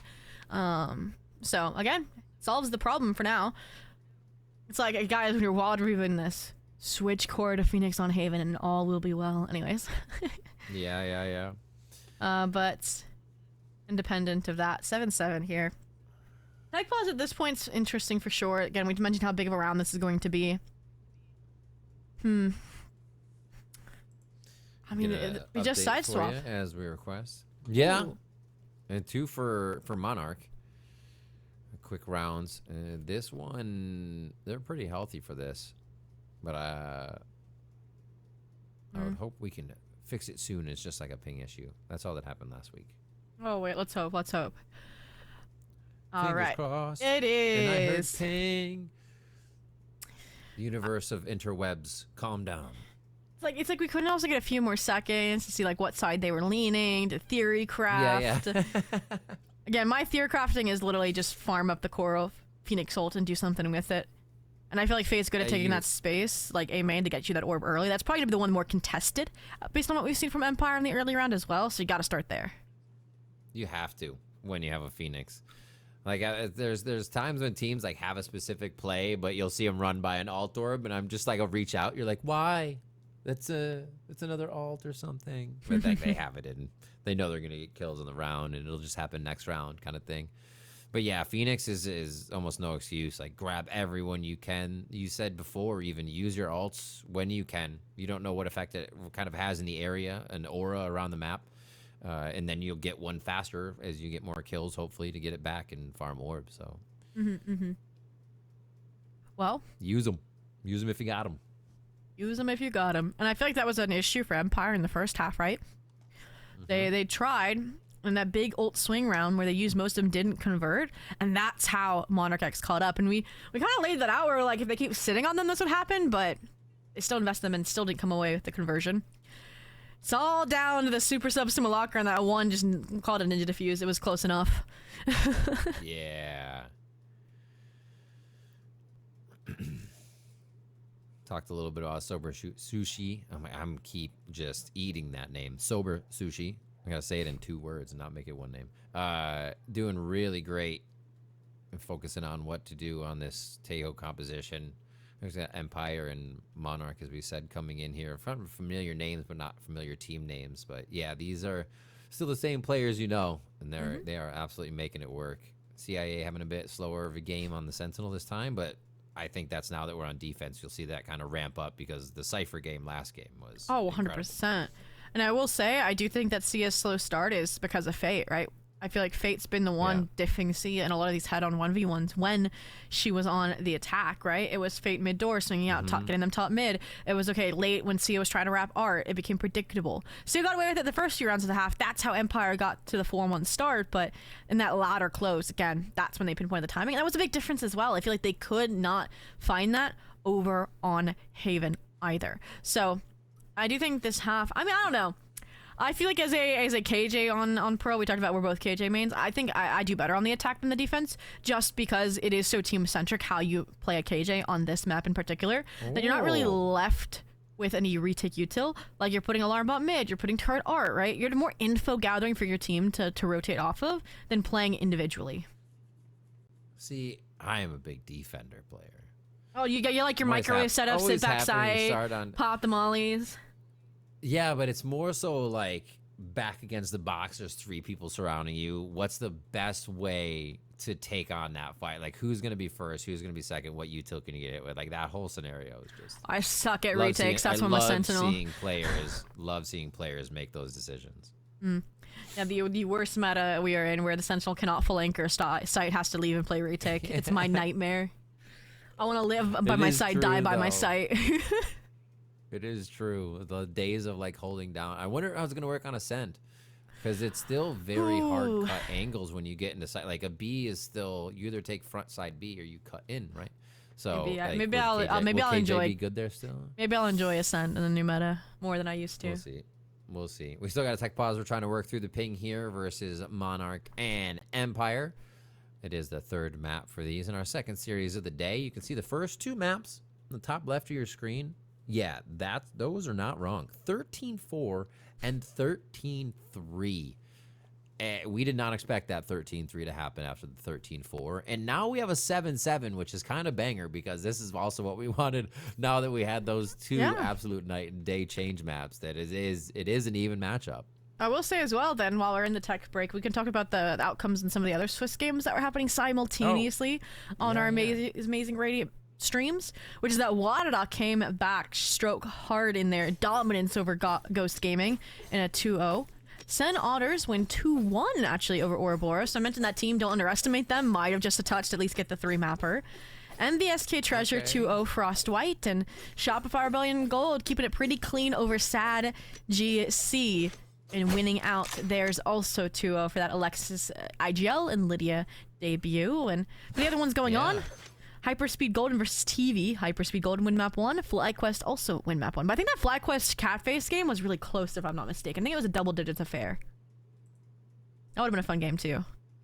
Let me see. Is this still happening? So it's 13-10 Haven live. I see a 13-10. Yeah, Fly over Meow. So another one split. Yeah. The split game. No, yeah, it looks like Shopify did actually go pretty well through that. Like you said, 2-0, 13-6, 13-8. They were still able to get the comp. KJ in there. It's hey-ho. Breach on Fracture. They got a Fracture. Ooh, Fracture. That's a watchworthy for sure. Knowing on the KJ, I'm happy. That's all I will say. She was on the top of the leaderboard. I'm happy. But we're back. We stalled long enough with your, sideline update. Sportscast style, and we're right back into the action and into the speed. Quick B split coming out of that round. We asked for it, right? An effective leverage of some of these ults, and instead they just want to go pretty quick. Or wait, maybe it's a root, and it's kind of working. The reclear from Empire coaxed out. Cora did not get the orb here. Riv, we can frown now, I think. Oh, she did. It's just late. She did. Don't worry, guys. Okay. Boop. And are they gonna leave? That was a question. And oh, Empire, this is a nice position from Clappy now. So this is actually what they waited for a few rounds ago. Monarch left Chi way further back and had a Prowler hit this. Now, oh, they've already got, it beeped. It's like, oh, is it there? How close? Bloop, bloop, bloop, bloop. They're gonna smoke it. Do something maybe? No, it doesn't matter. It doesn't matter. There's heads on the opponents and they can make them disappear. Yeah, Two Spike now hasn't back gone hard. down. No, they're pinched in now. And everybody's on Empire is just like, wait for them to make a move. Okay, we'll drone them out, but it's up to them. 30 seconds Yeah, left. that's the difference. You see that player that wanted to fight in the lane gets shut down head on by Sia. So before they even get the site fully cleared out, they spread themselves too thin and it's too weak across the board. And 20 seconds left. Yeah, Kale has them contained. Like, there's nowhere to go. One enemy remaining. Slide in, doing what they can. Oh, that was actually kind of close. There were a few more kills, but it obviously was not enough. Empire make it 8-7 as they take the lead by 1. Okay, that was a bonus though as well for the side of Monarch X. We laid out a possible slower approach plan that was to get an ult online for Cora, but she now has it in conjunction with a shuffling of weaponry choice. I just see how they're gonna leverage that for now, but yeah. I think I liked the start of the round, and then it just kind of simplified into the predictable endpoint, and that's what makes it difficult, right? If Fate is going to dive at mid, break that util, you're expecting it to be a B split, so then they're going to rotate B side and be prepared, right? So how they didn't disengage and instead are very similarly replicating that plan means it's going to be a very similar idea from Empire. Oh my gosh, so risky on these hits, but you make the move and you create the pressure. But the team's not in yet. Now the team needs to get in, get the plant, and figure out where the rotations are coming from. I like this from Blair, still taking a little bit longer, and that might be the pin they need to get the win round. Oh, they stripped the util away. The judge is good on the slide, and Blair, the double back, also gets read by Sia. Way. That's crazy, Zobi. The Molly commitment into the like that's crazy. Into the shot is wild. And they're still sourcing the members of Monarch here while they get the defuse down. Back call. Yeah. Focus it on. Where's the other one? Oh, actually a great little game of cat and mouse here from Chiyu and the rest of the team. This could absolutely be doable. They could tie it up right here, and they do tie it up with a 4K. The Red Bull clutch from Chiyu. And let me see the scoreboard. That doubles Chiyu's kills. Again, you can never count somebody out for having a difficult map when you don't know what they're fully capable of. Wow. After it felt like Sia and the team for Empire had them hooked at every corner, right? The drone clear of street, the judge follow-up, the molly, like, it ends like that. I was looking at the vision and then I was like, oh, it's going out the window with the high-low here. And then still getting that transfer, it's like the time crunch, too much. Crazy stuff. What a play. Arthur looking a little high there. Blair takes advantage of that in a very quick scope. We're kind of back to the same setup here. The back call seems to cause the problem, but let's see if they can stay alive in it now. Yeah, Fate controlling it right away and taking a little bit more space. Okay, that's what they wanted to do prior. They got punished. So that's their box checked. It's an eco as well, so it'll assist in that regard. Ooh, play cautious. All right, wallbang to get off this space. Backstab brewing as well from Blair. This feels like a wrapped up round with all the traps ready as soon as contact is made out Link's side. And you're gonna prowl, you're gonna flash, it's gonna be difficult. Peep, the one that takes the start it, and it's all going exactly Monarch X's way. Bow down to the queens. Lean.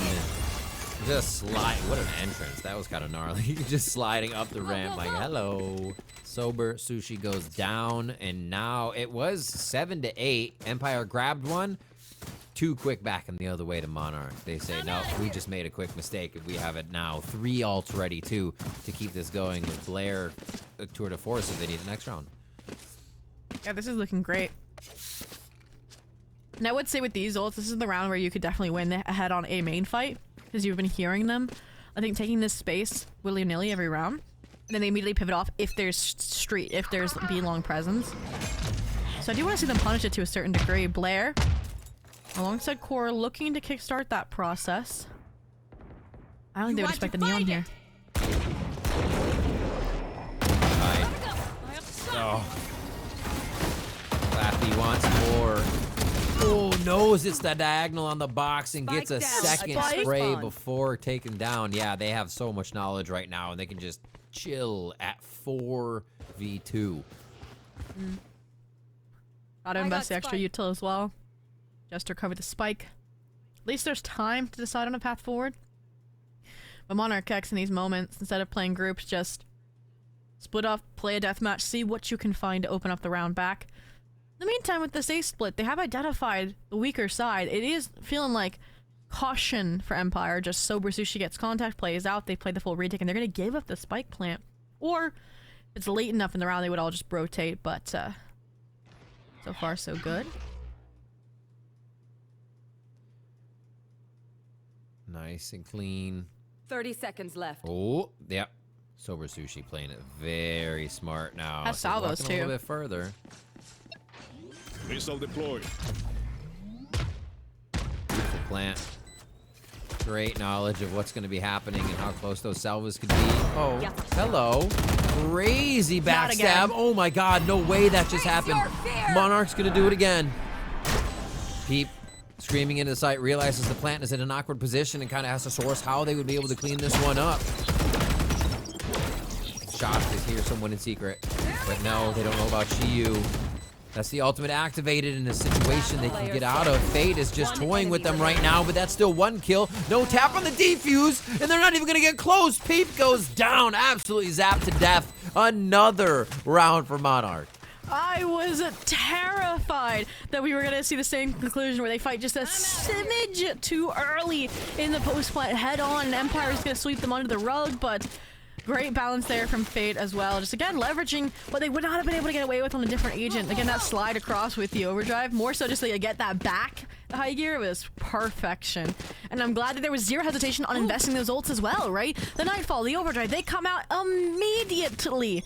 And that's what breaks the bank once again. That's what'll get Monarch X up to at least 11, should nothing go wrong. Exactly what they needed, a risk and a reward. Creeping down ever so slowly. I mean, honestly, they're going pretty fast. We're only 20 seconds into the round, and they're ready to reach the site. The wall? Oh, seems like a little indecisive here.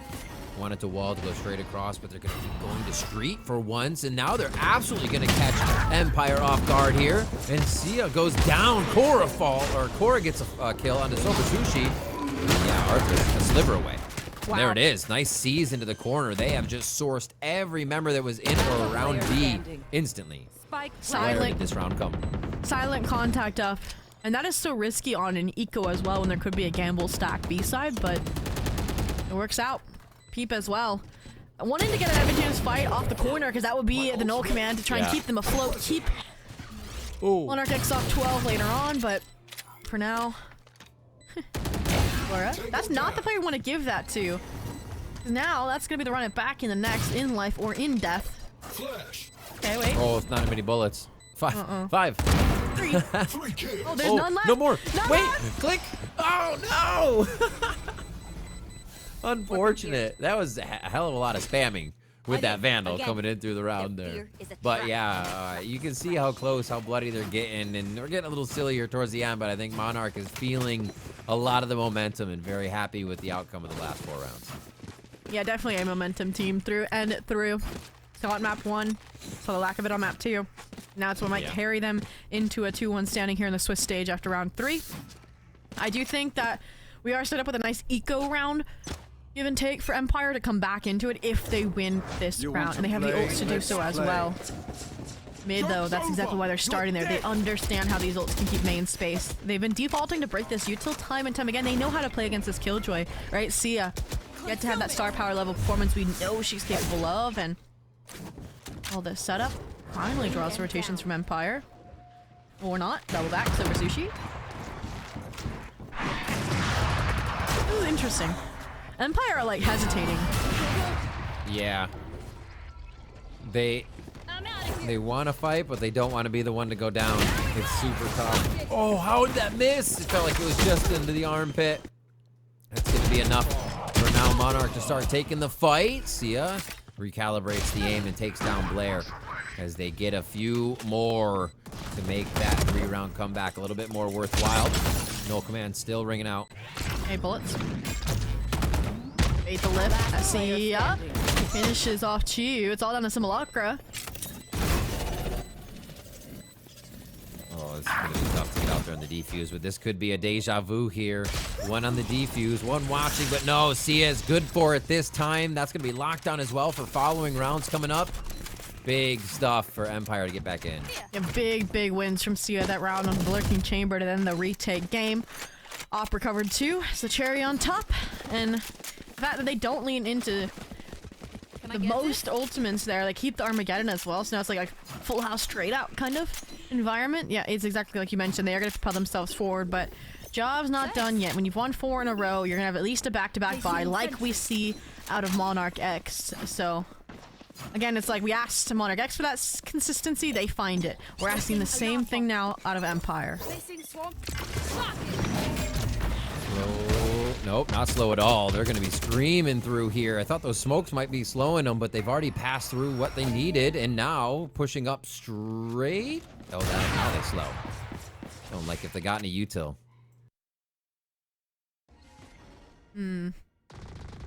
Full cancel. Leave Blair with the op here. I liked it.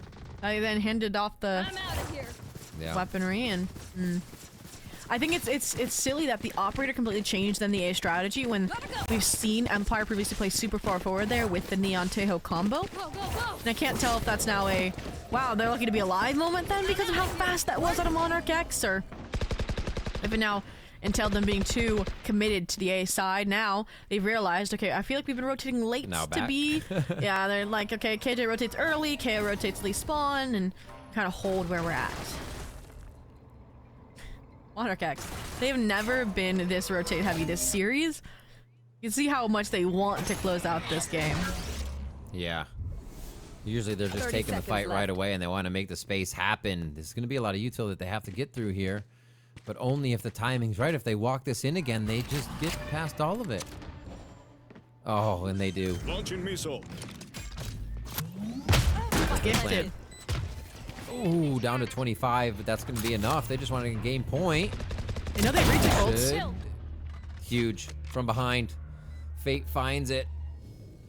Going to be able to crawl out. And yeah, you said it. Armageddon coming in. Cosmic Divide is up. Here it comes now from Empire. They have to know what's going to happen on this. They know the site is split. They're all going to just try to sidestep to it. It makes it almost kind of awkward with the way it's protected. They know they're off. Fate's communicated it, and now with that double back, as long as she survives. Oh my god, no way. Monarch's just really able to cause so much chaos here. Empire and Sober Sushi, the rest of the team can't get it to work. 2 left alive on Monarch for that even as the round goes down. And they are causing so much chaos in these post plants. It's tough to read. That was a perfect orchestration and understanding of the ults that were on the Empire side, right? They're realizing, hey, there's no retaliation A main. Hey, there's no retaliation R side. And they needed to do something to then deconstruct any of those retake ultimates. And I mean, the fact that they used everything on the Empire side to try and get the consistency that we demanded, and it still falls short, now leaves them with a very desolate position. Look. Stinger, Bucky, right? And no ults to speak of. Like, it is disaster to try and get 3 rounds now for an overtime chance here. And look at Monarch X. Not just the Cosmic Divide, but then 1 off from Chiu's ult, the Fade, 1 off from the Overdrive for the Neon. Like, it's more like, how can Monarch X lose this is the question. This kind of felt, and not in all the aggression that they had with rounds, but what Monarch had in the first game was where they were, when they started stringing rounds together, the way that their ult synced up is they didn't need 2 or 3 a round. They had a few, then they would get a few and just keep rolling them over. And this is very, very common, it seems, for them to be able to figure out where they want to use them and how it's going to be most effective. Waiting on a quick audio issue for a player for this technical pause as they get that all situated and feel comfortable to get back in game. Well, we just saw a round where it's important, the audio cues, obviously, with the Cosmic Divide up, the tabs on and off, right? And how perfectly coordinated and synchronized that was then between Simulacra on this Astra kit and Fate on that distraction effect. And that's what comes out on top. So yeah, definitely need those audio cues, I think, in full full spirits working operation. Hopefully it's not as long of a pause as the ping issue was, because we already fully extended our, I feel like, our sideline reporting earlier. Actually, I think I have an update. Actually, I can go back to that. I believe I just saw that the hyperspeed versus TV is going map 3. Oh, we got a little refreshy doodle. Yeah, I think that's, yes it is, and so is no, okay, FlyQuest 1-2 over Catface. Our game's the other one that's obviously going map 3. Oh, MBSK Treasure 1-2-0. I think I said that one earlier though, actually. So yeah, that's all. So we just had 1 more game finish and 1 going in map 3. Which means our game's not gonna be the last one to actually end tonight, Rivington, probably. I cursed us, by the way. We're going like quad OT now. Look at that. And that's your 3-0 Shopify Puppy Thieves. I'm excited for that match. I think they play very similarly, surprisingly. Yeah. And, well, I say that, but I should say the versus the Mel iteration. I'm curious. I feel like Alexis is a little Chaos Goblin. I could see her getting some spicier calling up in for the SRG squad. Am I wrong? Am I wrong? You know her too. No. She'd be happy to have that description. Chaotic. Indeed. Hey, it might be the spice of life that SRG needs, but all in all, 4 rounds that got Monarch X into this position with a dominant lead that they just now have to close out. We walked through the ult effects that they've had. I think the biggest thing that I really liked from Monarch X is they have been very intentional, I think, with the round starts as well. Again, deny the A main space. Again, break the KJ util mid. It's just been then hard to track for Empire, and we're consistently seeing Empire these last few rounds rotate off their posts and then scramble to get back to them when they realize they've been duped. Yeah. I think one of the things Empire started doing well, and we praised the Monarch for doing this in the previous matches, is adapting really fast. And Empire started to stay back, knowing Empire wanted to go aggressive, knowing Monarch wanted to be aggressive, and then that turned into Monarch walking into the sites. And then that turned on to Empire kind of figuring, oh, maybe they walked into this site with kind of not, like you said, getting a re-peek or a re-clear in enough time to create that window that would have safe vision on the site. And they're just kind of missing one footstep and everybody's in, and they realize they don't even have a site to themselves anymore. So I think it's the ebb and flow where Empire needs to keep kind of changing the way that they're playing back, playing forward, so Monarch can't feel comfortable to get themselves in. And I think we started to see a bit of that, but it's just Monarch have their grip. Okay. I mean, we talked about this. I think the last tech pause came before a big swing round. I'm going to double check my math here. That was right before that bonus that we thought would have been really winnable for Monarch X if they focused and like double faked to get the core ultimate online, and they didn't, and then Empire just win it outright, like really, really fast, really paced. And so I'm wondering now, again, you can't talk with your team, but you can chat amongst yourself and internally. They come up with a plan. Because, oh, we're going to just get to see it here early on. Finally, tech pause comes to a close. Monarch X, keeping it simple. No even default into break utility. The pings come out for that cosmic divide. I think they understand how weak this side is after hitting it so many times, Rivington. It's going to be a push out from A. They try to strengthen it, and it's been conditioned to them. Now, it's going to be that back hall hit again, right? Fate just gets all the way through, and then just makes it uncomfortable. They're somewhat reading it as Empire come back over, and they've already pushed through, so they have to know this is going to be the play, right? Face your fear! Sorry, turret is art, and they already hear these calls coming through. It's the hit. Whoa, why are they pausing is the question. Pause? Question mark? Yeah, big question mark. Now the rotates come through. KJ, KO in position. Flank closed out. Entirety from that A main control. Are they just not happy because they didn't get any tags? Oh, shouldn't they be happy about find that? One of the flanks, though. I mean, not if you feel like the corners weren't empty and you could just get shotgunned out. It doesn't matter, though. It was just that. They didn't care. It's going to be 3v1 Pete. Now the last one standing between them, between Monarch and Victory. And it is victory for Monarch in the third map. They come back strong in the second half and find the W. Wow, they get your 5-round minimum that you needed to see on that defense. Side swaps, and they take that momentum with it. They have stolen the Empire's crown from atop to their lion head, and just like that, go up in the Swiss stage. Again, there's still wiggle room for both of these teams, no matter how you spin it. 4 wins, 4 losses for in or out towards that main event. And yeah, I think they're definitely growing into their own with each passing series. I feel like we saw good improvements from them on the maps they were previously losing to against the recognizable names in the GC space. Well, we are going to take a quick, that being our final match of the day, but we're not done yet. We have the Verizon post-match interview coming up, as well as a breakdown of the day, and just to set up more game changers. Don't go anywhere.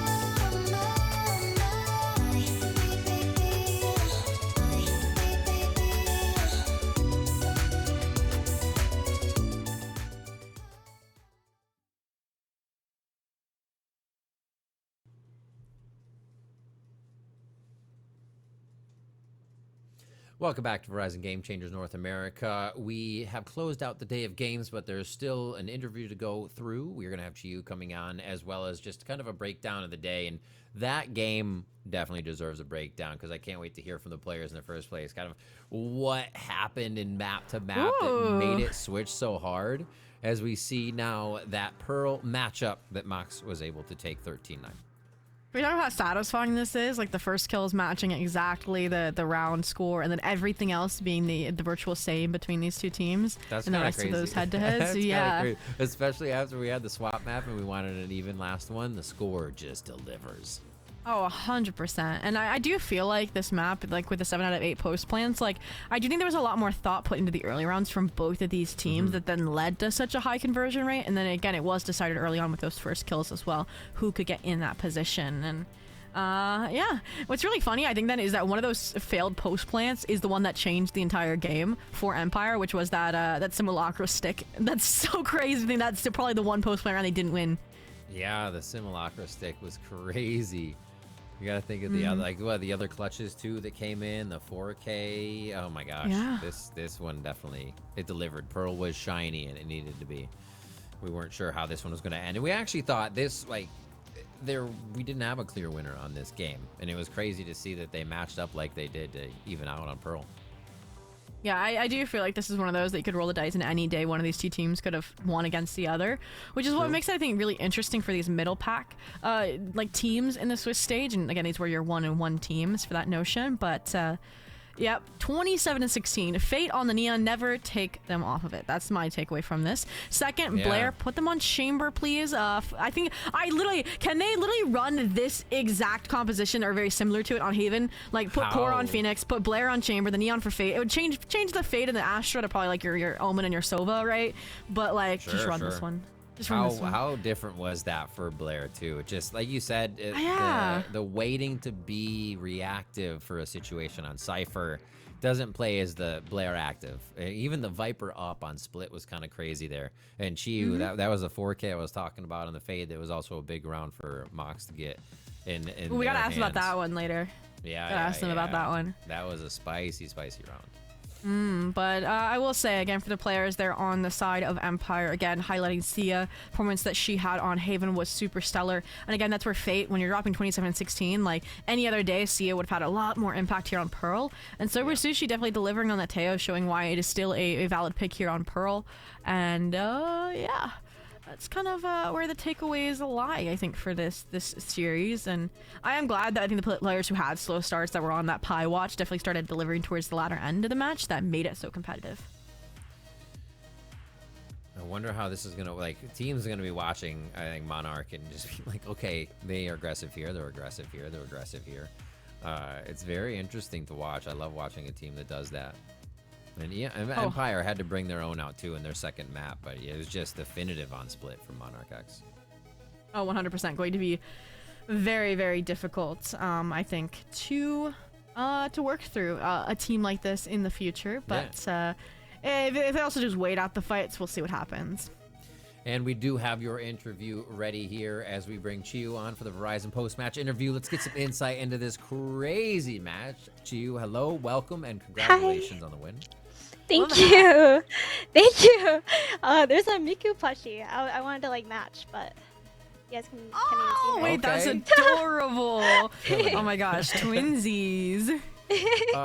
So first off, let's just chat about how the match went. The game one was awesome. Team came flying through, and we kind of expected a 2-0 on the desk, and then a night and day second map. Like, how was the transition? What do you think went down, and how was the series feeling overall at that point? For the first map, I was expecting the match to start at 7:30. I didn't know it was a rolling schedule, so I actually didn't play the first map. Yeah, but I was watching the second half, and my team was looking really good, so I was pretty confident going into the second game. But we kind of got rolled. Oh well, I will say I want to see that. Can give us like Blair on Chamber on that map, and all will be solved. But I do want to talk about this team and how it came into fruition for the Swiss stage, because like you, a lot of these players were on other teams in the qualifiers, and then like after like a team weren't the qualifiers, but like Monarch X did, then it's like you guys all come home to this roster that started to click together. So what was that like trial or recruitment process for you, especially since you were playing qualifiers like earlier with like Catnappers, for example, and how did you end up finding Monarch X? Actually the coach came to me. He was a pretty old friend, and I messaged him asking about the team, and then he gave me a trial offer, which I wasn't expecting, but I ended up really liking the team. And on Catnappers, I actually played with Cora, so I had some experience with her before. That's awesome. Looking back at Pearl, hit me with what the 4K round felt like. That clutch was kind of crazy. You're kind of stuck in the back hall, and we're like, oh no, I'm not. They're gonna actually not be able to get this one, and Empire's gonna surge back. But you cleaned that up. What were you going through? I was so nervous. I don't know if you guys saw, but I was like 0-8, and then I was like freaking out inside, but I didn't want to like say anything to my team to like throw them off. But I was so hyped, and then I think that brought back our momentum, and everyone was just so hyped after that, and we just kind of won pretty easily. Props for that. That was good. Thank Oh, you. 100%. This team, we also summarized you guys as very momentum based, because you do like to get a little crazy. You do like to fight out forward a lot, and I feel like that was kind of the linchpin for Haven. And we saw like the dynamic shift on Haven as well after that timeout, where like you guys stopped fighting everything. Is that something that like in the back of your minds has been your biggest like issue to try and overcome, or like what are you guys still working on that like has yet to be like cracked fully, that is going to be like what sets you apart from other teams like in the future if you get past it? What are you working on the most with your team, basically? Don't worry. We're working on basically, I don't know, we liked flanking a lot, but we decided that wasn't good for us when we just wanted to like retake A from CT. But sorry. No, I mean that works, right? And then having like more collective standard retakes instead of needing the flank to get it done. It's a good fix and a good thing to work on in scrims. Yeah, and it seems like everybody's on the page. Zobi, did you have any other questions you wanted to follow up with as well? No, we're good. All right, awesome. And I will give you the floor then, Chiyu, to say whatever you would like to the fans and everybody watching. Just shout out to my team and the coach. I love everyone. And thanks for watching our game and supporting. Awesome. Well, thank you so much for coming on. Appreciate the interview. Best of luck with the rest of Game Changers as you guys move forward, and congrats on that win today. Oh, very, very adorable interview. Awesome stuff. Good energy. Yeah, very good energy. You can see like the vibes just got to be good on the team, right? It doesn't seem like anybody's like, I didn't want to let them know that I was Yeah, 0-8. exactly. You know, it's all right. We can get through it. And they did. And that's exactly what happened. Nobody had to say anything, and it was boom, 7-something and even more after that. So really, really cool. Yeah, I mean, like, getting to play alongside and, like, get to watch some of the more Game Changers players, like, it can be in the server sometimes that, like, once you get into a certain headspace, like, you do let it infect the rest of your team and it brings the whole team down, and you can't come back from a deficit like that. Because, again, this team just got bodied, right, on that map, too. And coming into map 3, they were down at the half, so it is really important for a turnaround. All right, well, that's going to do it for us today. We had an awesome day with the series here at VCT America's Game Changers. Don't go anywhere, at least for a week or so. We'll be back then, and we'll be casting more for you. So we'll see you on May 6th-ish, I believe the date was, and then we'll have some even more fun. Take care, have a great night, and good luck in your games.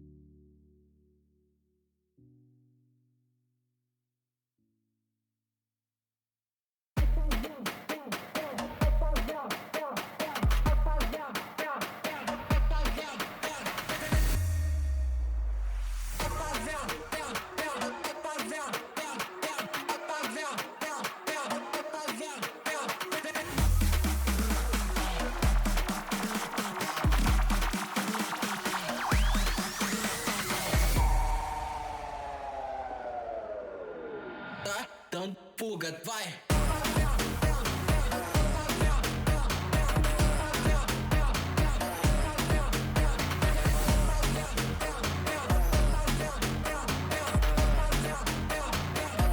Dando fuga, vai! Não tenta bater de frente, sabe que lá tá fazendo macete. Desce, desce até o chão, ela tá doida pra colar com a gente. Fazendo macete. Ela tá doida pra colar com a gente.